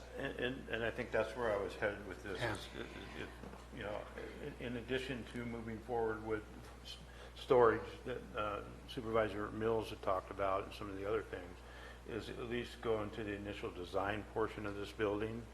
It doesn't mean we're going to build it tomorrow, but we would go into the design and at least have the plans set there and ready to go when we get to that point. I mean, that would be one of my recommendations going forward here. I just wanted to clarify, the evidence is included in the 10,400. Some basic evidence space is included, and you can see it listed on page 25 up in the basic functions. There's evidence viewing of 200 square feet plus evidence storage, collection, and processing of 400 square feet in the basic 10,000 square foot building. Then in the 14,000 square foot sort of enhanced program has even additional space. They really have next to nothing right now. So, Actually, 400 yeah. square So feet. the 10.4 is sort of the minimum functional building, and the 14,000 is sort of, would be a much more comfortable place to be and would include everything really that Barbara was looking for. Also, as Mark pointed out, there's a lot more square footage that will be available, site area, when the old jail and sheriff's is demolished. So there would be the possibility to build some additional shell square footage, which I think Tim was alluding to there, at a lesser square foot cost than what we're really spending on the DA building, which requires a much higher level of security and sort of a substantial building as opposed to what she has right now. Supervisor Garamendi, you lights on? I'm sorry. So Supervisor Mills, your recommendations are to go forward with, give staff the direction to go forward with looking for storage, to construct a storage facility here, demolish the jail, and what was the other point? The roof replacement, I think, is critical, and I think also we need to look at our HVAC, air handling systems, as it's beating us up. In this building? In all of these buildings. In all buildings. Absolutely. And I think you had a cost on that at one time. Was that, CL Lutz, you had a cost on that at one point? Yes, and that was in my breakdown that we knew we were estimating about $800,000 for the roof replacements across the campus. And then there was also the HVAC piece that, oh, I see it isn't in my sheet here. We did have some funds set aside that we were already doing that. That's why we just replaced parts to the air handling unit here in this building and have been addressing HVAC as a general issue across the campus. Here's one thing I want to tell you about HVACs, though, is that we don't want to go out and make a bulk purchase and replace every HVAC in this place in 1 year. These need to be staged in. They need to be stepped in over a period of 5 to 10 years, so that we just like replacing a car, we think about that and we stage it in. So I'm not asking for all of them to be replaced, but I do think the ADA upgrades are a critical piece to this as well. And I would add to that, come back to us with the cost to go forward with at least the initial concept and design of a building to replace the old jail for the DA's housing. I agree. I would concur with all those points. Glad we're getting some of this immediate stuff done right now. So that's a good thing. And I agree that we should probably move forward with getting some initial preliminary designs and sort of put a little meat on the bone of the DA's thing. I think we should probably still talk about who's going to move where afterwards, so people can begin to plan. It sounds like we've got to make some decisions about this boardroom and the room next door, and how we want to take on that. Supervisor Mills, your lights on? Are we looking for a poll here at this point? Yeah, well, let's hear what Mark has to say first. Just real quickly, I just wanted to mention that on page 24 of your report, the bound report, and then on the following page are the layout designs that Michelle Plotnick had done on behalf of the DA. So when I talk about the east end of the admin building, that's what you're seeing here. And as far as the changes to the chamber that we're in now, yes, correct. I just wanted to draw your attention to these because earlier when we were talking about how it would work and what the breakout would be. And so as you take a look, she's not suggesting that we build new walls or new offices at all. But the atrium, which is right out here, we would encompass that and turn that into office space. Actually, that is not the case. That's not what you wouldn't have to change much at all, just, you know, it just. This is like the sunken living room. It's classic 60s architecture. Well, that shag carpet, and we're good to go. Anyway, I just wanted to bring those two drawings to your attention. So I would, we've got some direction that we just talked about, so we take a poll on those items, starting with Supervisor Clapp. I'm in. You're in? Supervisor Mills? Yes. Supervisor Oliveira? Yes. Supervisor Garamendi? I'm in, but I hope that we talk about that other stuff. The other stuff too, and I'm in too. So you have direction. And then in terms of permanent long-term home for this building, HR versus the EOC versus a combination, and then the interim with the district attorney, I just want to confirm what the board's intent is on each of those areas, if you're wanting to weigh in at this point or not. Supervisor Mills, I would like to see some design conception on us, the time frame that it would take if we were to move over there, if you set that up for us. I'm in agreement, it'd probably be best if we're going to open this up on this end, that we would be in that side over there.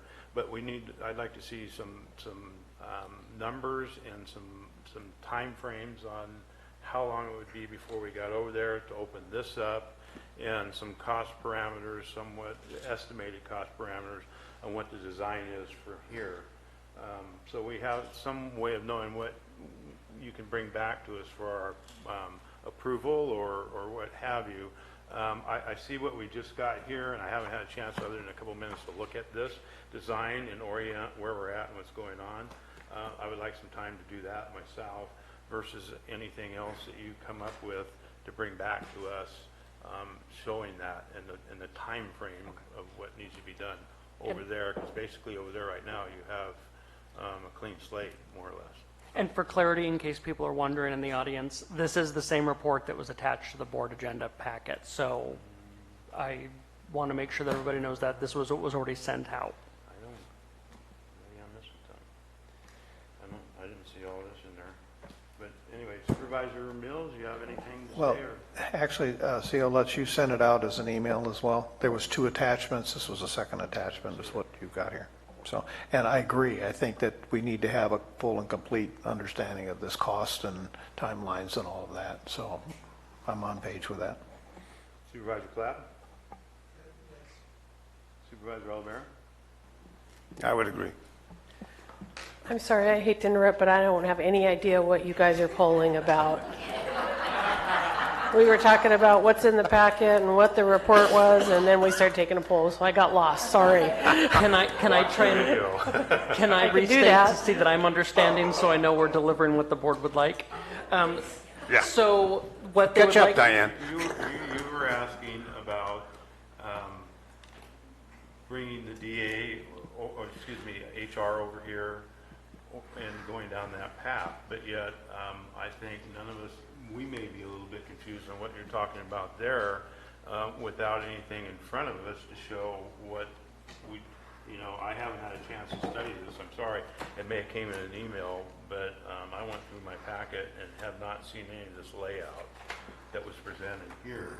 I need time to look at this and see what it belongs with and what we're talking about here before I can give you direction on whether I agree with it or not. I think that's what we were talking about. We're looking for some time to go over and find out, maybe bring back to us a complete plan on what it is you'd like to see done. HR has said that they prefer not to come over here. They prefer to be separate, but that's what I heard earlier. Oh, this And I guess, and thank you, Diane, because I was just as confused. Because I'm looking at the highest priority recommendations and the second priority recommendations. And then, Plan A, Plan B, and Plan C. Right, and so, so I guess I'm confused if you're waiting, if you're wanting to basically scrap both of these sections of recommendations until cost numbers come back? I am interested in seeing, I mean, he has options A and option B and option C, but all it says is this scenario. It doesn't encase what's going to happen to this chamber, what's going to happen to the rest of the building in order to accommodate all that. It doesn't show any plan for us moving over there. I would like some clarification on all that before I say, yeah, go forward on it and find out, well, that's not what I was thinking was going on. I mean, I'm sure that's going to happen. We want some clarity if you want to come back to us and go with your option A, and we can say, okay, option A, but come back to us with some clarity on what it is, other than, yeah, and what's the step and the time process involved in it. That's all I'm saying. I have nothing other than this is option A, okay? And I think the reason that it isn't as fleshed out at that point is in order to gauge the board's interest in certain areas, to make sure that we don't spend money on architectural plans for HR that obviously would be very different if it were for OES. So that was, I think, the helpful piece for us is, are we looking for a longer term goal with HR here, with a HR and the EOC here, which then kind of gauges what we bring forward. And I think Judy wants to chime in on her, because what I had heard earlier is that HR would prefer to stay separate because of employee situations and coming. Well, when it was first introduced to me, I told him I'd move over my dead body. Or no, I said I would quit first before I moved. You said you would quit. Yeah, I would quit first before I moved. So How do you really feel? I had a very strong reaction in the beginning because when I first started with the county, they were trying to put HR where admin used to be. And with my staff, with what comes with my staff, that's impossible. We have, as much as we are trying to get things into the document management system that you granted me last year, thank you, it's a process. And it is going to take us several years before we can make a movement or make a dent in the amount of paper that we have. And so we have a great deal of termination files. We have a great deal of personnel files that constantly have to always be behind locked doors. We clean our own offices because they're behind locked doors.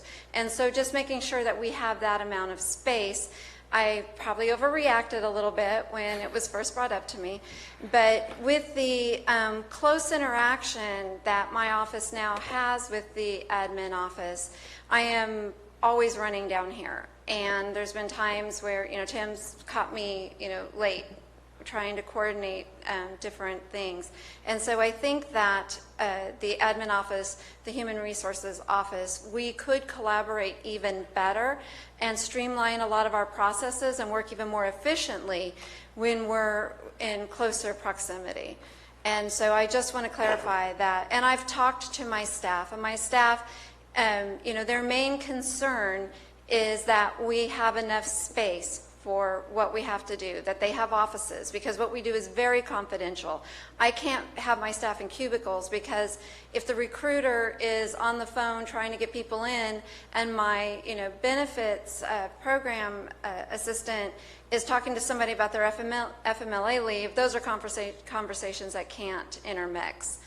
And so those are just our concerns. And then after talking that we would be more front-facing, then the employees wouldn't be walking past county council or admin, things like that, to come to our office. So, we are, although we're fine where we're at,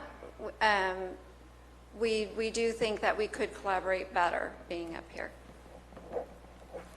And I think we just need to work those details out before we come to a final conclusion on it. I mean, if you say, where's the best EOC potential in Calaveras County, and believe it or not, it's this room we're sitting in. Maybe you can add a basketball court, but the point is that it has to be a multi-purpose room. It has to be totally independently functional as far as the IT piece of it, and it has to be always ready to go.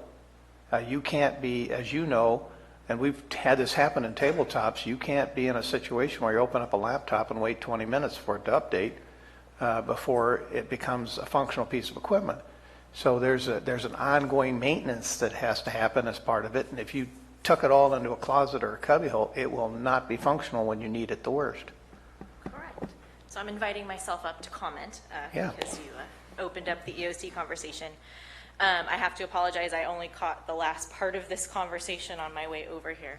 As far as the ideal EOC, it would be warm all the time. I would have staff working on EOC readiness. We would be making sure the computers are updated and that we wouldn't have a situation where we would be lagging back. I've worked in a variety of different EOC spaces over the course of the past few years where it was literally, you know, like the space outside my office where I stuffed 3 tables and 15 chairs and I was going to make it work. You know, so you make it work, whatever it is.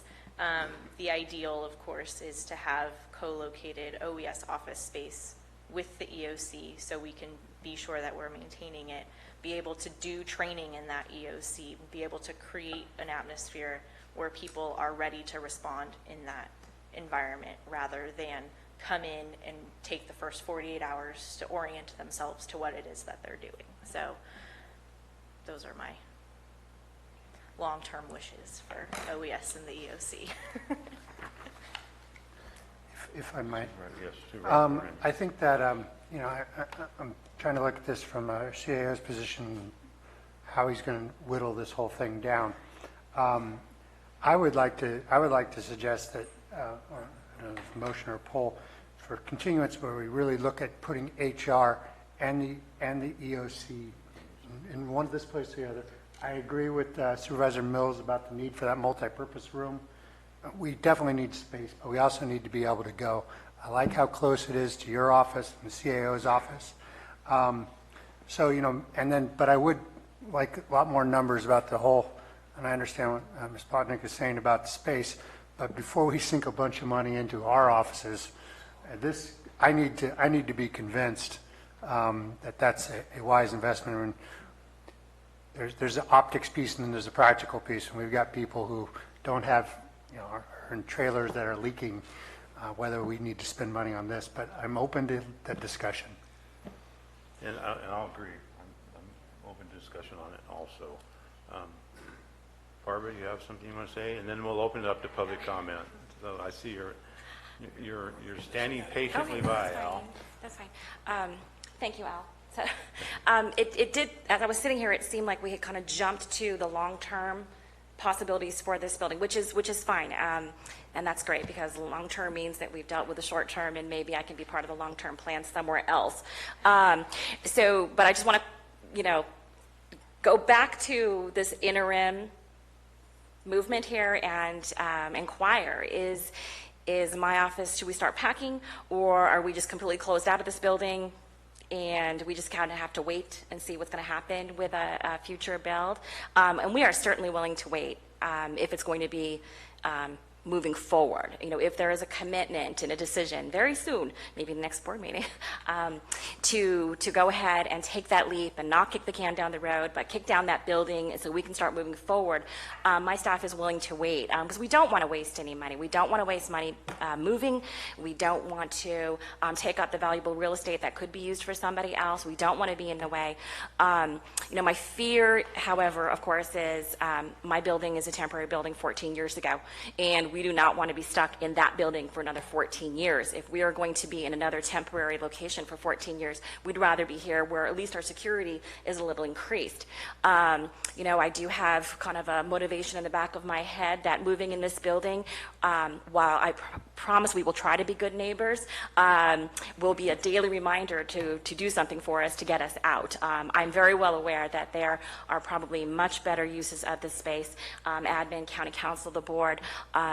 You know, it'll be a big inconvenience for us and for you, for us to be here. So that is kind of my pitch, to try to get a commitment to go for it with the jail, start working on some plans.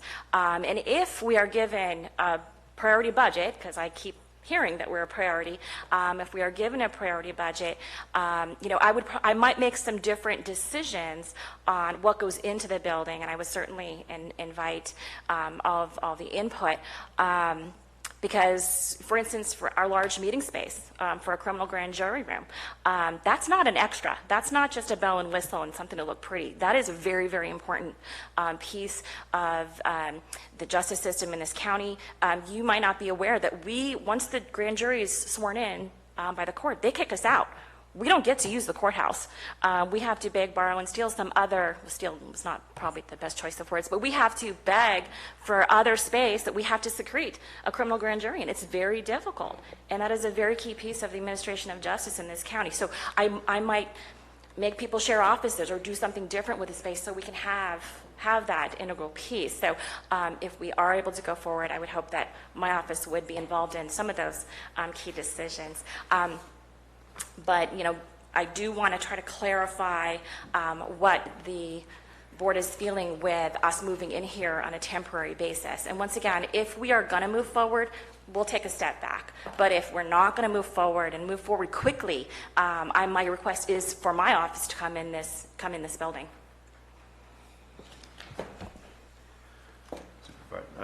Barbara, I got a quick question for you. How many times has this county sworn in a criminal grand jury? Not as often as I'd like. We've gone for it twice this last year. We didn't have enough people show up at one time. So my goal is to do it twice a year. Okay. Mm-hmm. All right. And we would use the space for other things. It would not only be used twice a year. We have a lot of outreach, prevention, programs that we would like to get started, and we can't do those without a space. We end up having to use the sheriff's office meeting space a lot for our meetings whenever we have large group meetings. For instance, if we have a major homicide case and we have to meet with the victim's next of kin, sometimes it's 20, 30 people, and we have to take them off site. So, we would use the space a lot. Have you visited the civil grand jury room? You have. I'm sorry? The civil grand jury's office room, have you been there? Yes, I have. You have? Yeah. Mm-hmm. Okay. And I've been thinking, is there a way we could share a criminal grand jury room with the civil grand jury? Thank you for going down that path. Yeah. For their regular meetings, absolutely. For their committee work, I don't think that would work. But I haven't approached them with that to see if there's a way to have that work together, because that would be a very good thing to get them out of where they are as well. So I'm definitely open to it. It just is something that we have not crossed that bridge. Thank you. So I can't promise. Okay. That was my question. I think we pretty much committed to the idea of remediating the old jail, getting it demolished, starting to develop some kind of plans for what that new building would look like going forward. So if that's the commitment that you're looking for, that's where we're going to go. And when we make a statement that begins the political discussion and the political will to move forward in a specific area. So I think there's been a lot of discussion here today, and the developing of a political will to, in essence, clean up the campus, make it more functional for everyone, and make it a very inviting place to work again. And yes, we just took the poll, and we were in agreement to at least get the conceptual design going on it and allowing the money to tear down the existing jail. So we are moving forward. And I can assure you, I am highly motivated to get you plans quickly. All right, I'm going to open it. And to quote Mick Jagger, you can't always get what you want. Sometimes you get what you need. We'll figure it out. And I will open it to public comment. Al, you've been waiting patiently. This is a very interesting discussion. Al Segala, Taxpayer Association. I have some background in construction, public works. And the first question I have, what's our population going to be in 50 years? Do we have an idea? 25 years? Do we have an idea about that? It seems like what we should be looking for is solutions that would last 50 years. And we're talking about a new office building, basically. Some parts of the office building have to be special for security, but we're not building a jail. And so the types of offices that would go in there, besides the district attorney, are kind of open. There's nothing that says we can't have other kinds of offices in there besides the district attorney. Why can't that be a multi-level building, 3-story or 4-story? The upper stories can be used for storage. The lower storage, the lower floors could be used for immediate occupancy. Does that make sense? Also, if the question is funding, it may be possible that this could be done on some sort of a lease with option to buy arrangement where the private sector would build it and we would lease it for a number of years, owning it after that period of years. And it's a thought. Thank you.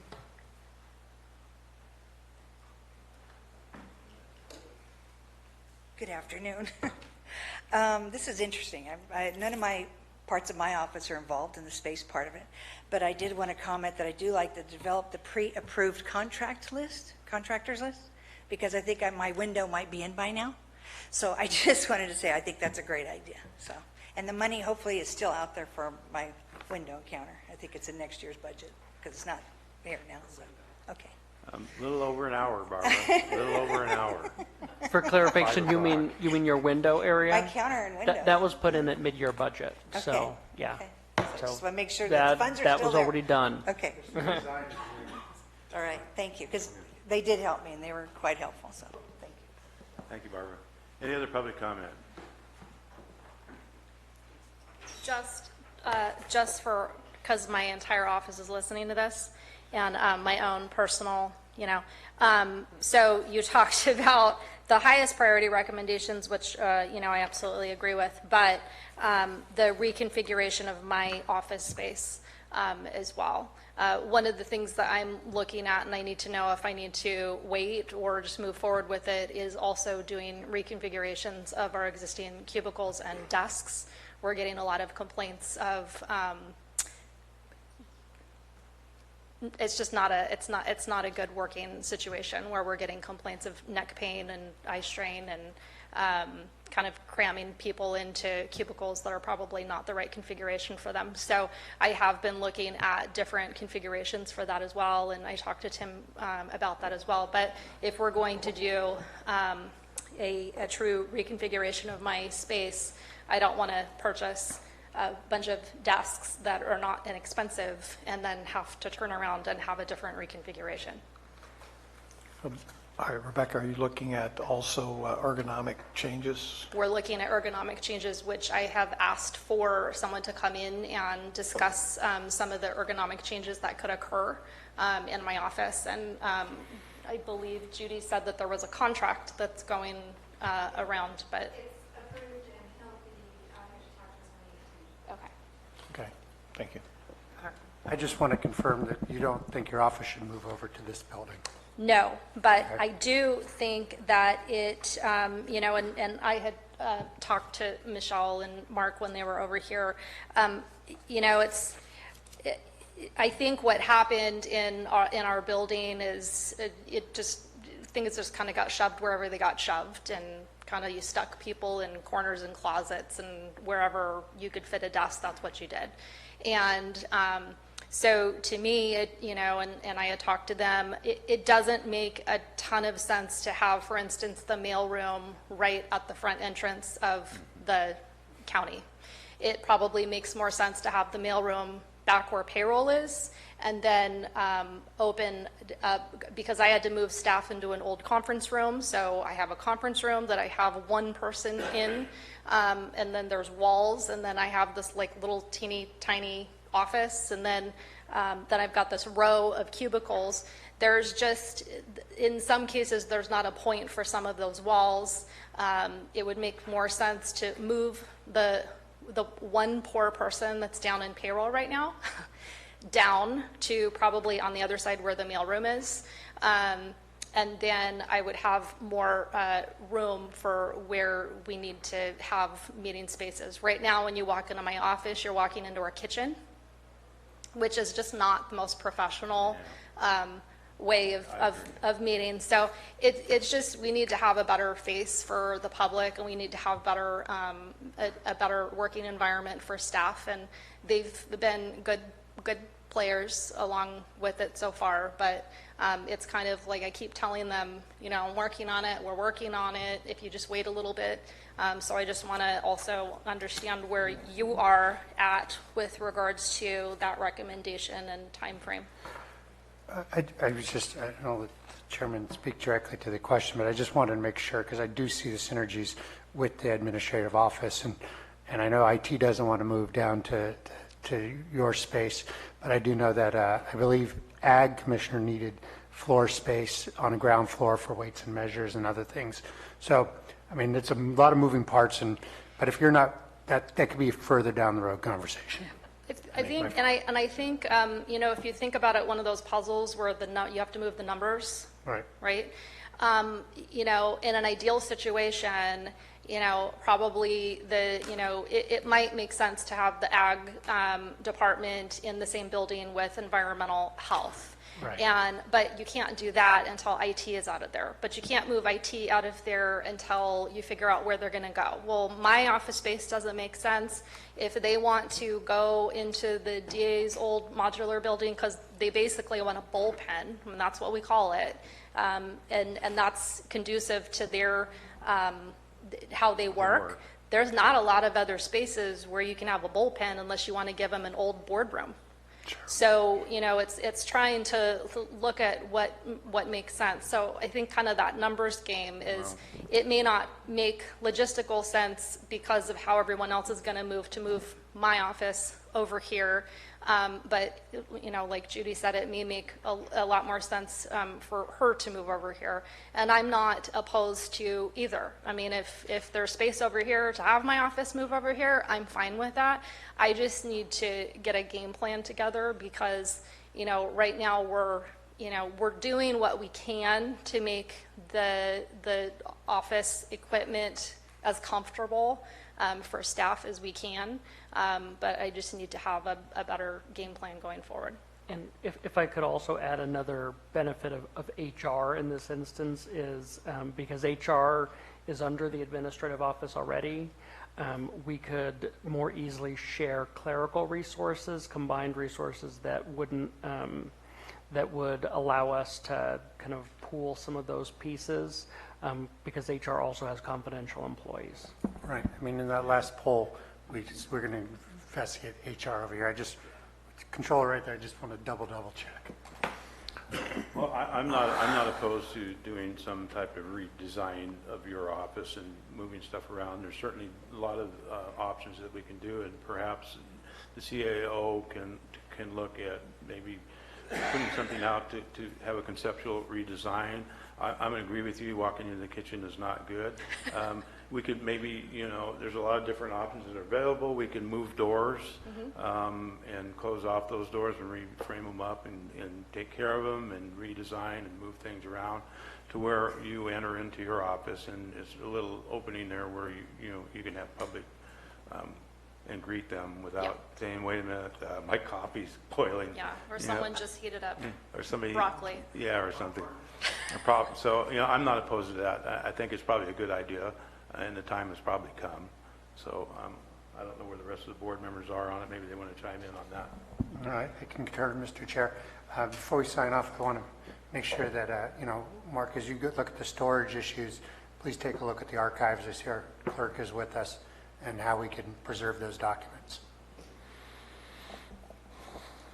You know, and one other thing you may want to look into, and I was just running through my head, I know there's a hallway there between yours and Public Works, and I don't know exactly what could be done, that whole utilization of that hallway. I know there's some egress and egress and so forth to be utilized there, but there may be something that some design concept where some of that can be utilized as office space and closed off and still have the egress and egress. And that's true, and the only reason I remember this is because my mother worked here in the late 70s, so when preschool was closed, I actually had to come to work and play under her desk.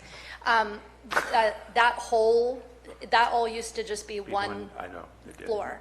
And there was, it was actually, where part of my office was actually a break room and a lunch area and a meeting room. So, I mean, it did used to be, it would just depend on the whole, now we have to have, 2 entrances, 2 exits, we have to, but I can tell you right now, I have 2 offices that do not have double, like payroll's not getting out, they're on their own. And so is my property tax manager. So it's, we're in a position right now where it's just not, I don't think it's the most safe environment anyway.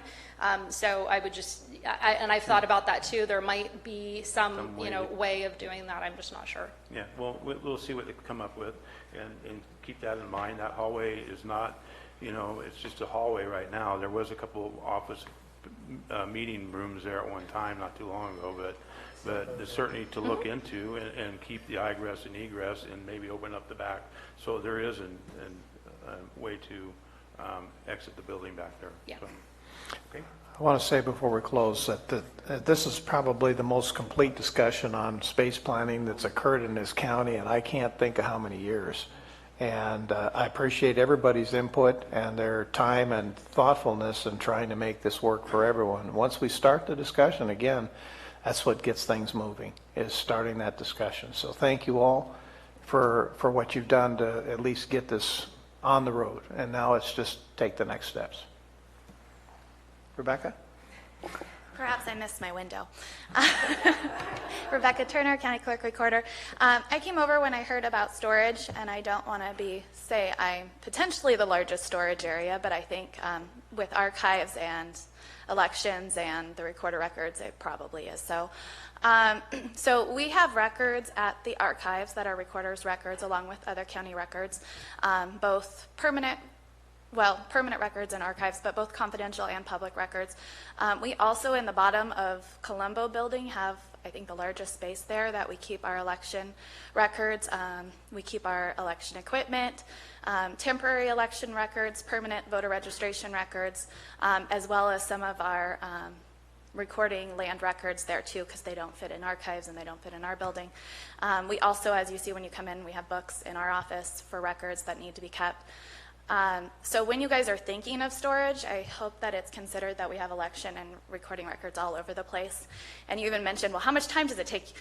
Probably on a weekly basis, one of us has to go down to Colombo or one of us has to go down to archives to go get records because the public needs them currently. We are working on everything being scanned so it's more available, but sometimes it's not, and even our fiche sometimes is not readable. So we're still going down and getting the records from the books. It's just what it is. So anyways, if you keep in mind, and the records at archives right now are not temperature controlled. They're by no means humidity controlled. So our permanent books really should not be housed in that building, but it's all we have right now. So that is where they are. And the election equipment is kept downstairs in Colombo, which is fine most of the year. However, when we do our testing on the equipment, it's technically open to the public and it's not ADA accessible, which is an issue. So there are reasons for that to be open. Ideally, it's a nice big space that election night, it would be ideal to use that for the results coming in at the end of the night, but because it's ADA accessible, we can't do it. When we do our logic and accuracy testing, nobody has ever asked to come view us. But if they were to, again, it really should be ADA accessible, and it's not. So those are just my few things when we think about storage. Well, let's hope the Colombo building never floods down there. Luckily, when it did, we keep our stuff off the ground, so we do keep everything up off the ground. Yes, but it has flooded, and it smells like it floods regularly, so. And just to add on to that, we also do keep Board of Supervisors records there as well. Yeah, Board of Supervisors. At Colombo downstairs. So there would be some easy fixes to get more space into archives. However, it would be ideal if it was humidity and temperature controlled first. But we could put crank shelving or something in there and probably get all of the books to then fit in the one location.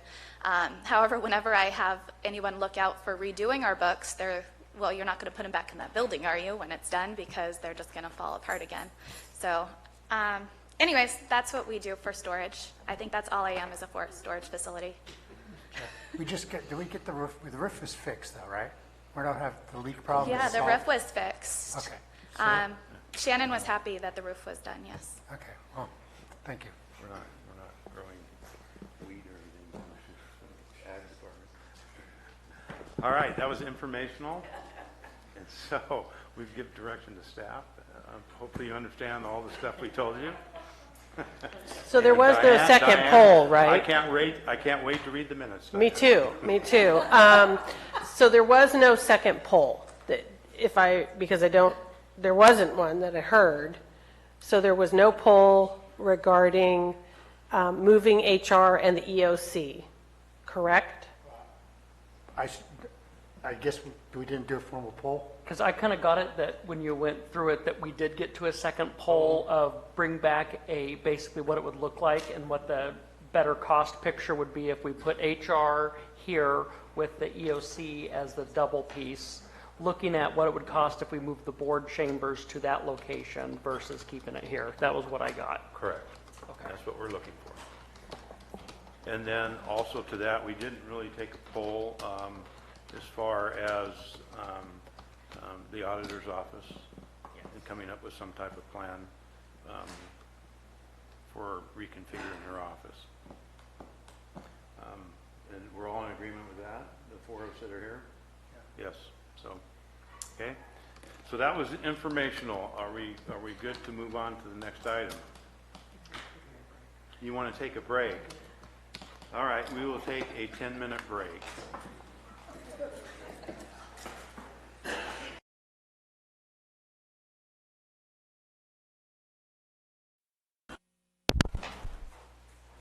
Okay, we're back from break. Madam Clerk, item number 25.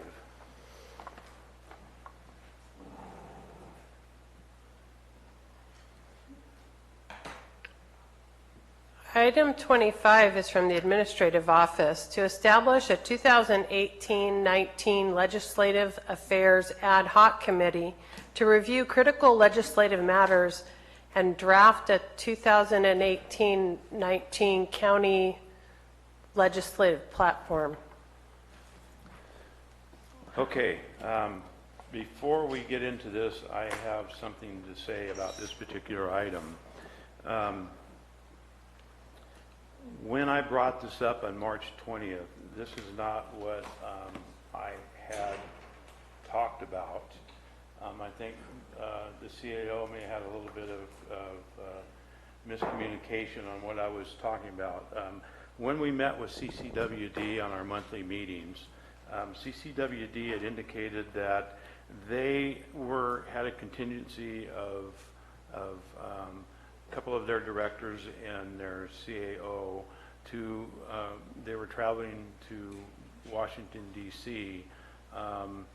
To talk to officials there and looking for money for their projects or what have you.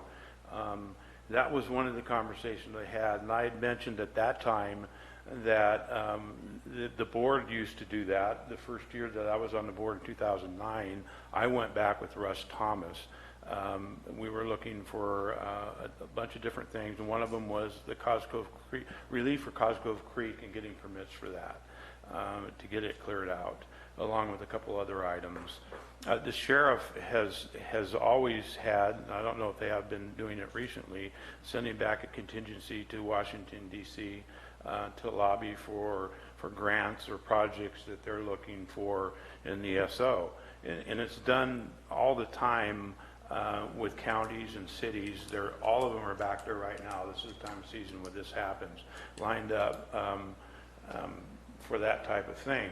But that's not what I was talking about, because later on during our meeting with CCWD, they had mentioned that they had set up a committee with Amador Water and Amador County and a couple other water agencies, and they were already sitting on this committee dealing with AB 142, the wild and scenic thing that was being brought forward by Bigelow, and they offered to have the county have seats on that committee for those discussions.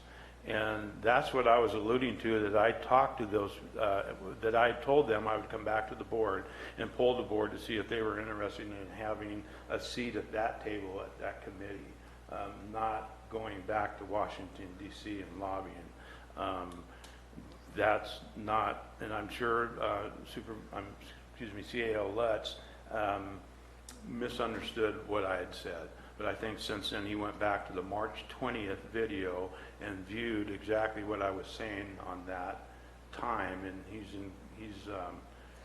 agrees with me that that's what I was talking about with the AB 142 and having a couple of supervisors sit on that committee, and if we were interested in doing it. So this is not what was supposed to be presented. So I don't know, I want to talk to county council or ask county council. That being said, is it better to pull this item off the agenda, or can we go forward with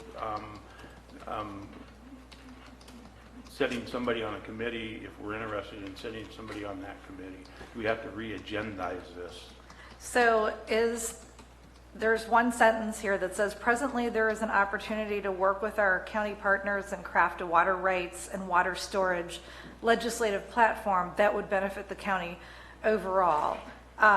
Is that accurate as far as you're concerned in terms of what you're hoping for? Well, I think that's the goal of that committee, is they're interested in and very concerned about what is going to happen with this AB 142 bill when it's presented to the legislature at the state level, and what it's going to look like when it comes out. Is the gut of it they're going to be there, that they're lobbying for in respect to our rights as a county and their water rights as a water district for this county, along with the other agencies that are involved with water on that portion of the... I mean, I think the agenda item covers water legislation.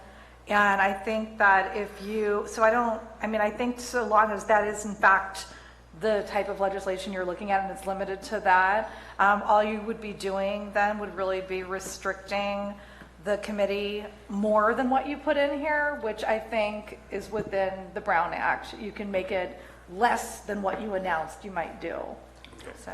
Yeah, Mr. Chair. Yes, Supervisor Oliver. Mr. Chair, I've received numerous communications from constituents regarding the misunderstanding of the way this particular agenda item has been written. I would recommend that we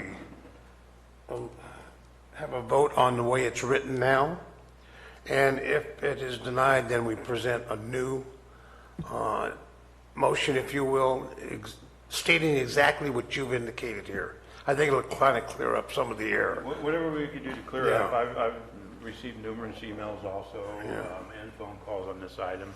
And again, I tried to explain that it's not, this is not what it was supposed to be intended to be. So I can understand their concerns and their misunderstandings. Sure. I agree. So that's why I said before we got into this, I would try and clarify exactly what was being said. This is not, again, a trip back to Washington, D.C. at the federal level to, as an ad hoc committee, trying to put forward whatever our personal interests are. That's not what this is about. And I don't think that would be fair, and I don't think I would vote for that myself. So, Supervisor Mills, your light is on? Yes. Let me just kind of clean it all up here. This is what CAMRA does. The Calaveras Amador McCollum River Association. They are your legislative affairs association regarding water and water issues between the two counties. I attend that every month. So I don't really see the need for an ad hoc committee of the type. CCWD, are using Mia O'Connell as their representative in Washington, D.C. on water issues. I think the county at one time did join with CCWD a long time ago, having somebody working together with them. Not that that's what's necessary, and that wouldn't be my goal anyway. I think that the board needs to have a more direct interest in federal and state legislation as it's coming down the pike. And I'll give you an example. It would be the mother-in-law apartments. And the result is our inability to collect fees How does that affect Murphy Sanitary or Union Public and their connection with water and sewer? Those are the kind of things that we need to be aware of and be able to take positions and explain to our other legislators why we feel that that is a good idea or a bad idea. So if we have CCWD has had a standing legislative committee of 2 directors for decades, and the whole purpose of is just to have a continual awareness to legislation that is occurring throughout the area. It has nothing to do with water. It just things that affect the county. But if we wait until something happens, then we're being reactive. So I don't know if I'm stepping beyond the line here, Council. Well, I think it's agendized for an ad hoc committee. So if you were to have, right now the way this is agendized is just for a single year general legislative affairs, which would include water, is basically the way this is on here. So if there was a decision to veto this and come back for a standing committee, that's a Brown Act committee, that would have to come back on another agenda. Similarly, if the topic of the ad hoc committee, which has to be time limited, were to expand beyond what's in the staff report, then we would have to come back. Thank you. I do understand that. I would say my opinion is to reject this type of recommendation and a request to bring back at a future board meeting a standing legislative committee made up of the CAO and 2 supervisors for the purpose of being sure that we have an awareness to legislative activity that is and will affect us in the future. Who's on that committee? I don't think that's the point. And I don't think that those 2 supervisors should be making any decisions. Those are simply to bring the awareness to the full board on issues and being able to vet them out without spending a lot of full board time on a specific discussion.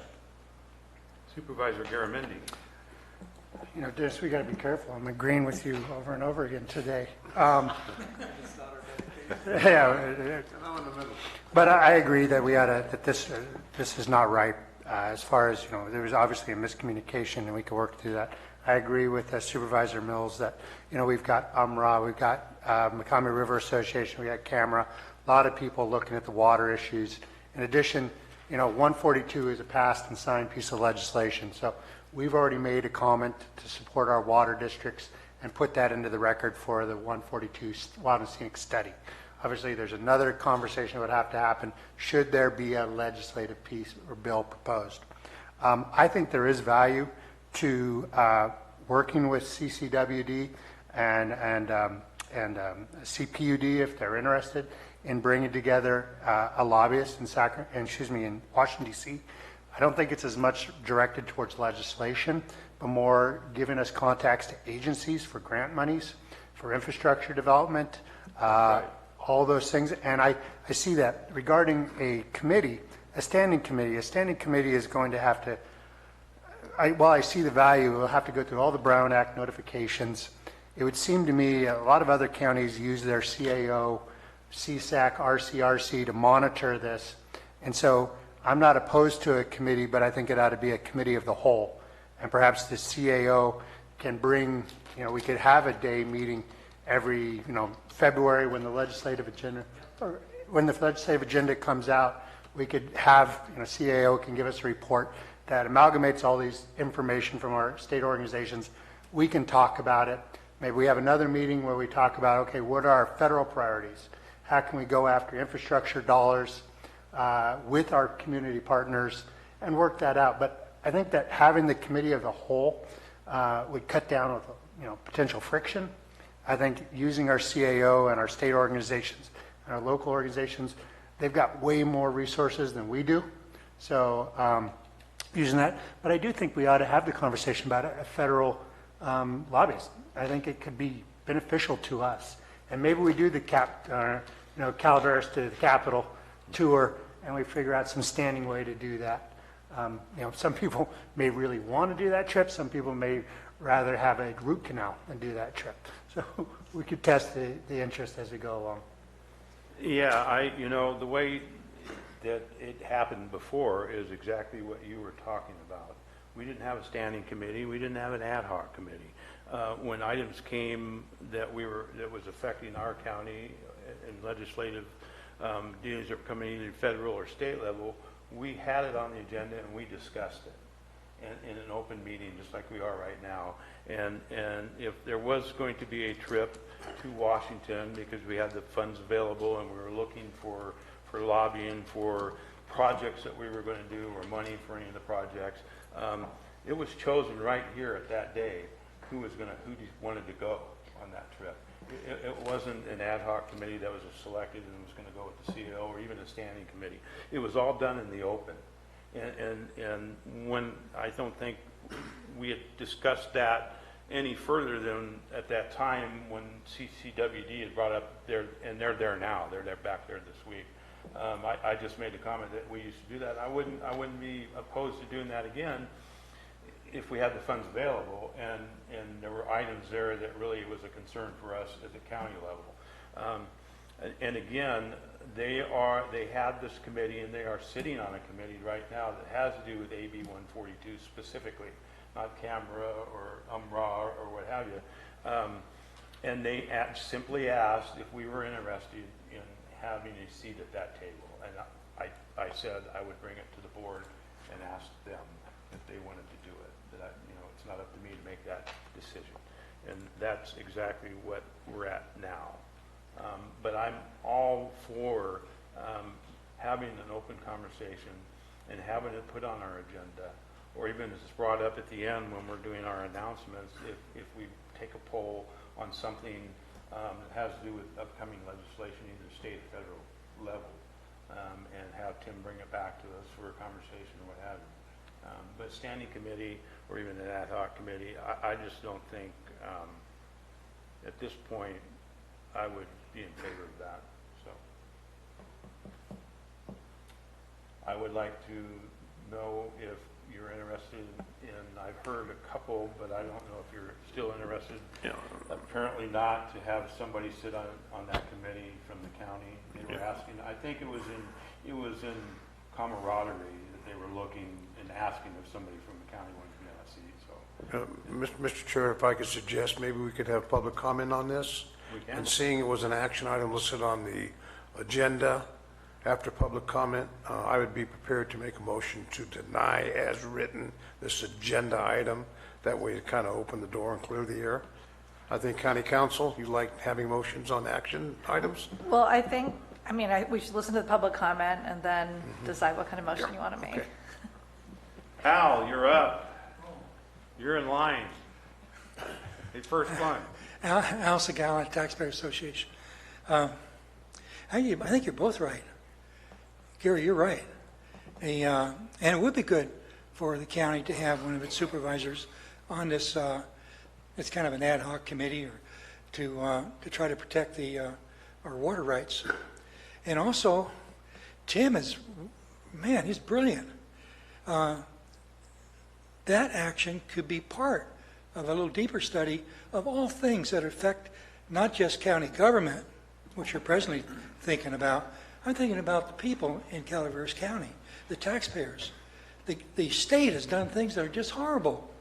And yet, it continues, and we look to you, we being the public, to try to protect us from the state when the state makes mistakes.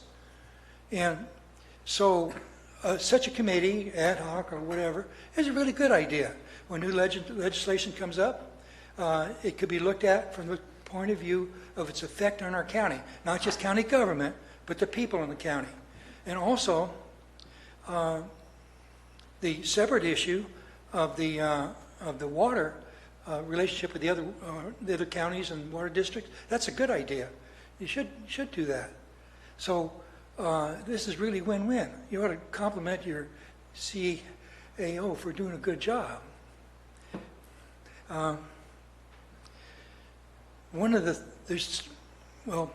There's many issues with the state that really could be thought out for a long-term policy for the county.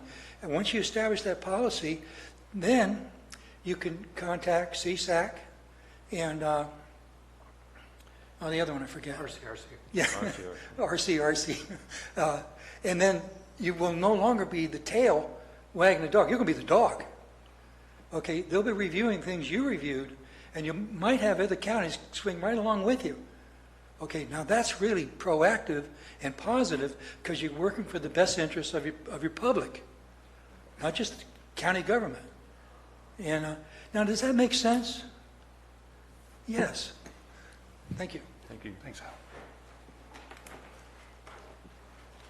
Hi, board, staff.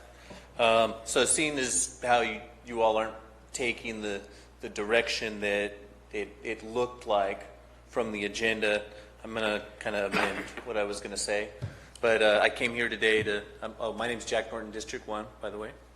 So I came here on behalf of the Community Action Project and the Calaveras Planning Coalition to speak on this item. But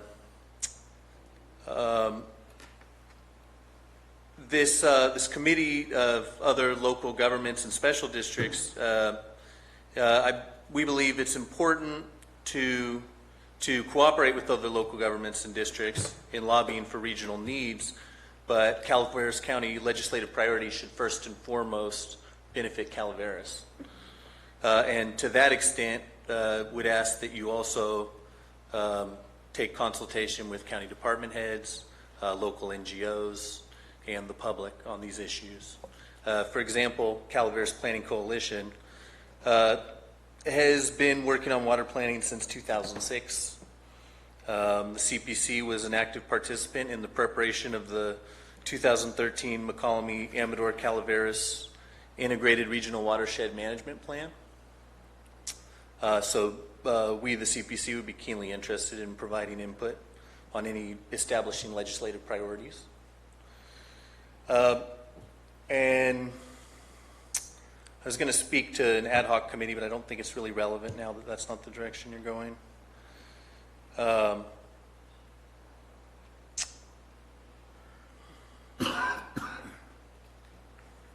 You could also look to San Joaquin County. I'm not sure if that's maybe part of the local government you were talking about in this committee, but they have a committee that establishes state and federal priorities, and their list is very comprehensive and includes a wide range of topics. So if you weren't planning just on focusing on water, but focusing on a broader range of issues, you may look to San Joaquin County and see what they're doing there. Thank you all very much. Thank you. Other public comments? Seeing none, I'll close public comments. Supervisor Oliveira. Well, thank you, Mr. Chair.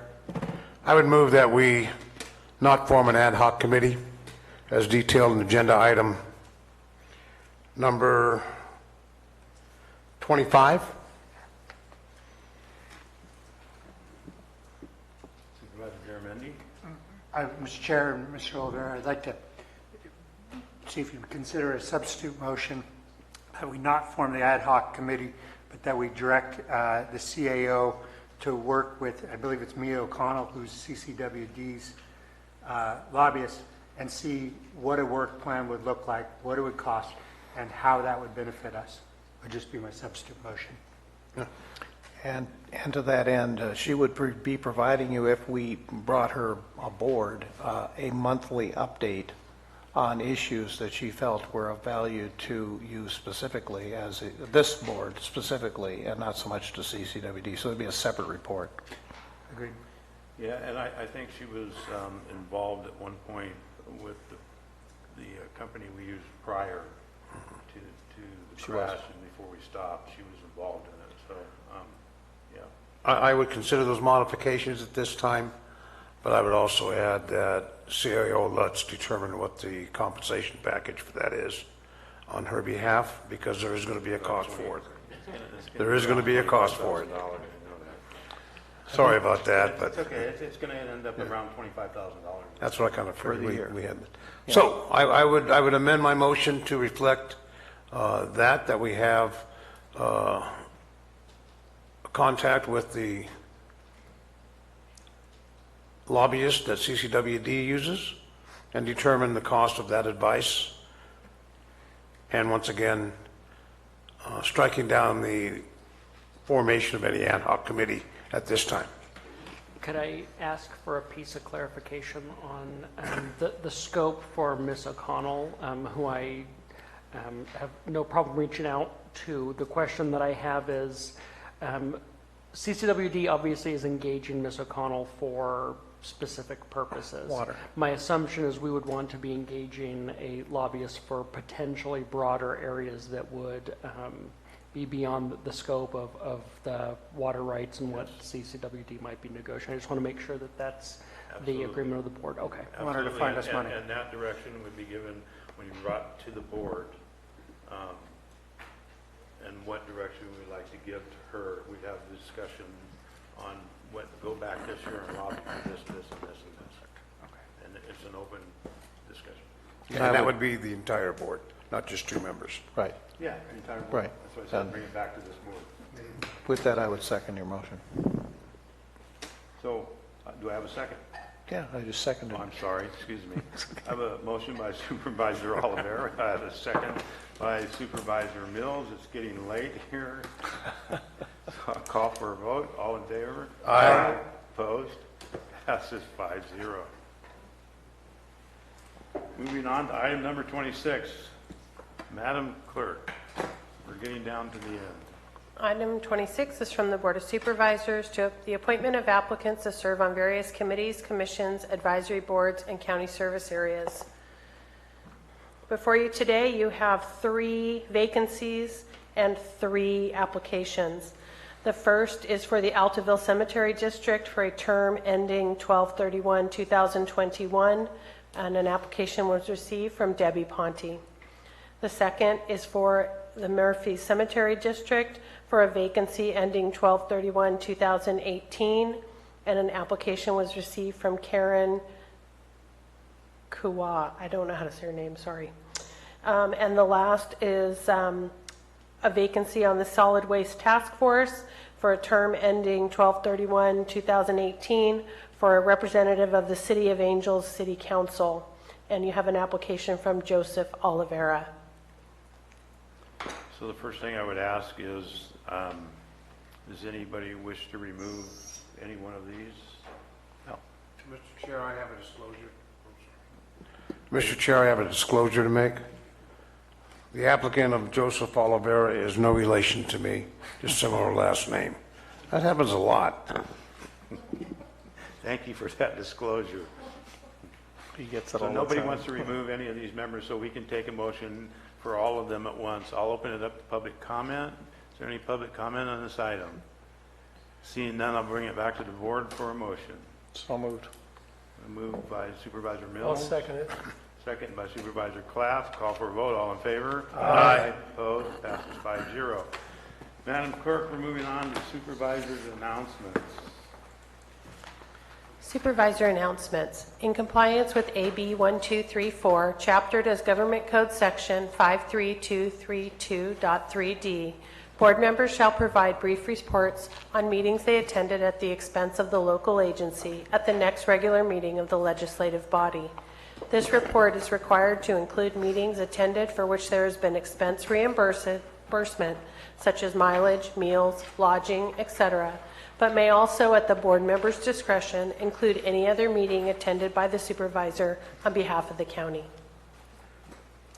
We will start with Supervisor Olivera. Thank you, Mr. Chair. During the last week, after our board meeting, actually, we didn't have a board meeting, did we?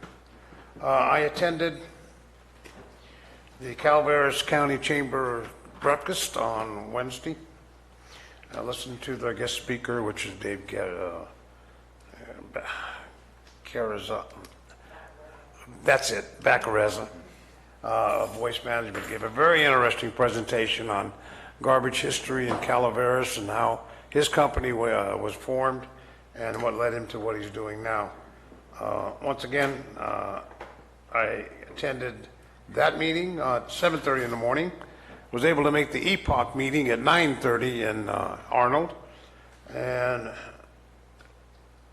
after that short 1-hour stay there, I went and joined the folks from Quincy Construction Management to tour the Murphy's Drive culvert failure crossing and the Blagan Road.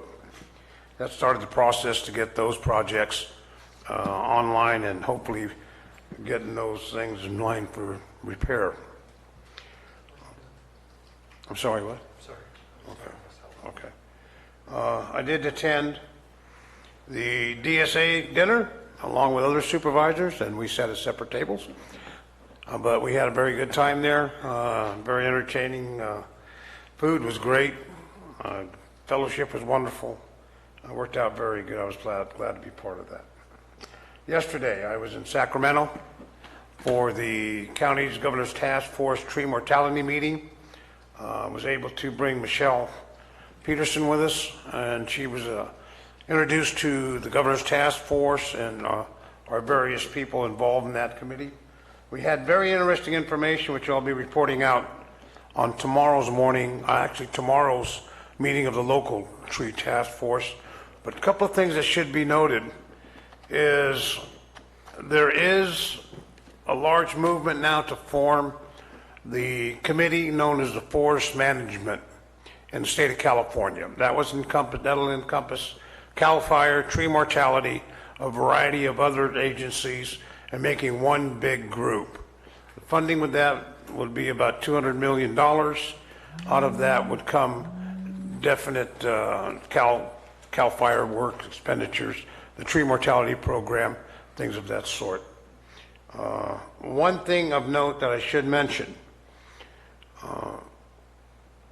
we were provided information by way of memo that Tuolumne County had chosen to attack their tree mortality program by fronting $1 million out of their own coffers, pending any reimbursement. Additionally, on the storm damage, they funded another $8 million for road repairs.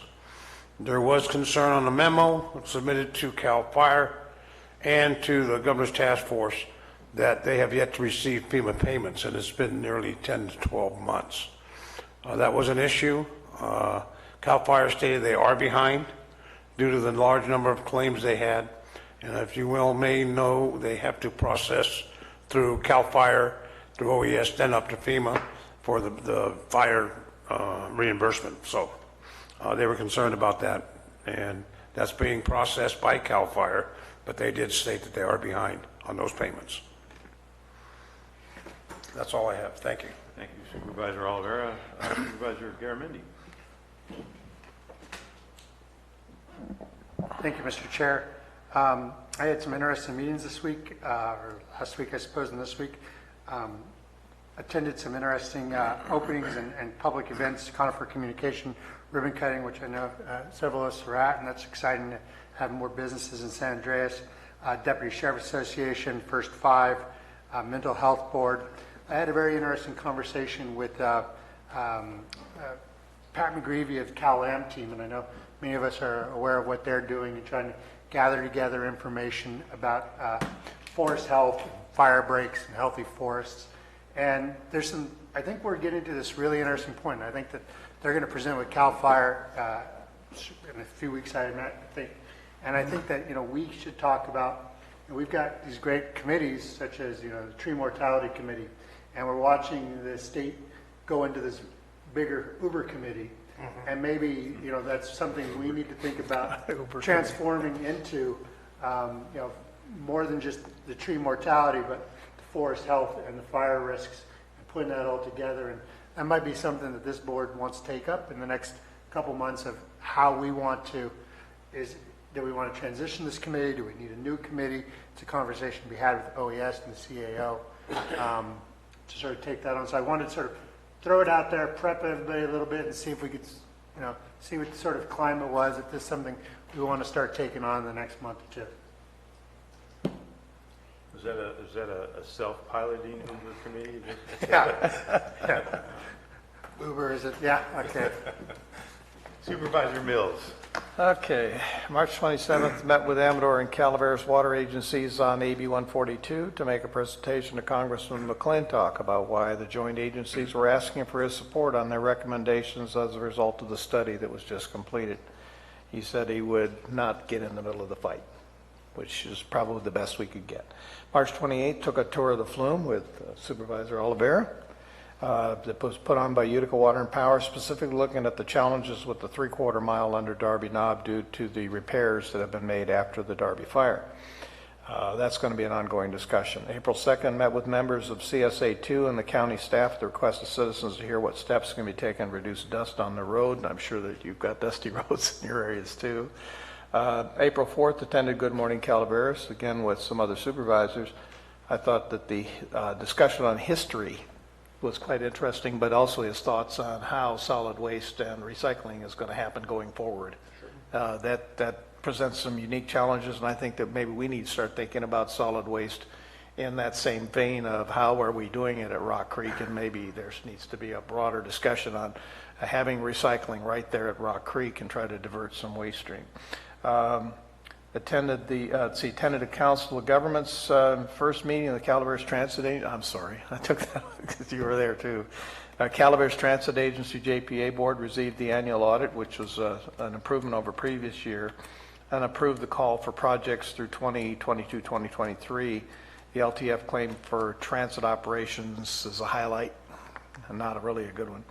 April 5th, attended a Highway 4 work group meeting where, again, the 3/4 mile flume was discussed among the partners. Sent a representative to the opening of Conifer Communications. I think some of you folks were there as well. And April 6th, attended the McCollum River Association meeting at JBID. Great presentation by USFS on fire management protocols. They have a whole different way of fighting fires. I knew that, but I didn't really understand it till I saw their pictures. We heard the Stanislaus National Forest will be required to increase timber removal from 17 to 19 million board feet per year to 75 million per year, which they asked us then to sign on to the Master Stewardship Agreement, which Tuolumne County has done, and Mariposa is likewise working on it. The result for Tuolumne County this year is $14.7 million. Which forest do they want to go to? Stanislaus. 75 million, which means what we'd like to do is take the entire Stanislaus National Forest, put it under one management plan, speed up the process. They're saying it's as much as $800,000 to do an EA, an environmental assessment, and it can take as much as 180 days or longer to do those. With having a common assessment already completed, that's down to literally weeks, if not a month, to move it forward. Attended the Taste of Calaveras put on by the Angels Camp Business Association, met with many restaurants. In fact, Hotel Leger was there. Food vendors, wineries, independent businesses, attended the Deputy Sheriff's dinner. You know, in those dinners like that, I always make a practice to sit with people I don't know, because you can really get into some interesting conversations when you start talking, and I guess the wine kicks in. And also the MCRWA meeting that was this afternoon. I'll have to get an update for somebody because I guess I didn't make it. So that's all I have. Thank you. Supervisor Clapp. I attended the CSA 1 in Valley Springs for the roads and stuff. And I went to Area 12 meeting, and they'll be presenting something on the board probably in October. I don't know if they got a hold of Tim yet or not. I also attended the Chambers Good Morning Calaveras breakfast, and we sat at different tables. And I attended the first 5 with Jack, and I attended last night the La Catena homeowners. And that's it. That's enough. Well, I attended the COG and a couple other committees and fundraisers, and that was all mentioned here. I also had the opportunity, I went to the DSA on Saturday night, and then I left the DSA and went to the Quilts of Honor Bunco tournament, to which I have participated in for the last 12 plus years. And it's always a joy to get involved in that fundraiser for that organization. Great people there. If you missed it Saturday night, they do it once again in October near Halloween. So look forward to that because it's a great time. You don't need to know a whole lot about Bunco and playing Bunco. Just show up and they'll get you involved in it. And it's a great time for everybody. So that's Quilts of Honor. So cool. That's all I have. Great. We will go to CAO Lutz. He says no. County Council says no, and this is, well, we might mention that we will have a familiar face back next week on the 17th. Yeah, we will. We will thank you for your time that you've spent here for the last 6 weeks. But we have Megan coming back on the 16th on Monday. See you back on Monday. So. But you are leaving to go look for rocks or something, right? Birds, bird hunting, bird watching. Okay, we'll have fun. Madam Clerk, do you have anything? I don't have anything to report, but I would like to wish Supervisor Clapp a happy birthday. Oh, my. I almost snuck out. God, Al, you're going to sing happy birthday to me? Garrett, can I announce too that I'm going to have a town hall meeting on the 19th with Supervisor Tofanelli, and we'll be talking about Measure A and some other issues that's coming up on the ballot. Yes, you can. That's Okay, and April that'll 19th. be 19th at 6 o'clock at the Vets Hall. At the Vets Hall in Valley Springs.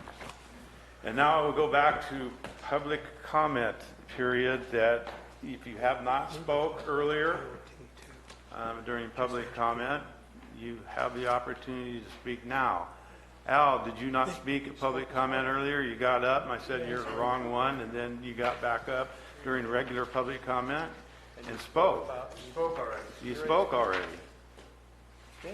No, Yeah, you did, Al. no, I You did not? Right. Okay, Al, you're up. I'll give you 3 minutes Yeah, you then, did. by God. You got 3 whole minutes and you've already used 10 seconds of it. No, I'm wearing these glasses so I can appear to be more intelligent than I really am. Is that what this I don't need it to read this. It's working. This is good news.